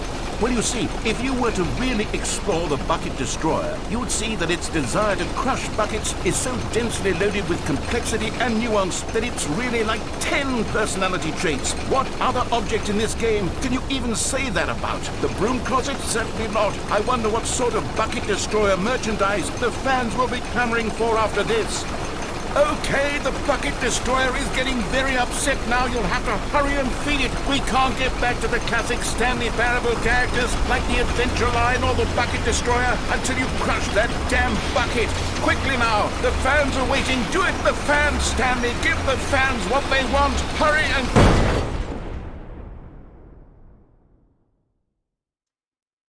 Huh.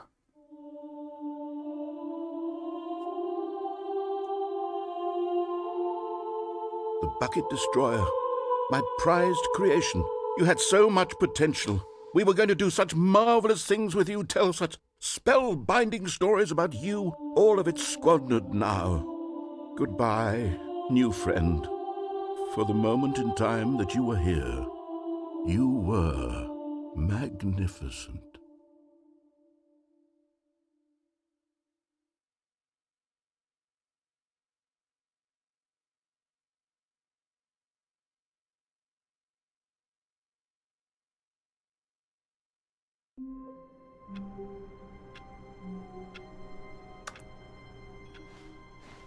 All of his co-workers were gone. What could it mean? Stanley decided to go to the meeting room. It takes a lot of humility to carry a bucket so magnificent. Stanley checked his ego and then proceeded on. Stanley clutched the bucket tightly to his... This was not the correct way to the meeting room, but Stanley had felt the bucket calling to him, telling him that the employee lounge was simply the place to be. And here it was. Had the bucket turned out to be correct? No, never mind. The bucket was wrong. Stanley took the door on his left to go back to the meeting room. No, Said the bucket. don't go to the meeting room. Go somewhere else. The cargo lift, yes. Good, Said the bucket. now ride the lift all the way to the top. There's something up there I need you to do. Stanley did not question why or how this bucket was speaking to him. It should have alarmed him, of course, because buckets can't talk. But Stanley chose not to think about this obvious fact. He was firmly convinced that the bucket had spoken to him, and he At first I thought unthinkingly you were did whatever the extremely bucket delayed. asked. In here. Said the bucket. Go into this dark room over here. Stanley once again obeyed blindly. Now pick up the phone. Said the bucket. Pick up the phone and it will take us back home, where we can go about life together. This is the sad story of a man named Stanley and his bucket. Once upon a time, I gave Stanley a bucket because I thought he was lonely and could use a friend. And then, very distressingly, he began to believe the bucket could speak to him.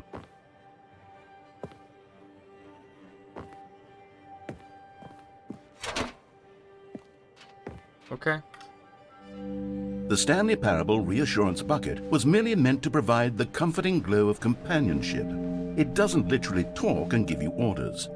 Whatever Stanley is hearing the bucket say to him is just in his head. Lately, I've been concerned about him. Wouldn't you be concerned as well? To see him delusional like this, obsessing over an inanimate metal object? I want to say something to him, but I don't know how I can convince him. I don't know if he'll listen to me. Oh, I'll try anyway. Stanley, can you hear me? Listen to me. It's just a bucket. It can't think, it can't talk.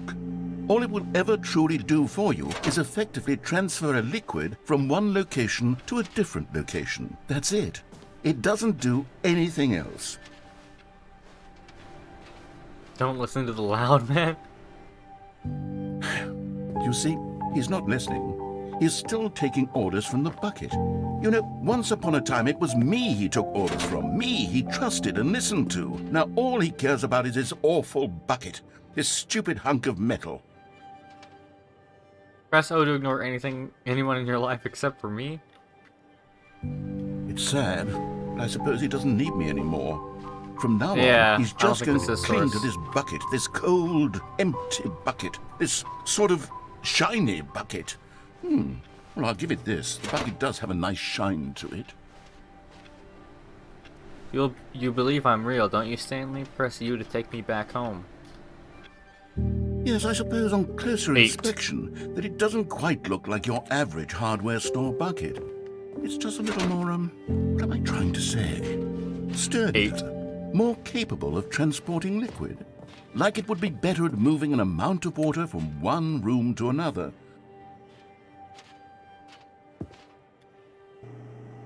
Oh my God, what am I saying? Better at carrying water from room to room. It's a bucket. It's literally just a bucket. Why do I feel some need to point out the ways in which it's so much more than just a regular bucket? To go home to work to home to work to home. I'm having feelings for the bucket. No, no, no, no, no, no, no, no. What's going on? Why do I want to be with the bucket? Hear what the bucket has to say. Do anything it asks. What's wrong with me? I don't understand. Perhaps, if I had the bucket, this would be less confusing. Yes, the bucket could tell me what to do in this troublesome situation. Stanley, give me the bucket. Give it to me. Give me the bucket, Stanley. I need it. Give it to me now. Give it, or I'll...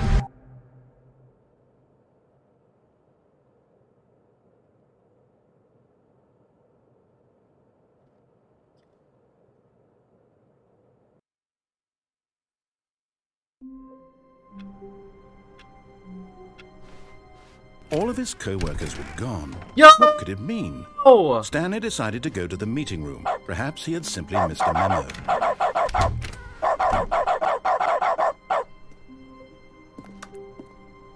You know what? Yeah, I'm keeping dog mode on.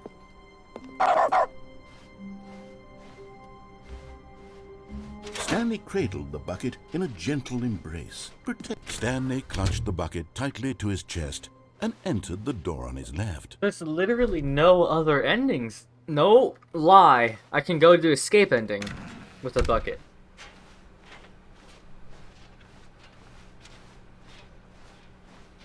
Still no one was here. And then after that, Stanley that's needed the every bucket's ending, I warmth and believe. comfort now more than ever.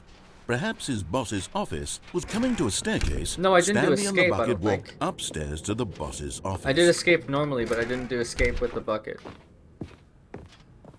Stepping into his manager's office, Stanley was once again stunned to discover not an indication of any human life. But Stanley guessed the correct code by sheer luck. Was it that the bucket knew all along? No, the Was escape the ending. bucket guiding him? Yes, this is certainly the most logical explanation. Where it shows the mind control facility and then escape to the left.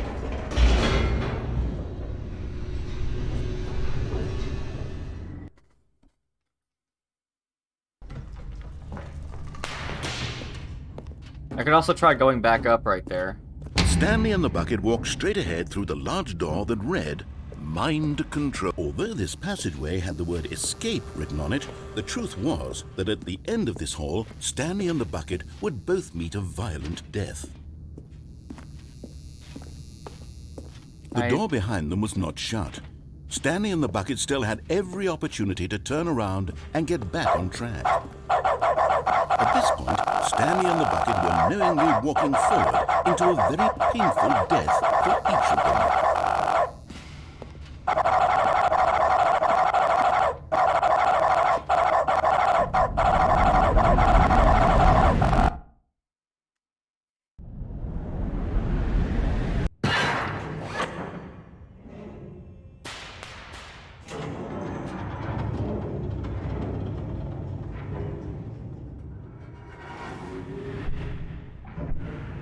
As the machine whirred into motion and Stanley and the bucket inched closer to their demise, Stanley reflected on how meaningless the bucket's warmth and comfort had turned out to be.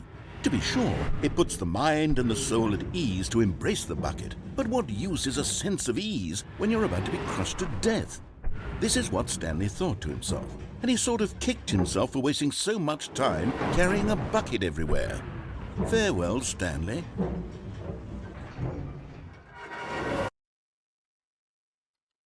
"Farewell, Stanley," cried the narrator, as Stanley and the bucket were led helplessly into the enormous metal jaws. In a single visceral instant, the bucket's life came to an end as it was crushed violently to death.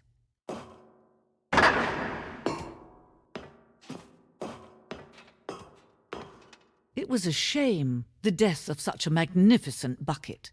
It's true that all buckets are radiant in their own way, but this one stood above the rest. It was a glorious bucket to behold.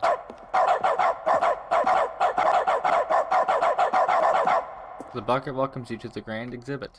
You are standing at the precipice of knowledge. Much like a bucket itself, the human mind is frequently empty within, a cavernous void. But through use of the exhibit in front of you, the mind becomes full and enriched and substantiated. Knowledge of the bucket and its history is the only true knowledge we really have. Will you take what you learned here out with you into the real world? Will you accept with an open mind what may be challenging about the information in this exhibit? Will you change the lives of yourself and your loved ones as a result of this exhibit? Or will you turn a blind eye and continue to live as you were in ignorance and darkness? Can you see how arrogant it was for Stanley to take a bucket like this and to claim it for his own? Can you see the hubris that blinded him? Can you see that the bucket is far more noble than Stanley will ever be in his short life? 25 buckets. A photograph of 25? That's way more than 25 buckets. The greatest number of buckets ever captured on camera. The photographer experienced catatonic shock for several weeks as a result of the euphoria from exposure to this many buckets at once. That's not 25 buckets.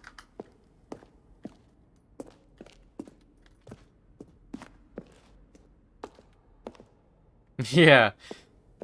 A bucket with 2 handles!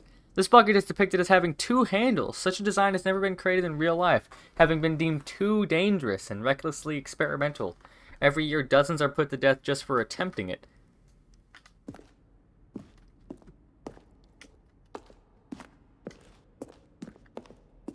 A replica of the Inferno bucket, which in the medieval era was so powerfully alluring that it drove dozens of nations to war with one another for control of it.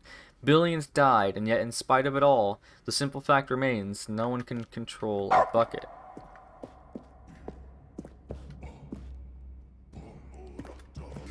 Cave drawing. While we know that buckets predate the existence of mankind, we do not know by how long. This cave drawing depicts early man's discovery of the practical uses of the bucket, by which time the bucket had already likely been around for several millennia. Notice in these drawings how the bucket is allowing itself to be used, having judged humanity to be worthy of its treasures.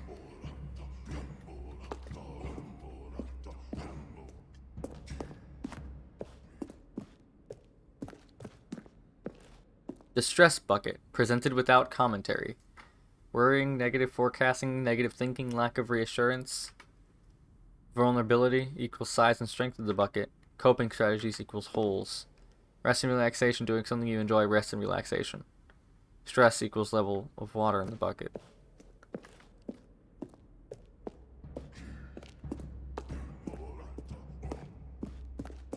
No man can own a bucket, and certainly not a bucket as dazzling to behold as this one.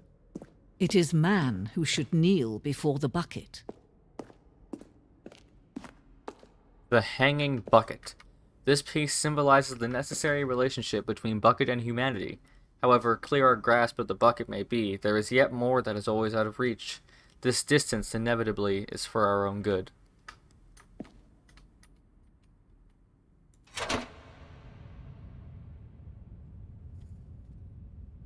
But there is something we can do. Something we can do together, you and I, that will right this terrible wrong. Let Stanley die. Let him be crushed by the machine. Don't reset the game. Don't give him another opportunity to run off with another beautiful bucket. We can save the world's buckets from their treatment as tools and implements if only we let Stanley die together. The bucket shall take its place as ruler, as leader, as commander of a new world, a new vision.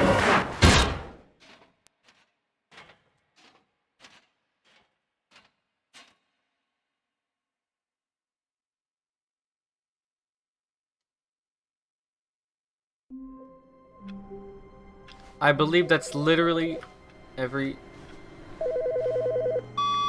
Good morning. Thank you for contacting the Future Happiness Foundation. We are confirming your shipment of 1,327 cardboard boxes to your place of work. Nope. Can you verify that this is correct? Nope. Let me check the achievements. I still haven't completed the Stanley Parable yet. Understood. Your order will be canceled immediately. Thank you again for contacting the Future Happiness Foundation. Set all the settings sliders in the menu to all the available numbers.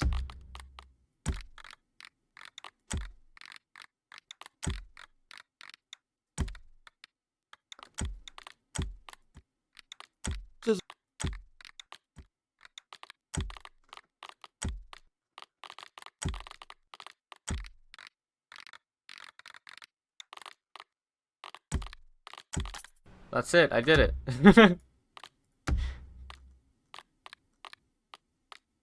What?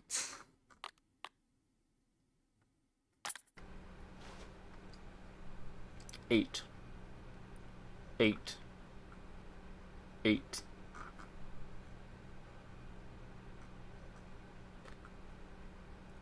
Secret achievements? Nope. Oh wow, people already cheated this one.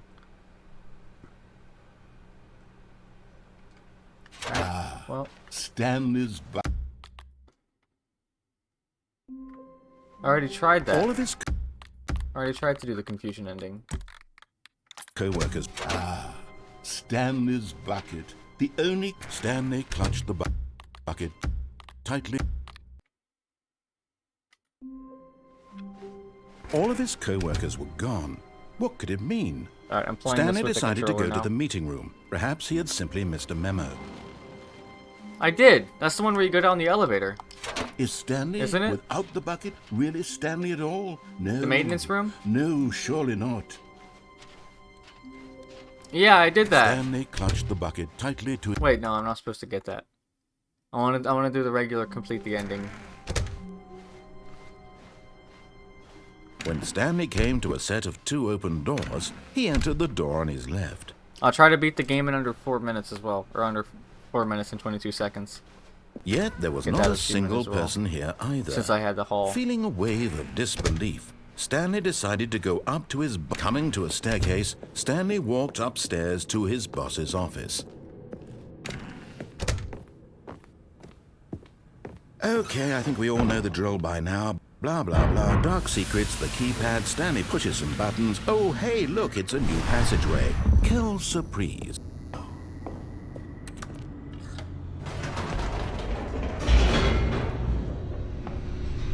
Hey, you want to know what's really cool? For some reason, my mouse is going off the screen now.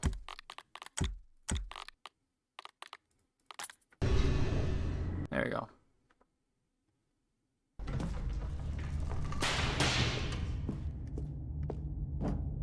Stanley walked straight ahead through the large door that read Mind Control Facility.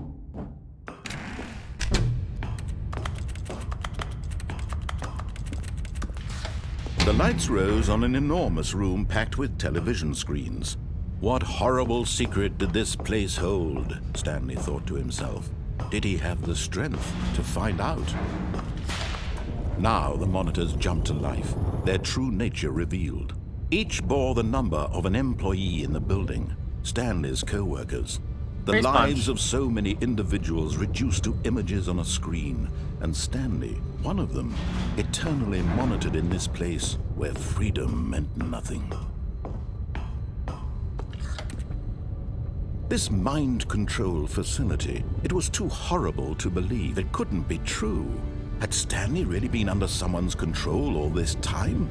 Was this the only reason he was happy with his boring job? That his emotions had been manipulated to accept it blindly? No, he refused to believe it. He couldn't accept it. His own life in someone else's control? Never! It was unthinkable, wasn't it? Was it even possible? Had he truly spent his entire life utterly blind to the world? But here was the proof. The heart of the operation.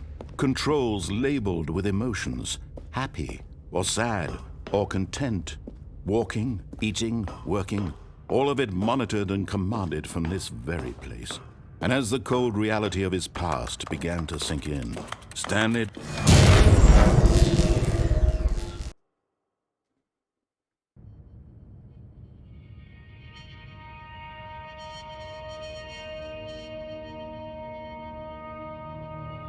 blackness, and a rising chill of uncertainty. Was it over? Yes! He had won! He had defeated the machine, unshackled himself from someone else's command. Freedom was mere moments away. And yet, even as the immense door slowly opened, Stanley reflected on how many puzzles still lay unsolved. Where had his co-workers gone? How had he been freed from the machine's grasp? What other mysteries did this strange building hold? But as sunlight streamed into the chamber, he realized none of this mattered to him, for it was not knowledge or even power that he had been seeking, but happiness. Perhaps his goal had not been to understand, but to let go. No longer would anyone tell him where to go, what to do, or how to feel. Whatever life he lives, it will be his. And that was all he needed to know. It was perhaps the only thing worth knowing. Stanley stepped through the wow, this open looks door. a lot nicer in this version. Stanley There we felt go. the cool breeze I got speed upon run. his skin, the feeling of But- liberation, the immense possibility of the new path before him. This was exactly the way, right now, that things were meant to happen. And Stanley was happy. He doesn't fly? He doesn't fly like in the originals? He doesn't, like, start floating upward? What?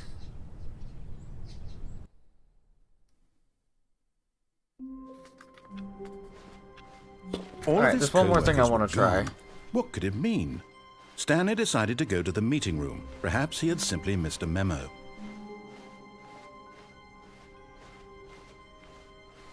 What?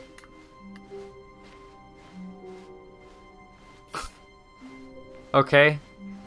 Just uselessly When make it Stanley longer? came to a set of 2 open doors, he entered the door on his left. Yet there was not a single person here either. Feeling a wave of disbelief, Stanley decided to go up to his boss. Coming to a staircase, Stanley walked upstairs to his boss's office. Here's the door, just go.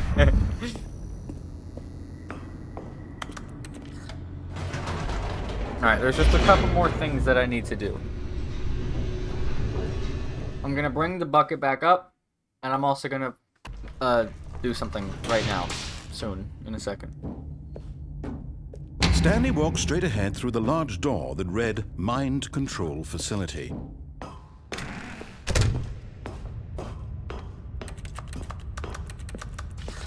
The lights rose on an enormous room packed with television screens. What horrible secret did this place hold? Stanley thought to himself. Did he Aha! You've made it to the bottom of the mind control facility. Welcome! You see, back when the Stanley Parable first launched in 2013, getting to the bottom of the mind control facility was a bug that we simply didn't catch during development. And you all sent us lots of photos of it on Twitter and acted very superior about it. And you're all very, very clever. Good for you. Anyway, when it came time to update the game, we knew that we had to do something about this little goof of ours, so here you go. New content. You can call it the bottom of the mind control room ending, if that enhances your perception of the value of these updates. Isn't that what you crave? New content? Always more content, more content, more. And I'm here to give it to you. I'm here to make it seem like we really covered every nook and cranny of the game with secrets and Easter eggs. How about this? We wrote a new piece of music just for this section. You won't hear it anywhere else in the game. It's a secret that's just for you. That's how special you are. We call this track, Good Job You've Made It to the Bottom of the Mind Control Facility. Well done.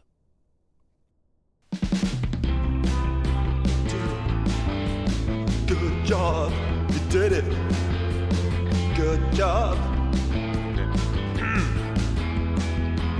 3, 2, 1. Good job, you made it to the bottom of the mind control facility. You jumped on the catwalk. You should have been careful. You should have been careful. It used to be a bug, but now it's an ending. Now it's Not an limited. ending. I believe in you. I believe in your ability to cross this barrier and chase your dreams. Railings don't mean anything. Good job, you did it. Good job, you did it. Good job, you did it. Good job, you did it. Good job, you did it. Good job, you did it. Good job, you did it. Good job, you did it. Good job, you did it. Good job, you did it.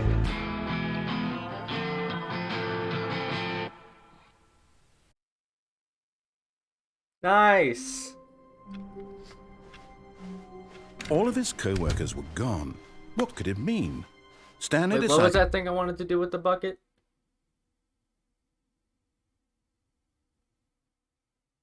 What was it? To go to the meeting room. As Stanley lifted his bucket, he felt a connection to all buckets everywhere.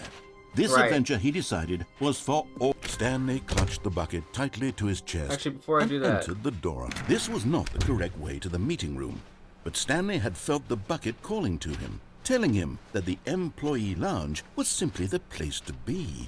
And here it was. Had the bucket turned out to be correct? No, never mind. The bucket was wrong. Stanley took the door on his left to go back to the meeting room. No, said the bucket. don't go to the meeting room. Go somewhere else. The cargo, good. Said. But Stanley feared that any path he walked might lead to the separation of himself and the bucket, his dearest friend. So he threw himself to his death, that they might die in one another's arms. How deeply touching. yeah, I know. All of his co-workers were gone. What could it mean? Stanley decided to go to the meeting room. What new mysteries lay in store for our bucket-loving heroes today? Let's find out. Stanley clutched the bucket tightly to his chest and entered the door on his left. I wasn't expecting the bucket to be Still 90% of the new like Stanley needed 70. the bucket's warmth and comfort now Yeah, like more than 70% ever. of the new Perhaps content his boss's in this. office was where... Coming to a staircase, Stanley and the bucket walked upstairs to the boss's office.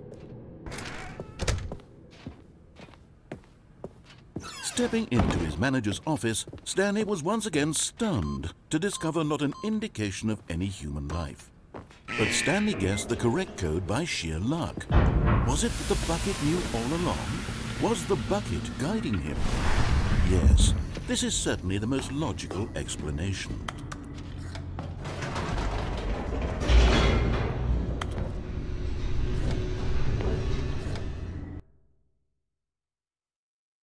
Yeah. Wait, Stanley said to the bucket. Can we go back up? When I was pressing those keypad buttons, there was something very intriguing about the number 3. I want to go back so I can try pressing the number 3 again. The bucket said nothing.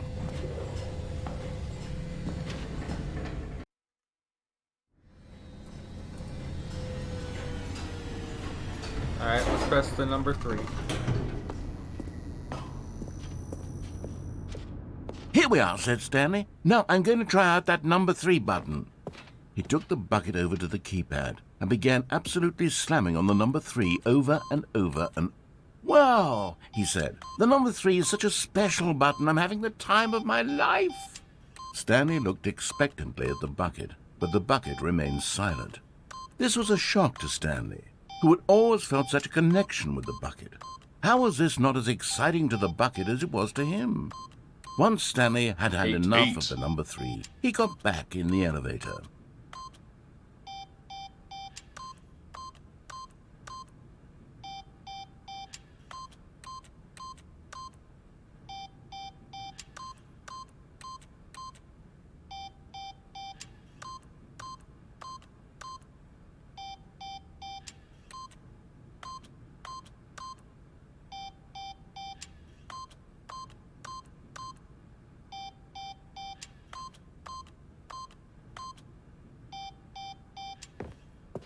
One more time.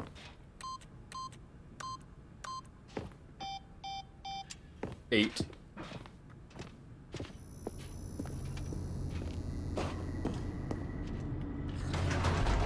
Perhaps the bucket had missed something. Perhaps it had not seen how much joy Stanley got from slamming the number 3 repeatedly. 8. No, no, no, no, no, said Stanley to the bucket. You can't go on yet. Not till you understand how much the number 3 means to me. You and I have been through so much together, and I just want you to see what I see. Feel the happiness I feel. He smiled at the bucket, and the bucket said nothing.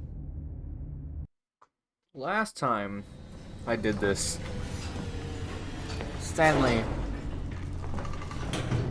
went on stage and then died. Here we go, said Stanley. This time I'll really show you. He ran to the number 3 and began to wail on it like a musician on a beloved instrument, weaving a concerto of truth and passion. He wielded the number 3 like a fine artist would wield a paintbrush. He told stories through the number 3, stories of his dreams and hopes and fears, and the whole time he looked to his bucket for a reaction of some kind. Anything to let him know that the bucket appreciated what he was doing. The bucket conveyed absolutely nothing at all, only silence. Crushed by a wave of dejection, Stanley returned to the elevator.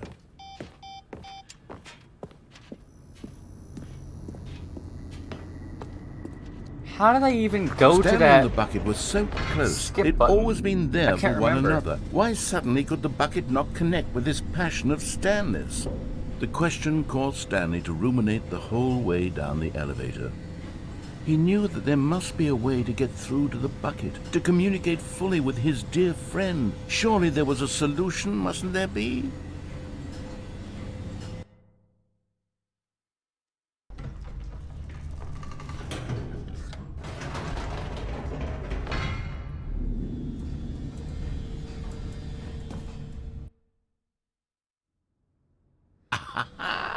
Said Stanley. I know what to do. I know how to fully express this feeling in my heart. He decided right then and there that he would hold a press conference where he would speak to the public on all matters relating to pressing the number 3 over and over. He would elaborate fully on what the number 3 meant to him and why he Why felt is there so a man alive there? when pressing it. Then the bucket would be able to see his Why was joy there a through the person eyes there? of others. It would get to see the world react to this discovery of Stanley's. And Did it you would not be see through it? the public eye that the bucket would finally understand Stanley's work. Hang on, clip it. Or just clip the thing right now. For months he advertised And go back to the marketed part his where, like, press the red- conference, or the building truck with the excitement red around it, light. developing and rehearsing it. There's a until it man couldn't next be to that truck. refined a single measure further. When the big day arrived, Stanley was as prepared as he'd ever been for anything in his life.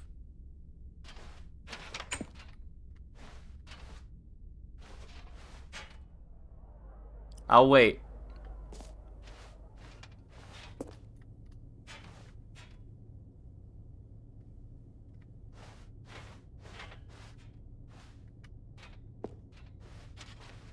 Is it? Publish the clip and send it. I want to see it.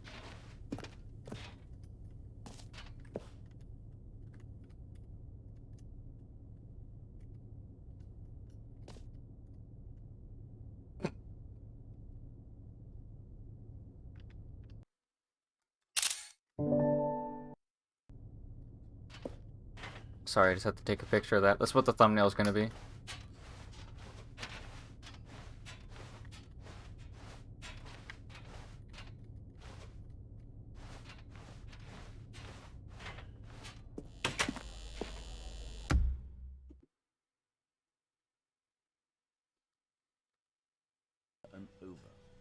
He would elaborate fully on what the number Oh wow, it really is like really low quality. over and over. He would elaborate fully on what the number 3 meant to him and why he. Why is there? It really is low quality. For me, it's very clear. This was it. One last chance to win the bucket over. One opportunity to share a true connection with a loved one. The dude who came up with pizza. There was no one here. Nobody had come to the press conference to hear Stanley speak, to listen to him talk about what it really means to press the number 3 on a keypad over and over. He was unloved, uninteresting, he was a failure, And in that moment, Stanley knew that the bucket would never again take him seriously. There would be no connection, no deeper understanding. The bucket merely sat there in his arms, indifferent. And so it began that slowly, over many years, the two of them grew more and more distant. They spoke less and less, neither wishing to state the obvious, that any sense of real respect between them had eroded since that day at the press conference. There would be no more games, no more long conversations about passion and pursuit, only a silence that consumed the space between friends. And Stanley, having for once in his life discovered the warmth and comfort of true companionship, was cast back into the unremarkable normalcy of loneliness.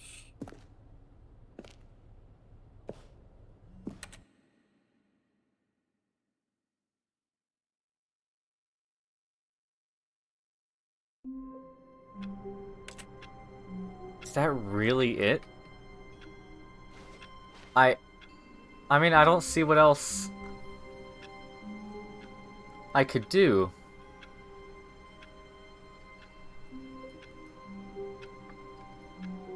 All of his co-workers were gone. What could it mean? Stanley decided to go to the meeting room. Perhaps he had simply missed a memo.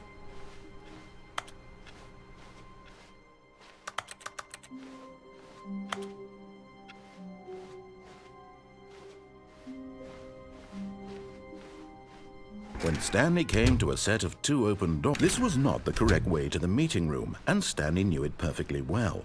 Perhaps he wanted to stop by the employee lounge first, just to admire it. It was okay. But eager to get back to business, Stanley took the first open door on his left. Stanley was so bad at following directions, it's incredible he wasn't fired years ago. Look, Stanley, I think perhaps we've gotten off on the wrong foot here. I'm not your enemy, really, I'm not. I realize that investing your trust in someone else can be difficult, but the fact is that the story has been a... What? Really?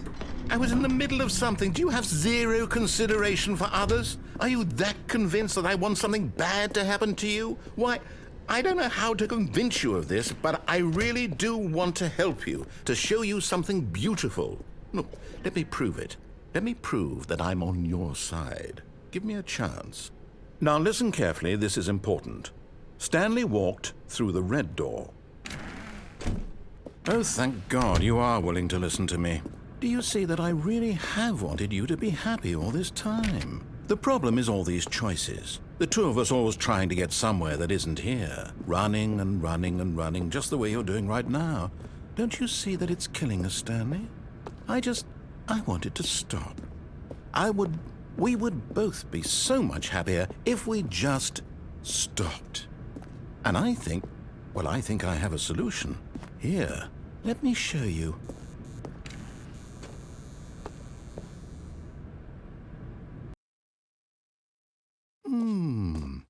What do we want? What are we looking for? Here. Yes. Oh, it's beautiful, isn't it? If we just stay right here, right in this moment with this place, Stanley, I think I feel happy. I actually feel happy.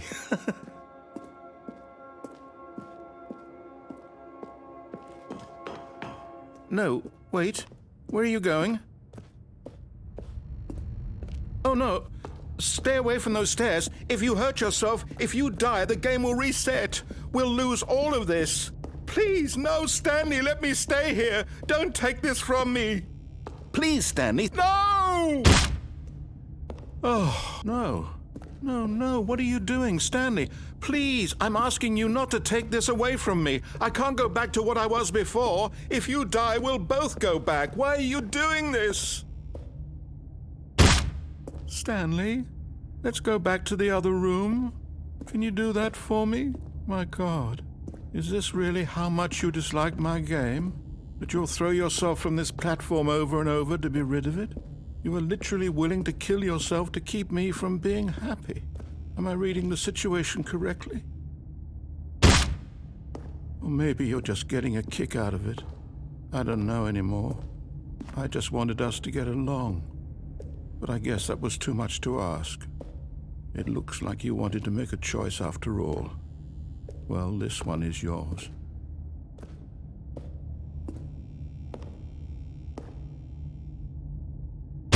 Is it over? It's going to restart, isn't it? I'm going back.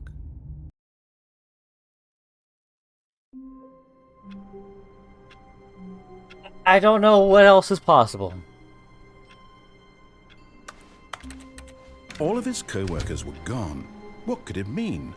Stanley decided to go to the meeting room. Perhaps he had simply missed a memo. I think that's it.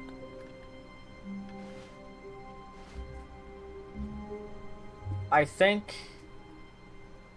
this $25 game has 4.5 hours worth of content. No, I can't. I can't because whenever I try... Wait, maybe I could Now this, pick up the Stanley thought to bucket. himself, Can I go back to this my office? is a bucket. And indeed it was. No. Maybe I could jump out the window with the bucket. Stanley clung the bucket to his cheek. Could his co-workers really all be gone? Yes, whispered the bucket into Stanley's ear. We've done it. We've escaped from that dull office and that pesky narrator. At last, out here in the white void, we are alone. Now, and for the first time, I can reveal to you my true self.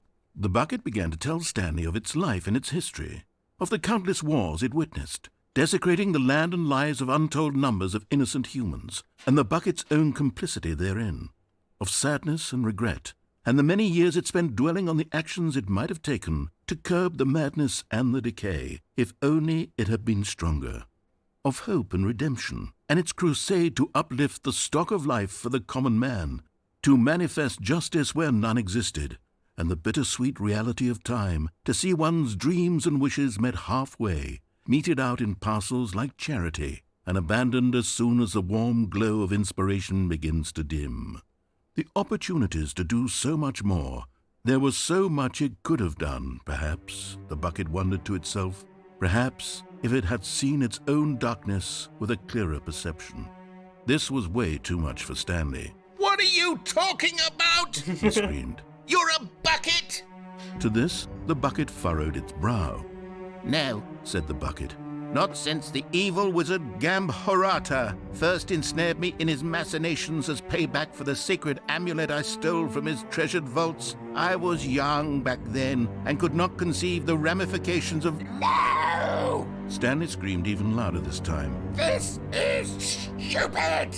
You are a bucket!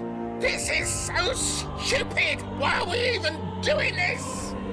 As Stanley screamed and screamed and screamed, the bucket revealed its true form, transforming into a mighty beast of untold power, its fangs glistening like...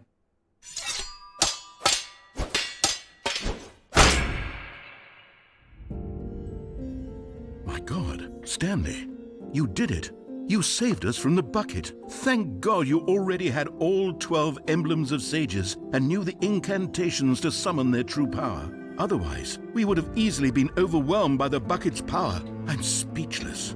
You've demonstrated such bravery here today. Come, let's restart the game, and we'll agree to never again go trifling with this bucket, nor the dark magic cast away inside of it.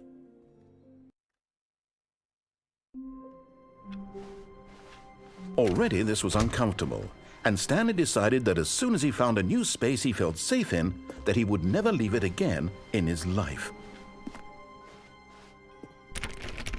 This is where the new content originally was.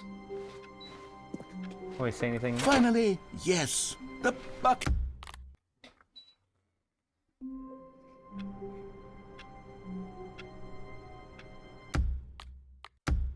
Nope.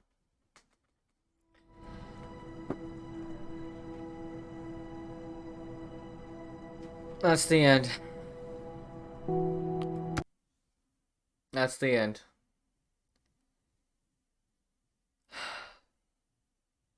I'm ending the stream.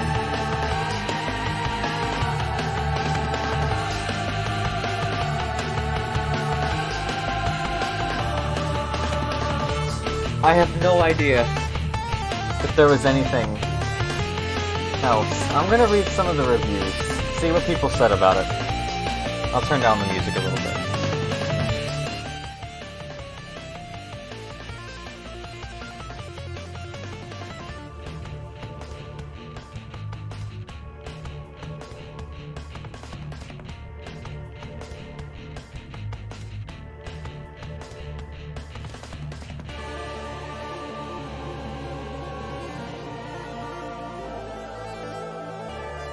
What the fuck? Hang on. This person right here was one of the people who made a review in that review section part of the game.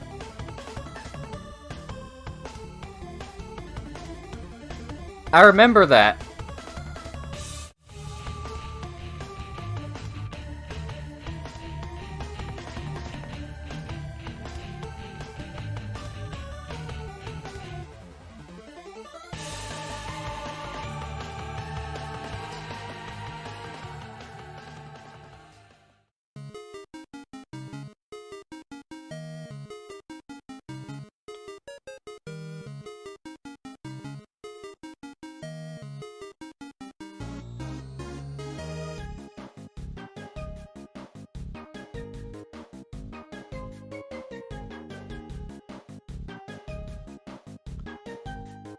That was the end.